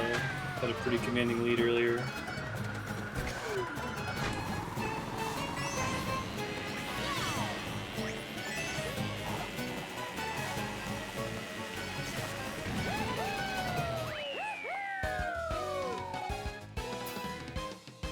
That's the only RuneScape? Okay, very good. It seems like the people that are really pro old school RuneScape are extremely pro old school RuneScape, but there are still people who play the new one, right? So are they just quieter, maybe?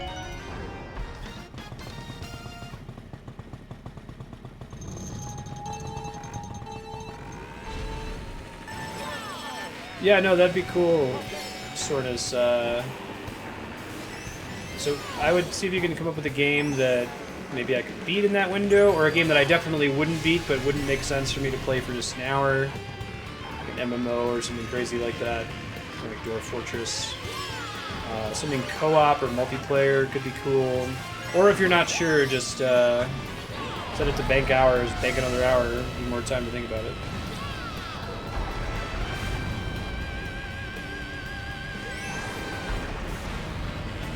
Someone's name in Roblox.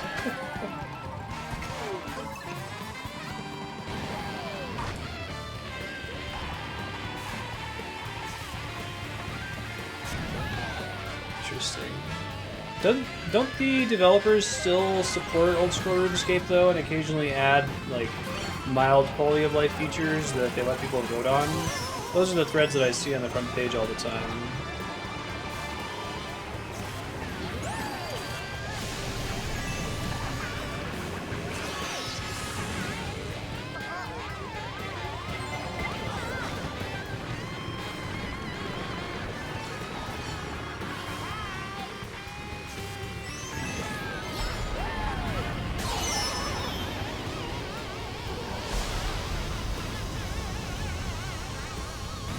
I'm looking forward to it.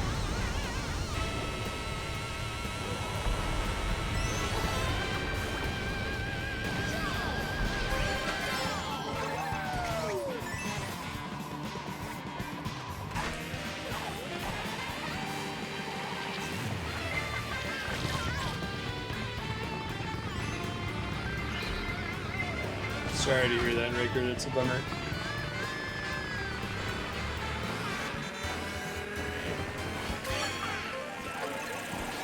I should get with Dizzy Disaster, so he's a partnered streamer. Him and I used to be pretty forefront in the community of this old sprite-based Korean MMO called Nexus, The Kingdom of the Winds. It was the game where the name Marstead, I came up with it. I was like 9 or 10 or however old I was when we first got internet. You probably want to play some Nexus. Assume it's still online.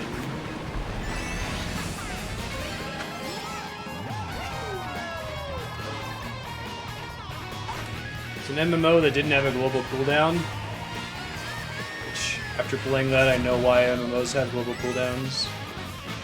So, like, I played a class called Mage, where you had a lot of spells, but your most important spell is called Paralyze, which stopped movement and stopped action of any creature affected for about 20 seconds. And it worked on basically everything in the game. There were a couple enemies that were immune to it, but they were very few and far between. Since the game didn't have a global cooldown, you would cast Paralyze, and then you'd press an arrow key, and then you'd cast Paralyze, and you'd press an arrow key, and you basically tab target and paralyze everything and keep everything stun locked all the time. But it was as fast as you could hit the keys. Glad games don't work that way. Part of the reason why I type so fast is because of that game. Like we didn't have voice chat, so if I needed to communicate something important, I had to do so very quickly in between spam casting Paralyze to sunlock everything.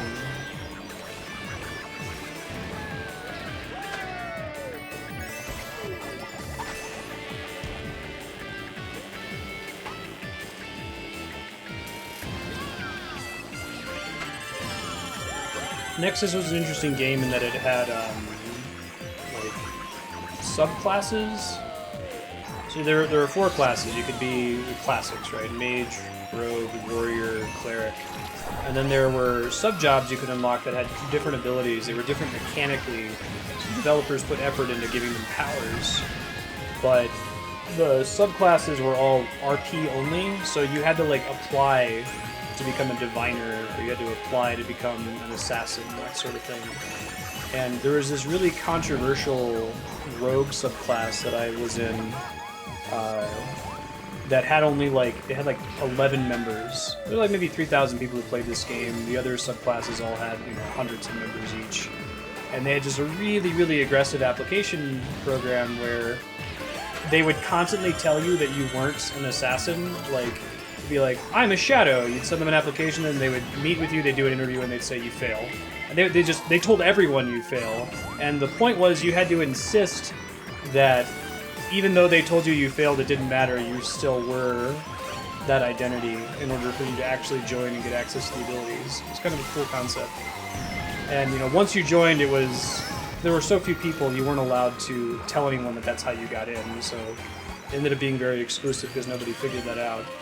Anyway, the developers got angry because this assassin subclass had all these cool, special, unique abilities that only they could use. And the developers put all this effort into coding this stuff for it, and there were only like, you know, 10 people in game that could use those things. And they're like, you guys need to tighten up. You need to like loosen up a little bit and let people join your group.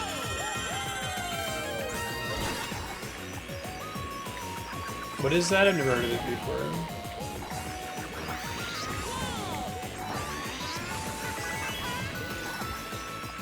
Night Trap?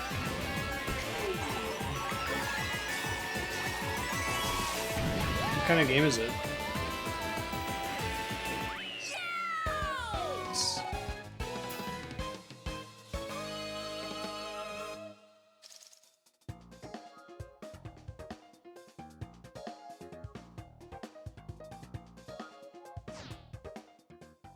Night Trap was the 3DO game that made us have ratings. There was a congressional hearing. So it's like Postal? Okay. Yeah, but it was popular to be outraged about it, I guess.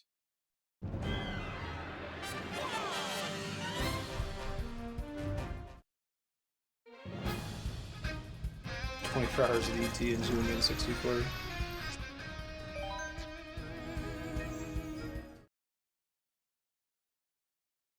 I think Postal 2 might be blocked on Twitch, I'm not sure. Definitely not a good game, my understanding. Can I do a time trial to clear the map that I couldn't do earlier? I think so. I think that lets me pick a specific course. There's that weird product tie-in.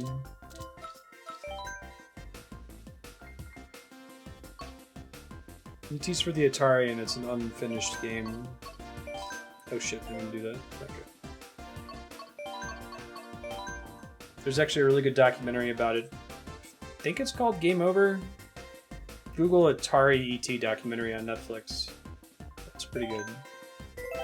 Talking about like what led to the video game crash of the 80s. It doesn't talk at all about how Nintendo saved the day afterwards, so that's research you'll want to do after the fact. E.T. was a symptom, not the cause.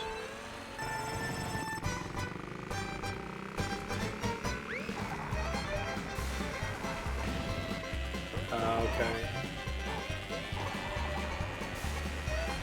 Yeah, I liked it. Talked about the guy who did Yar's Revenge, was also the guy who did E.T. on a really tight schedule.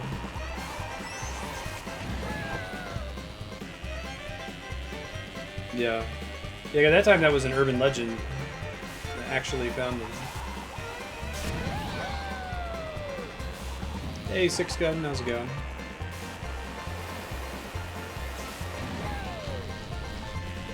You watched someone beat Superman 64? Holy crap. Yeah, somebody put it on, it wasn't Subblock, but we did like a Nintendo 64 Freeplay day in my first year of streaming, before I had nailed down how I wanted to orient the schedule. And somebody, it may have been Leon, had me do Superman 64 for a bit. It's bad. It's very bad. And it's bullshit hard. Like, I don't think I got past the first thing where you have to fly through the rings into Poison City.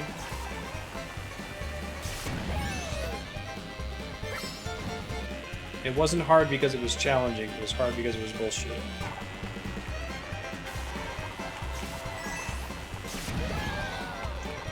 Pink Sparks.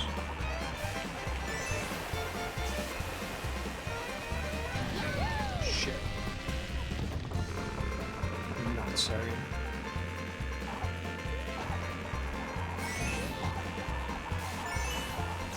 Ate your vegetables, got your dessert, Chaos.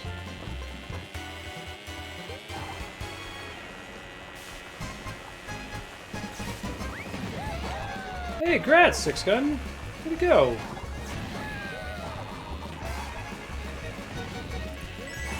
What would your daily duties be?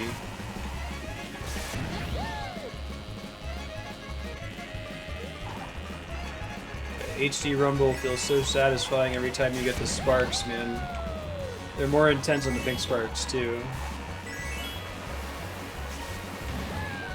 So when you pick up a coin, you kind of like feel the coin flow through the controller in the direction you were going when you drove through it.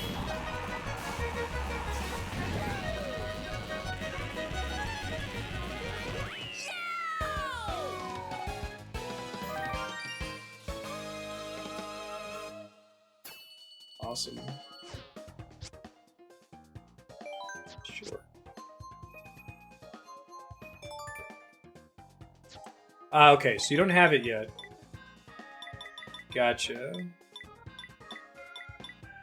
Still, congratulations though. It's good to be past the first purge.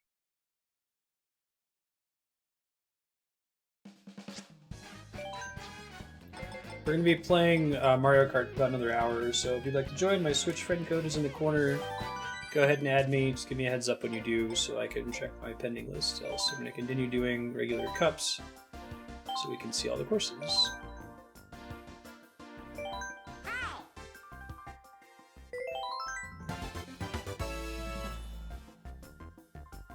Bad wagon.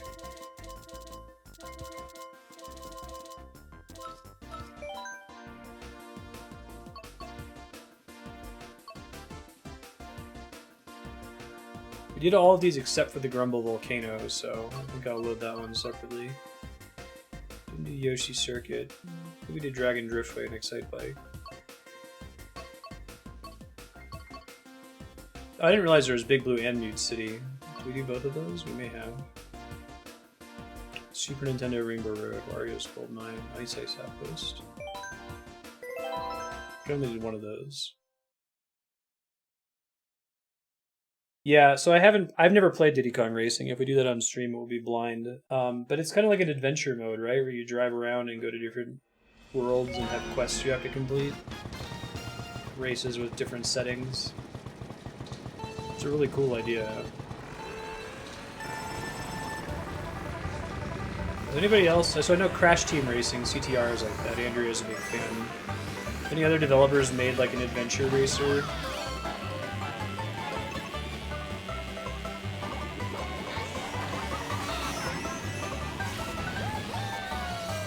Secrets? Oh, that's cool. I love secrets.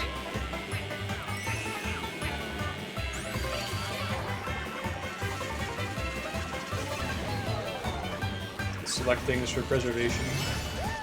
Nope, never played Diddy Kong Racing. There you go, there's your 12-hour subblock. You should do RuneScape though, that would be fun. The kind of thing I normally wouldn't do outside of subblock.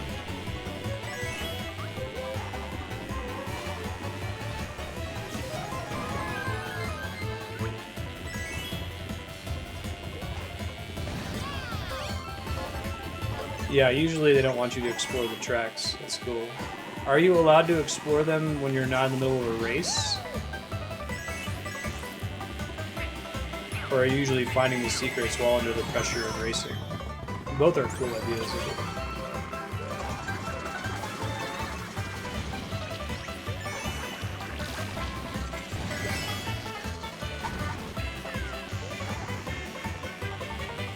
They've had staff ghosts to race, and some of them have never been beaten.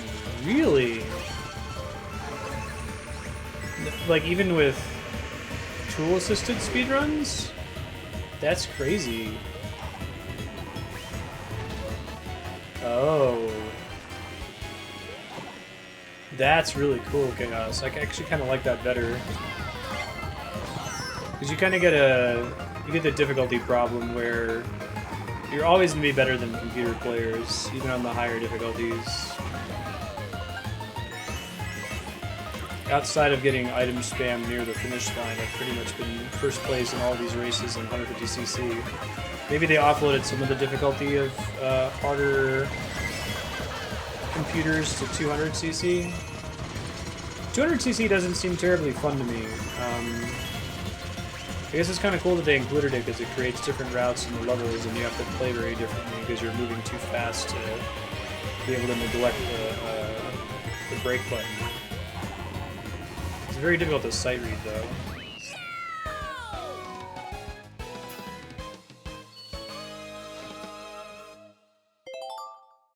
What system is it for, Raker? I'm okay with emulating stuff if I can't find a copying. Especially if the only option is to get a used copy, there wouldn't be any money going to the developer in that case anyway.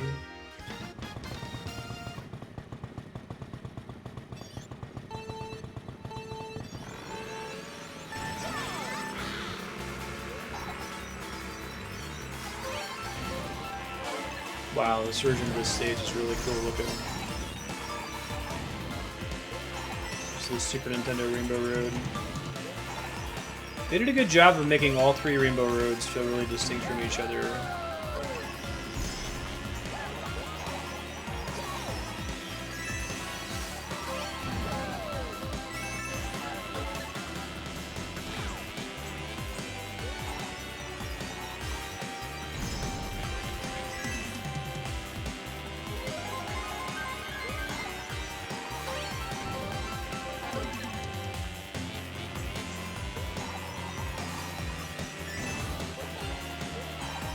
Wow, that's crazy that there are all these people making an effort at it, though.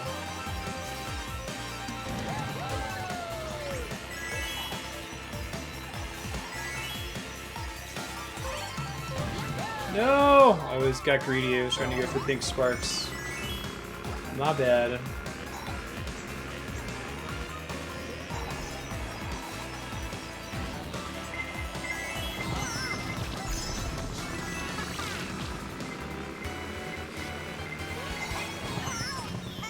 Still headed to me.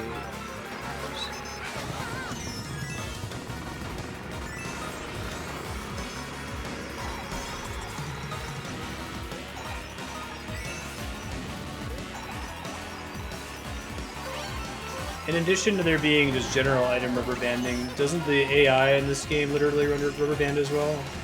Figuratively rubber band.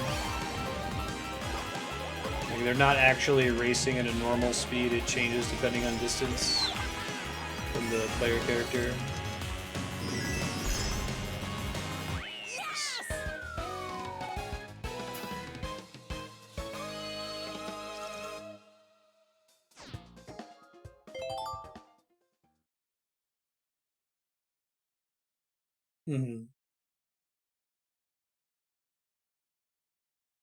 Yeah, that's the song that plays in my head when I think of Mario Kart.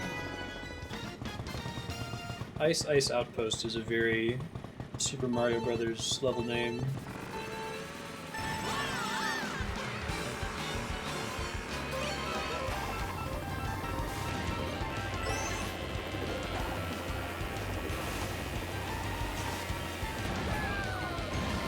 Wendy-O, I'm coming for you! Pink bomber, or you could fly off the edge, that's cool too. I didn't know that the computer ever went off the edge unless if you forced them to. Oh man, so there's a really pretty like ice effect on the track. It's very subtle. It just looks ever so slightly frozen over.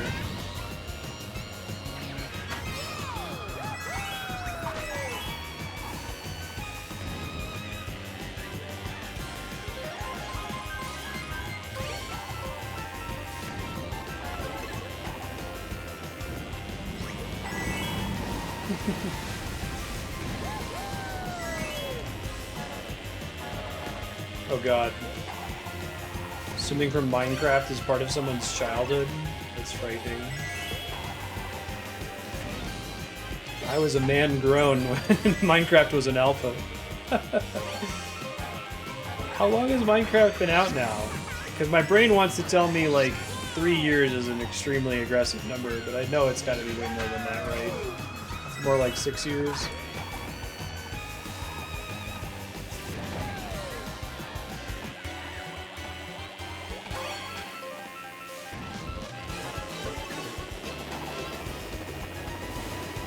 7 years, wow. Yeah. Yeah, sounds right. Yeah, I remember playing it with Andrea's physics grad school folks. Back in Alpha when Notch was still doing the updates every Friday.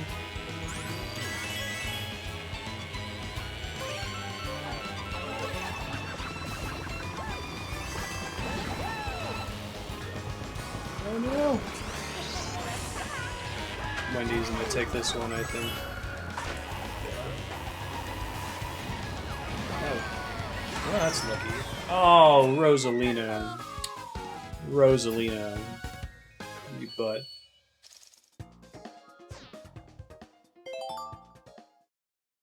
I'm talking about the Secret Friday updates from Notch.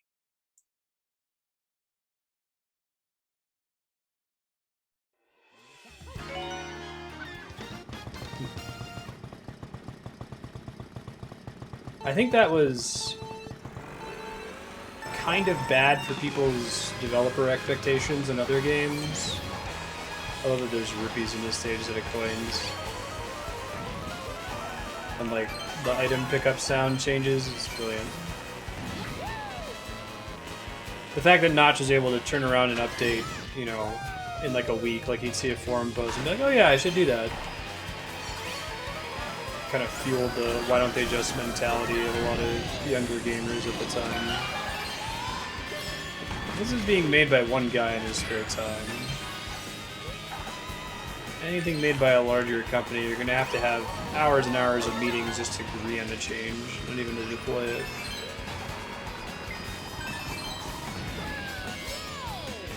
It really cool Zelda song too.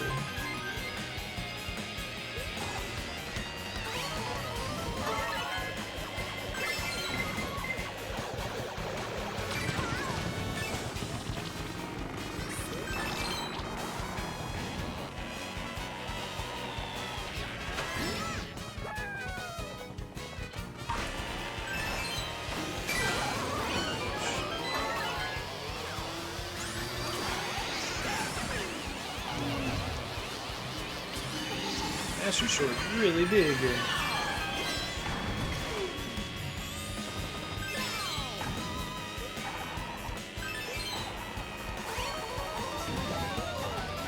Oh, beat them with every vehicle. Oh, okay.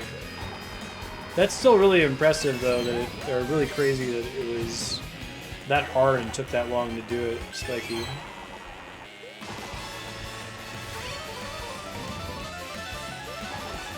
Lap 3 key change, oh shit!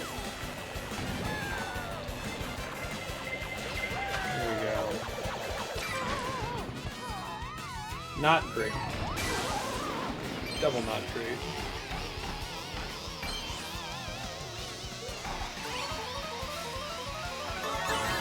Oh, it still hasn't been done.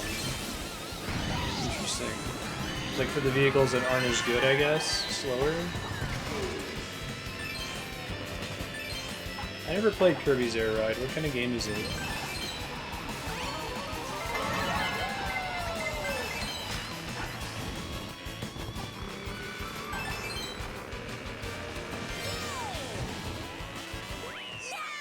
Legend of Zelda.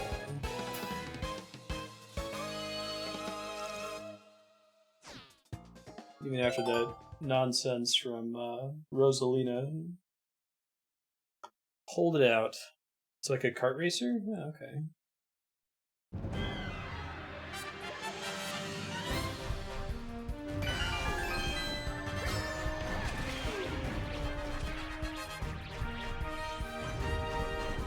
Eat it, Wendy. What city trial?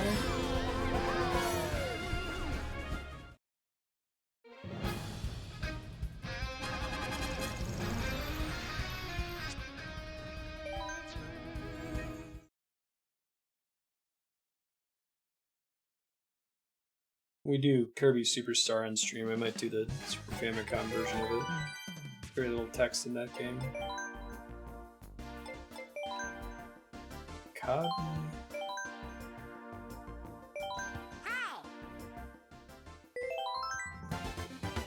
Cyber Slick. Alright.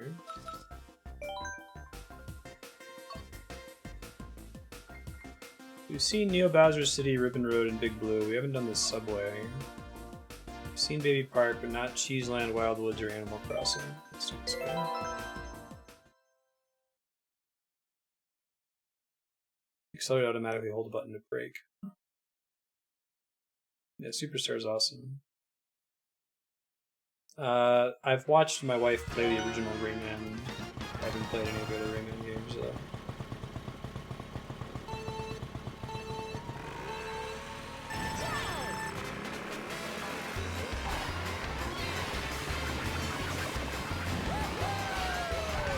See how this goes with computers. I imagine it's a comparable amount of chaos. Which was the Mario Kart game where to trigger the sparks you had to like mash the stick left and right while drifting? Was it like that in Mario Kart DS and Double Dash? I kind of like that you just have to drift now. There's no like additional button press.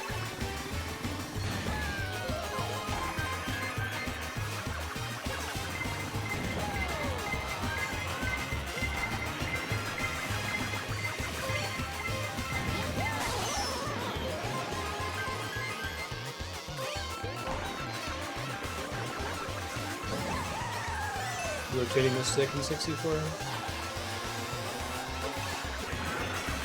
Or was it actually rotating, or was that just an easy way to shortcut to left, right, left, right? Oh my god, guys. The last lap of this stage is just anybody's guess.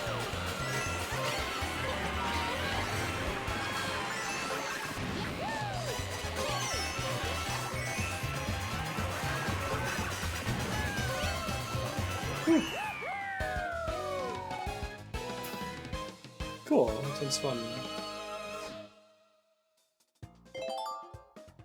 I have Kirby Superstar for the 3DS. Did that add stuff? I thought it was just a port.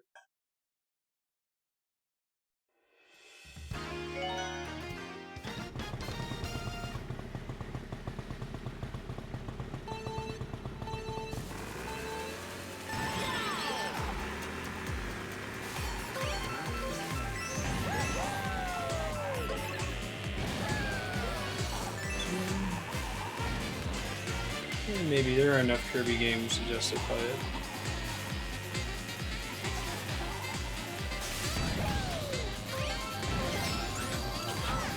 Kirby games are all very easy.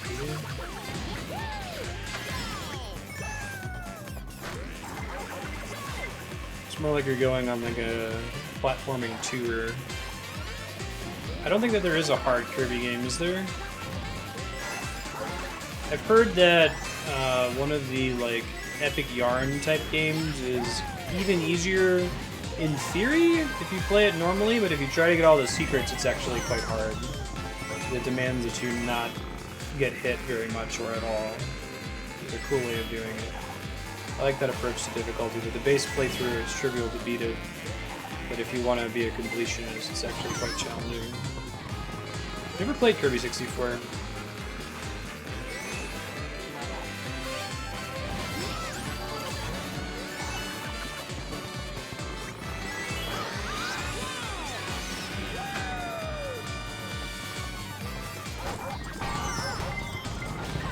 Gotcha, guys.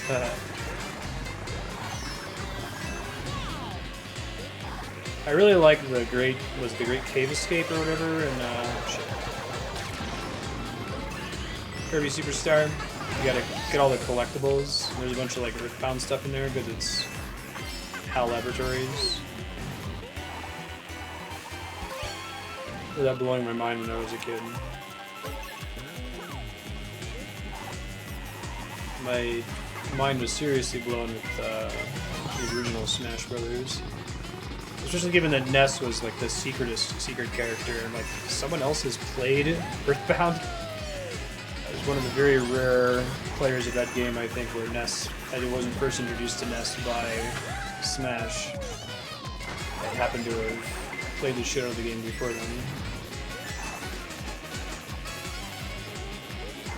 Later, Riku. I didn't have internet either, so it wasn't spoiled for me. I just like got the unlock and I was like, whoa, holy crap. Oh, that's silhouette.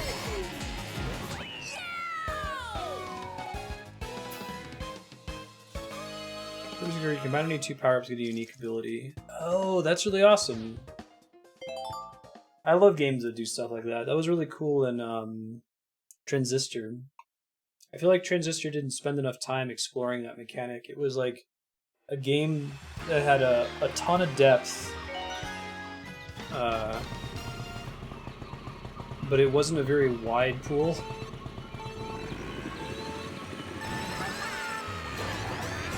It was an extremely deep well, rather than a swimming pool, right? It'd be a good one to do a video review for it. Got edged out by RNG this review cycle.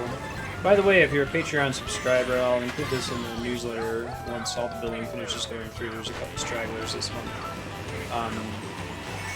The vote is open for next month's review videos, because we did already hit the review milestone for June, so I'm going to review another 4 videos next month. So if you go to vote.marstead.com and you click on the game review poll, if you already voted last month, your vote's been cleared out, you can vote again for next month. I've added some games that we've beaten since then, like Fallout, and removed the games that we've already reviewed, or they're already scheduled to be reviewed.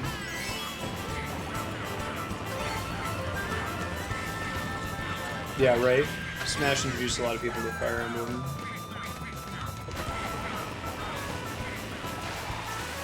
Yeah, I'd never heard of them before Smash in that case. At least Earthbound had been released in the US, but it was a super niche game. It may have just been the US. I don't know if Earthbound got a PAL release. It was in Europe as well. It may have. To double check the Legends of Localization, but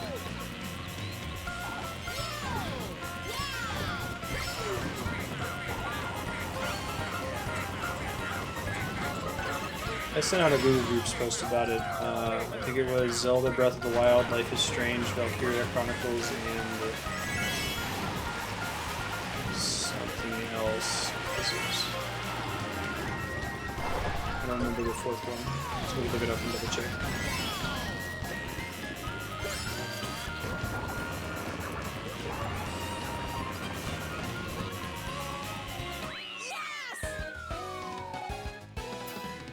Oh, Monster Hunter Generations.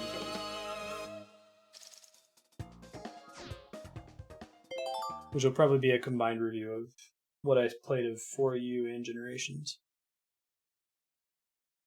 I really want to be able to like Fire Emblem.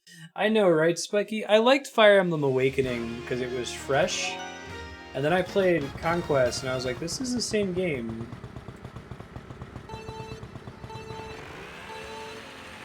With more weird, heavy-petting story stuff that made sense in Awakening but doesn't make sense here.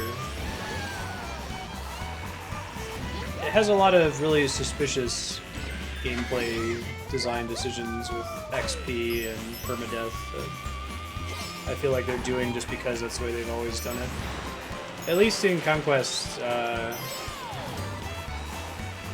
were some more options around that. Things like removing weapon durability. Hey, it's Rossetti. This is a cool stage. So this stage randomly changes when you come here, I'm guessing? It looked like there were 4 different variations for seasons.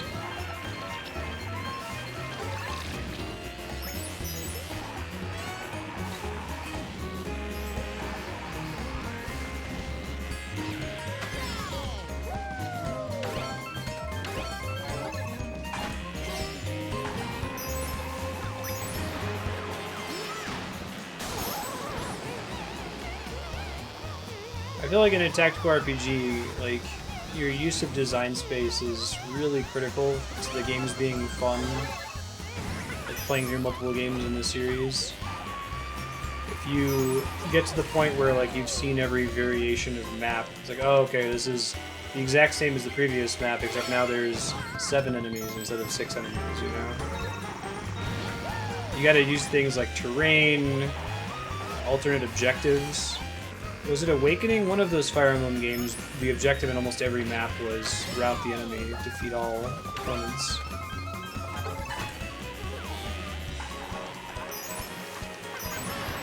I feel like, from what I've seen of both Awakening and Conquest, they didn't really do a lot with that. Fates, I should say.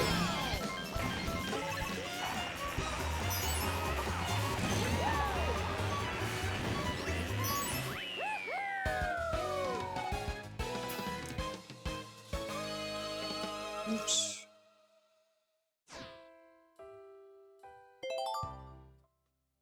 The music at the end there. Robin. There is a there's a licensed set of cars that are unlocks in the game. I think they were DLC in the original. Free DLC for promotion. Who's the car maker they partnered with? I don't know car logos, I'm bad.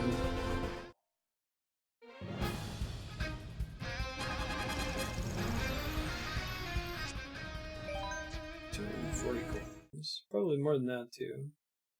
Mercedes-Benz. Weird. It's very random.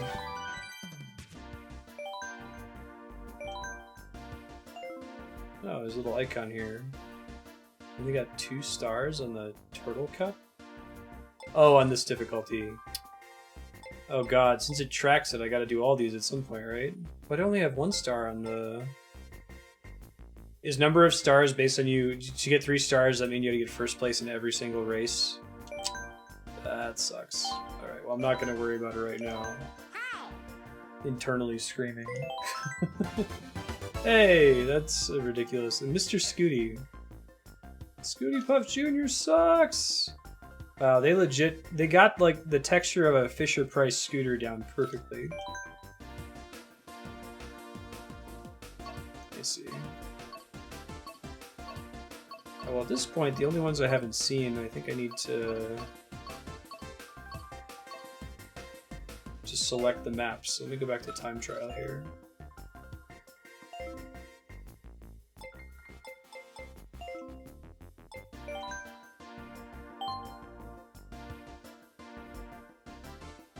Splatoon character in a Mercedes. Which, if you said this was from a Mario Kart game 10 years ago, no one would believe you. It's funny.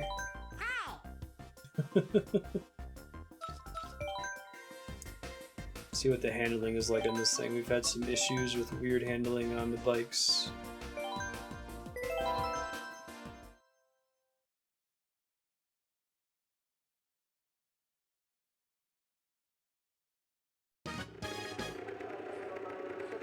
Da-da-da-da.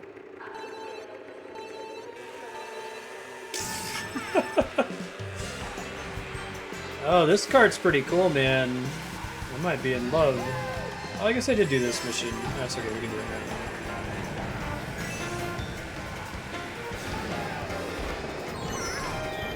now. Subway stage. Yeah. What stage are holding you up, Robin? Y'all should get a Switch, man. Pretty good system.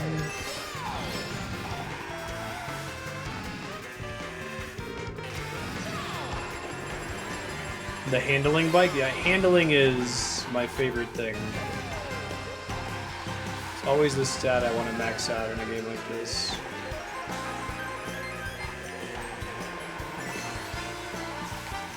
It needs top speed.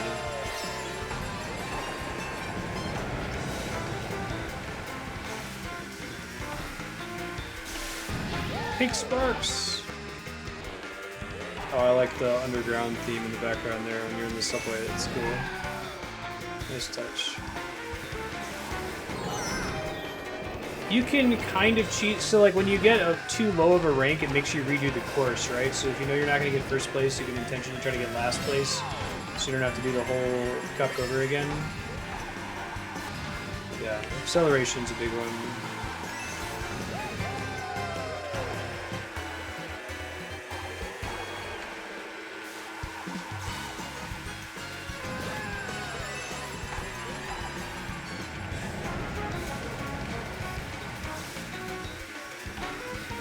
Pink sparks!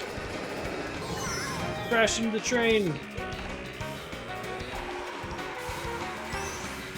Yeah. Someone add that to the quote system. It's pretty great.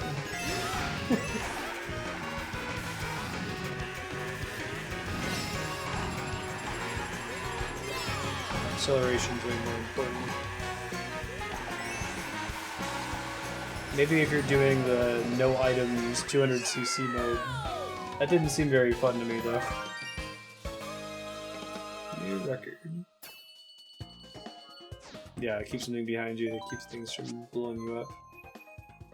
There's pretty much all you can do when you're in first place. It's a little bit easier to do now in Mario Kart 8 Deluxe, since you can have 2 items.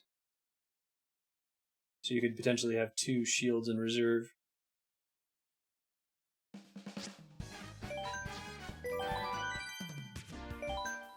More trials to do to see all the stages here. If anyone wants to play, we're going to be on for another 25 minutes or so. Give me a heads up in chat. Oh, that's a cool clown car. Welcome back to Scooty Puff Jr. It's the bee's knees. Yoshi Circuit.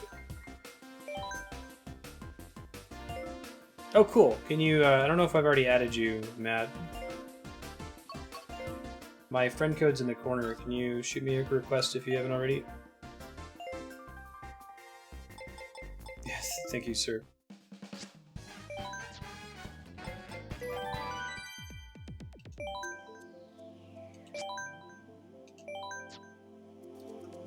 Got a room open. Anyone around is welcome to join. I really like that you can do online with 2 people.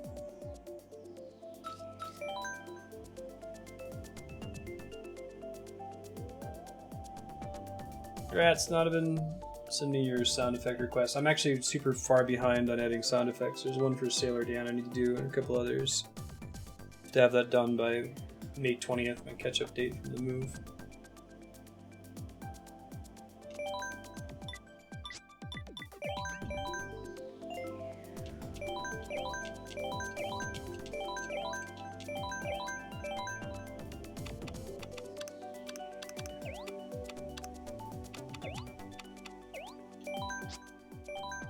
My ultimate is charging. Greetings.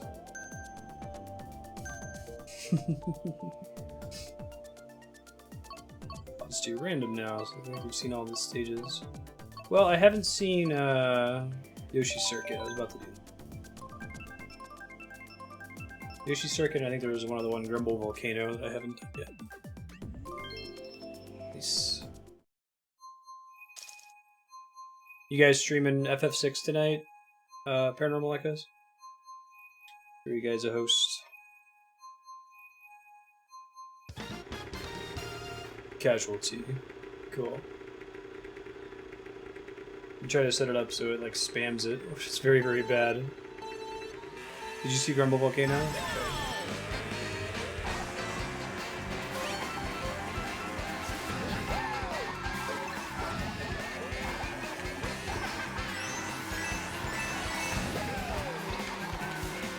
Oh, I remember this stage. This is good. This has a shortcut if you have a mushroom, right? You can, like, jump through a waterfall. No way I'm gonna execute on it, though. I think making it so that you get better items with distance from the first player is cool, too, because it makes it easier to catch up on a person who's got a commanding lead.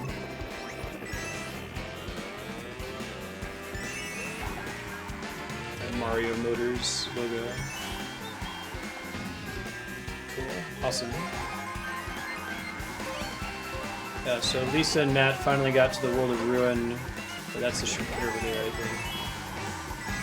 Such a cool game.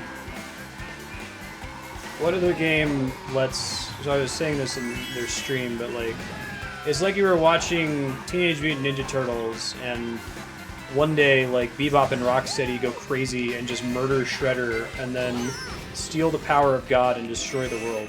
It's never played another game quite like it from a story perspective.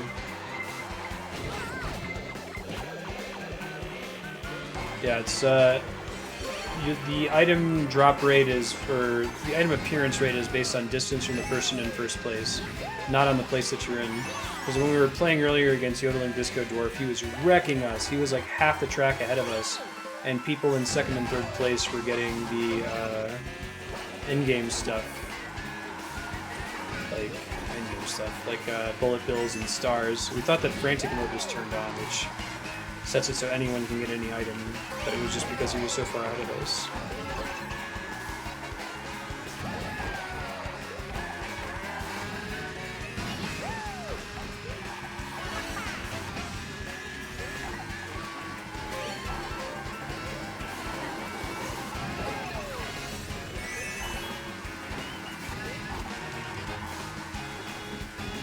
Whew.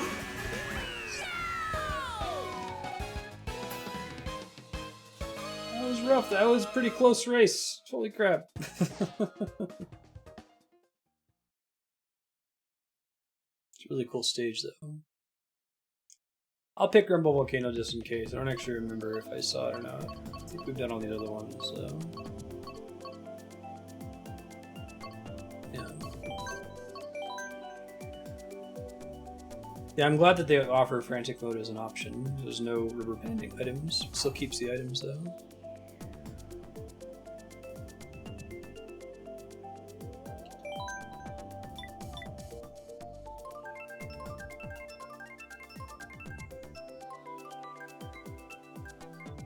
Hey, it's Rumble Volcano, what a surprise. Oh my god.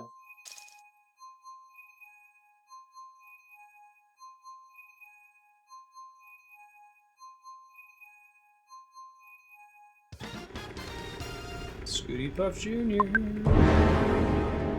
Oh my god. Oh my god! Although actually it was sort of obvious. I know, right? Sucks to be me. Is Rosalina a heavy character in this game? She's a heavy in Smash. Interesting. I'm glad they made that decision.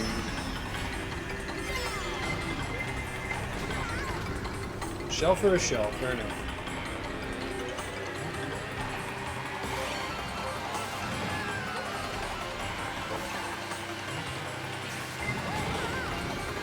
Bummer.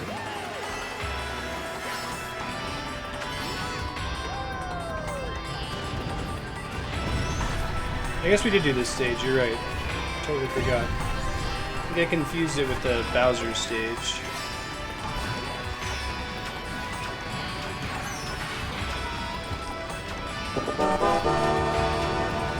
Hey, thanks, Chaos.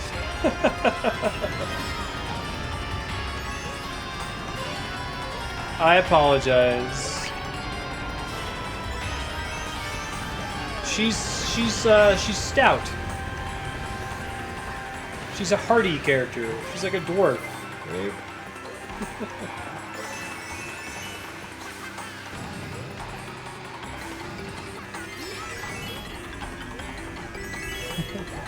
She's well muscled, toned.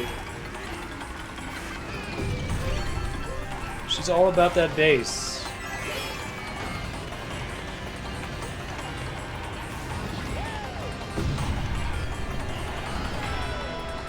She's tall, there you go.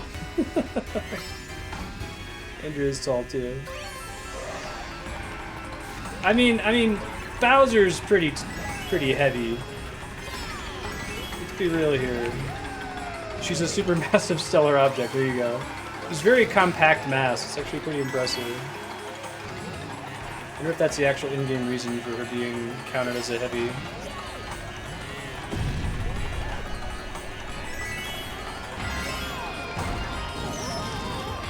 If I had a fireball there, things would have been looking pretty well.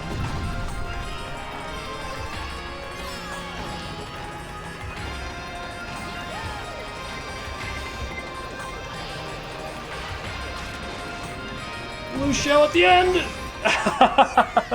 Earned it! Totally earned that win. That sucks, Matt. I'm really sorry. I guess I earned it in the sense that I braked.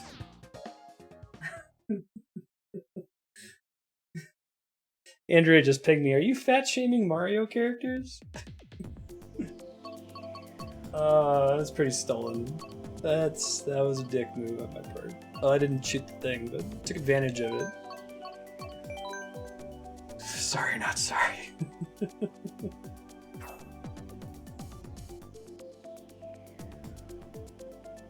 Ah, use my brakes, otherwise it would have hit me in the AoE.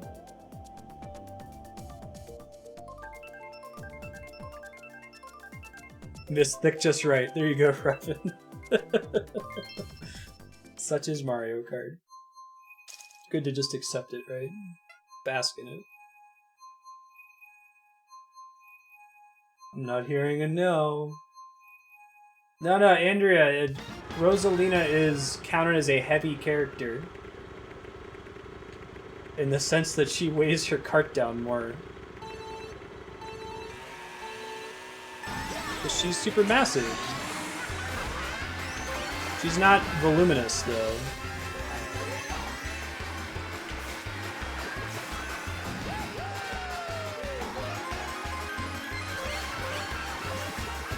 I don't know where she is that she can hear me. She's G-chatting me. Might be in the living room.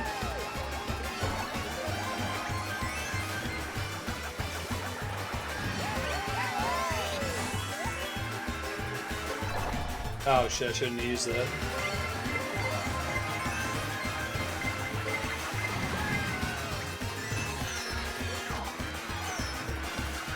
Okay, once we get to like lap 5, this level just gets absurd. I should have seen that coming.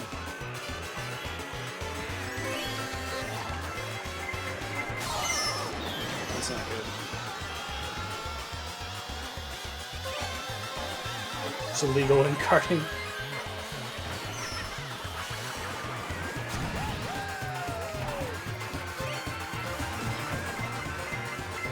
No! Whew. I keep thinking that's the last lap when it totally isn't. The music gets so intense.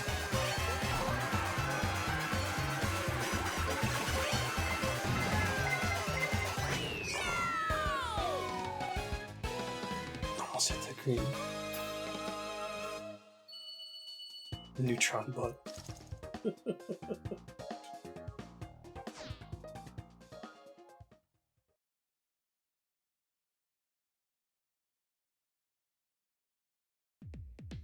Alright, do random.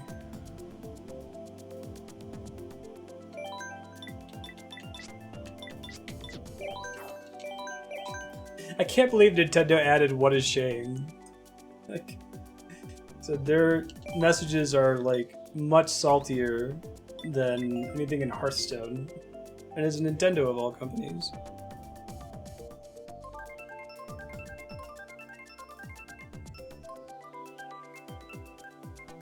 And there was like clearly intent behind it too, right? Like, this is in Deluxe.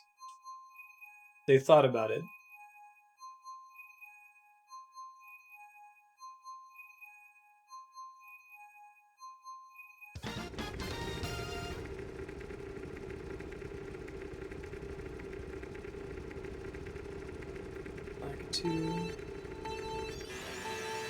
They removed the sorry emote? Really? I feel like you could use that to be legit nice. Like if you got bad RNG on a card or something. Recognizing, yeah, that sucks for you, that wasn't really your fault. Aw, I missed the first one. Bummer. Matt is my, sister-in-law's boyfriend.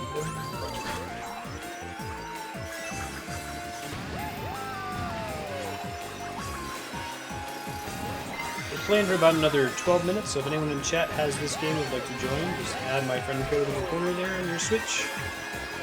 Give me a heads up in chat if you want to join in. I'll make sure I confirm you so you can join in with us. Every sorry sounds passive-aggressive.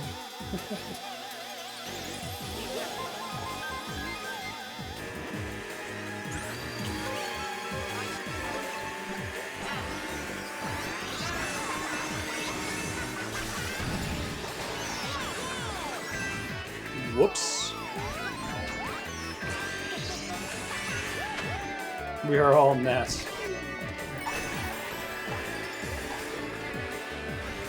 I am Spartacus type situation. Oh.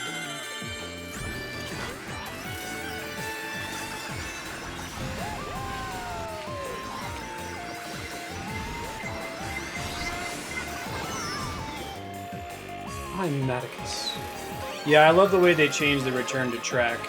Like, it's still a penalty. If you fall off the track, you will lose compared to people who don't fall off the track. But it used to be so brutal in the previous games. I'm really glad that they toned that down quite a bit. Cannot get items. I'm in like 6-7 plays. This is when I really need them. Timing on that bomb, unfortunately.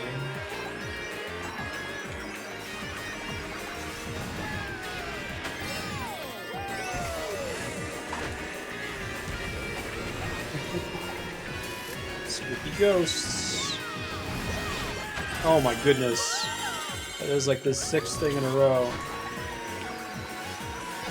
Tactical question mark block denial.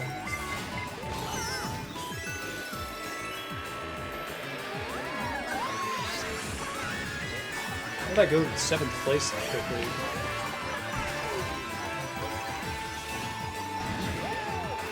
That was a mistake. I should not have mushroomed there.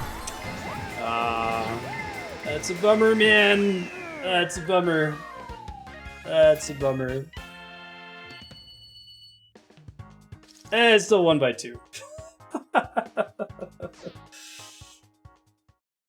Oh, you can drop down. It's faster. Interesting.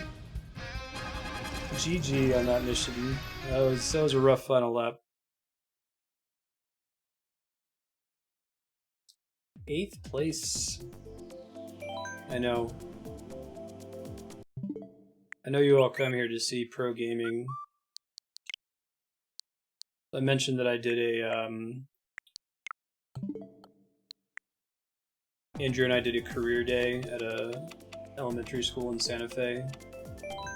I'm a Twitch streamer, and I had a lot of kids come up and they were like, "Could you show me your skills?" Like, I'm not skilled, kid.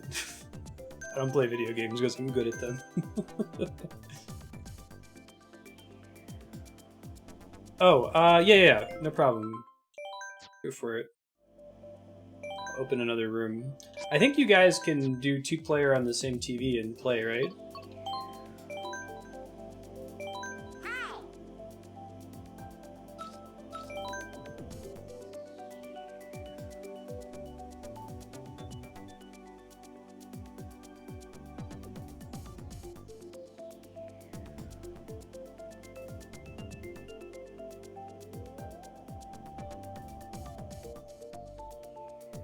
Oh, you're kind to say so.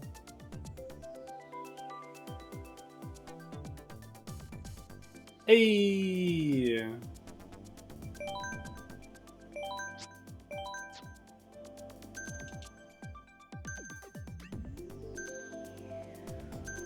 I wonder if that's because the average variety streamer is less focused on the game.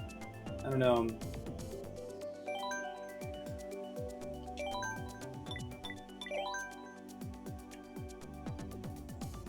That's less what the show's about. But again, I don't actually watch that many streams because I'm bad. If it's someone that's ever posted in Go Live Friends, I've probably watched their stream for longer than like 10 minutes.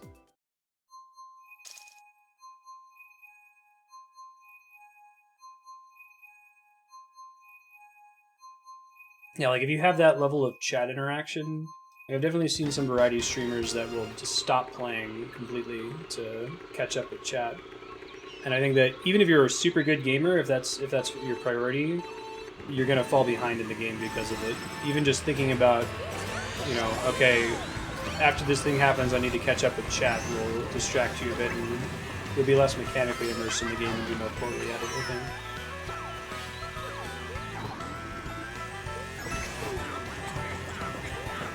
Oh, yikes, sir. Yeah.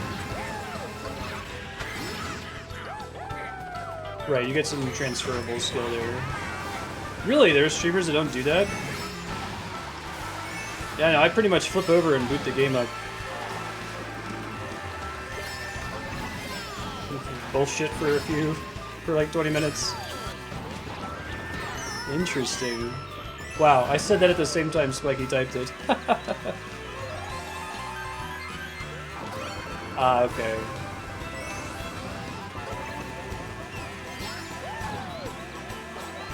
That's cool.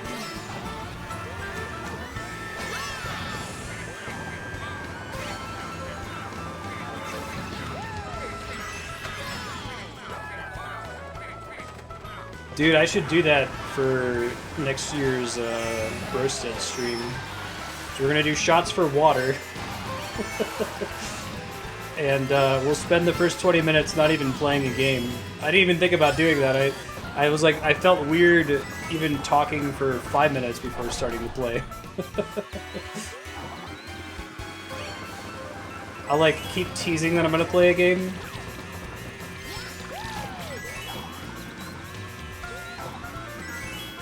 It's pretty funny.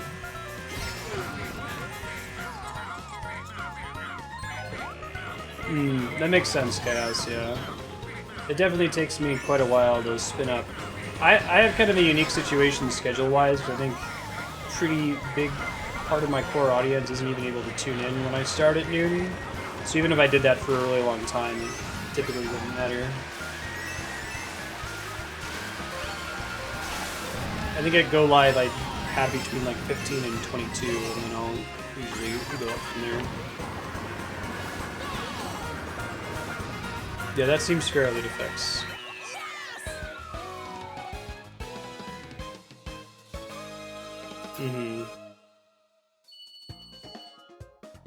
Yeah, I feel like that's a more efficient way to accomplish the same thing, right, Chaos? Because you're missing out on less content that way. I guess you're relying on people who tune into the stream because of the now following email that you get. It says someone just went live. Oh, I didn't mean to do that. Oops. Alright, well I didn't mean to pick that.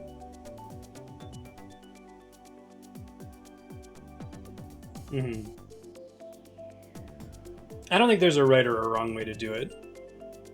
It's something that I didn't even really... it has never occurred to me to, like, go live and do anything other than start streaming as soon as possible. Like, start playing a game and get it going. So it's interesting to even think about that. That's a fairly common strategy. And I hear what Chaos says, that especially if you're a really big streamer, that you're waiting to get your, 100 average concurrence or something before you actually get rolling. That makes more sense.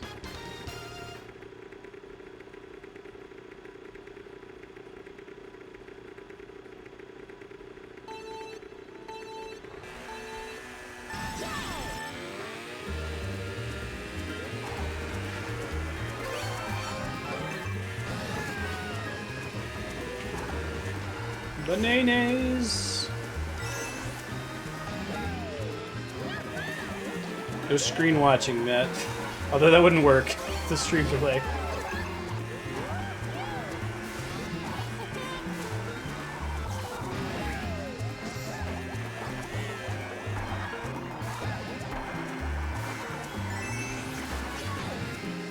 This is a cool stage.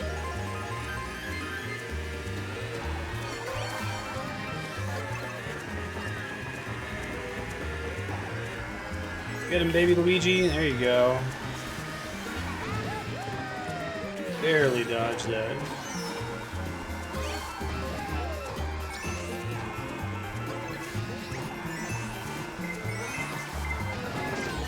Ow.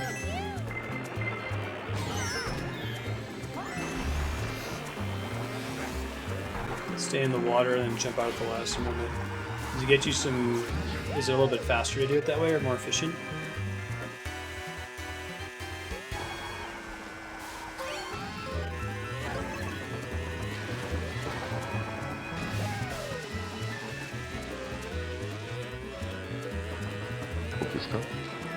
Hey, thanks for the follow, Squirrel.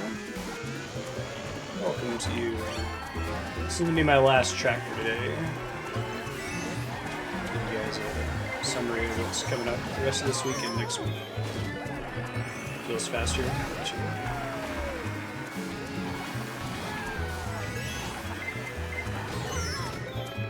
Womp, womp, womp. Bummer. Cool, guys. I'm going to send you guys over to Lisa and Matt's stream. It's twitch.tv/paranormal echoes, and we'll let you guys know what's coming up for the rest of the week. Thanks for hanging out today. Nail biter at the end between you and Lisa. I wish you could still do the highlights in online play. It's a pretty fun part of playing it offline.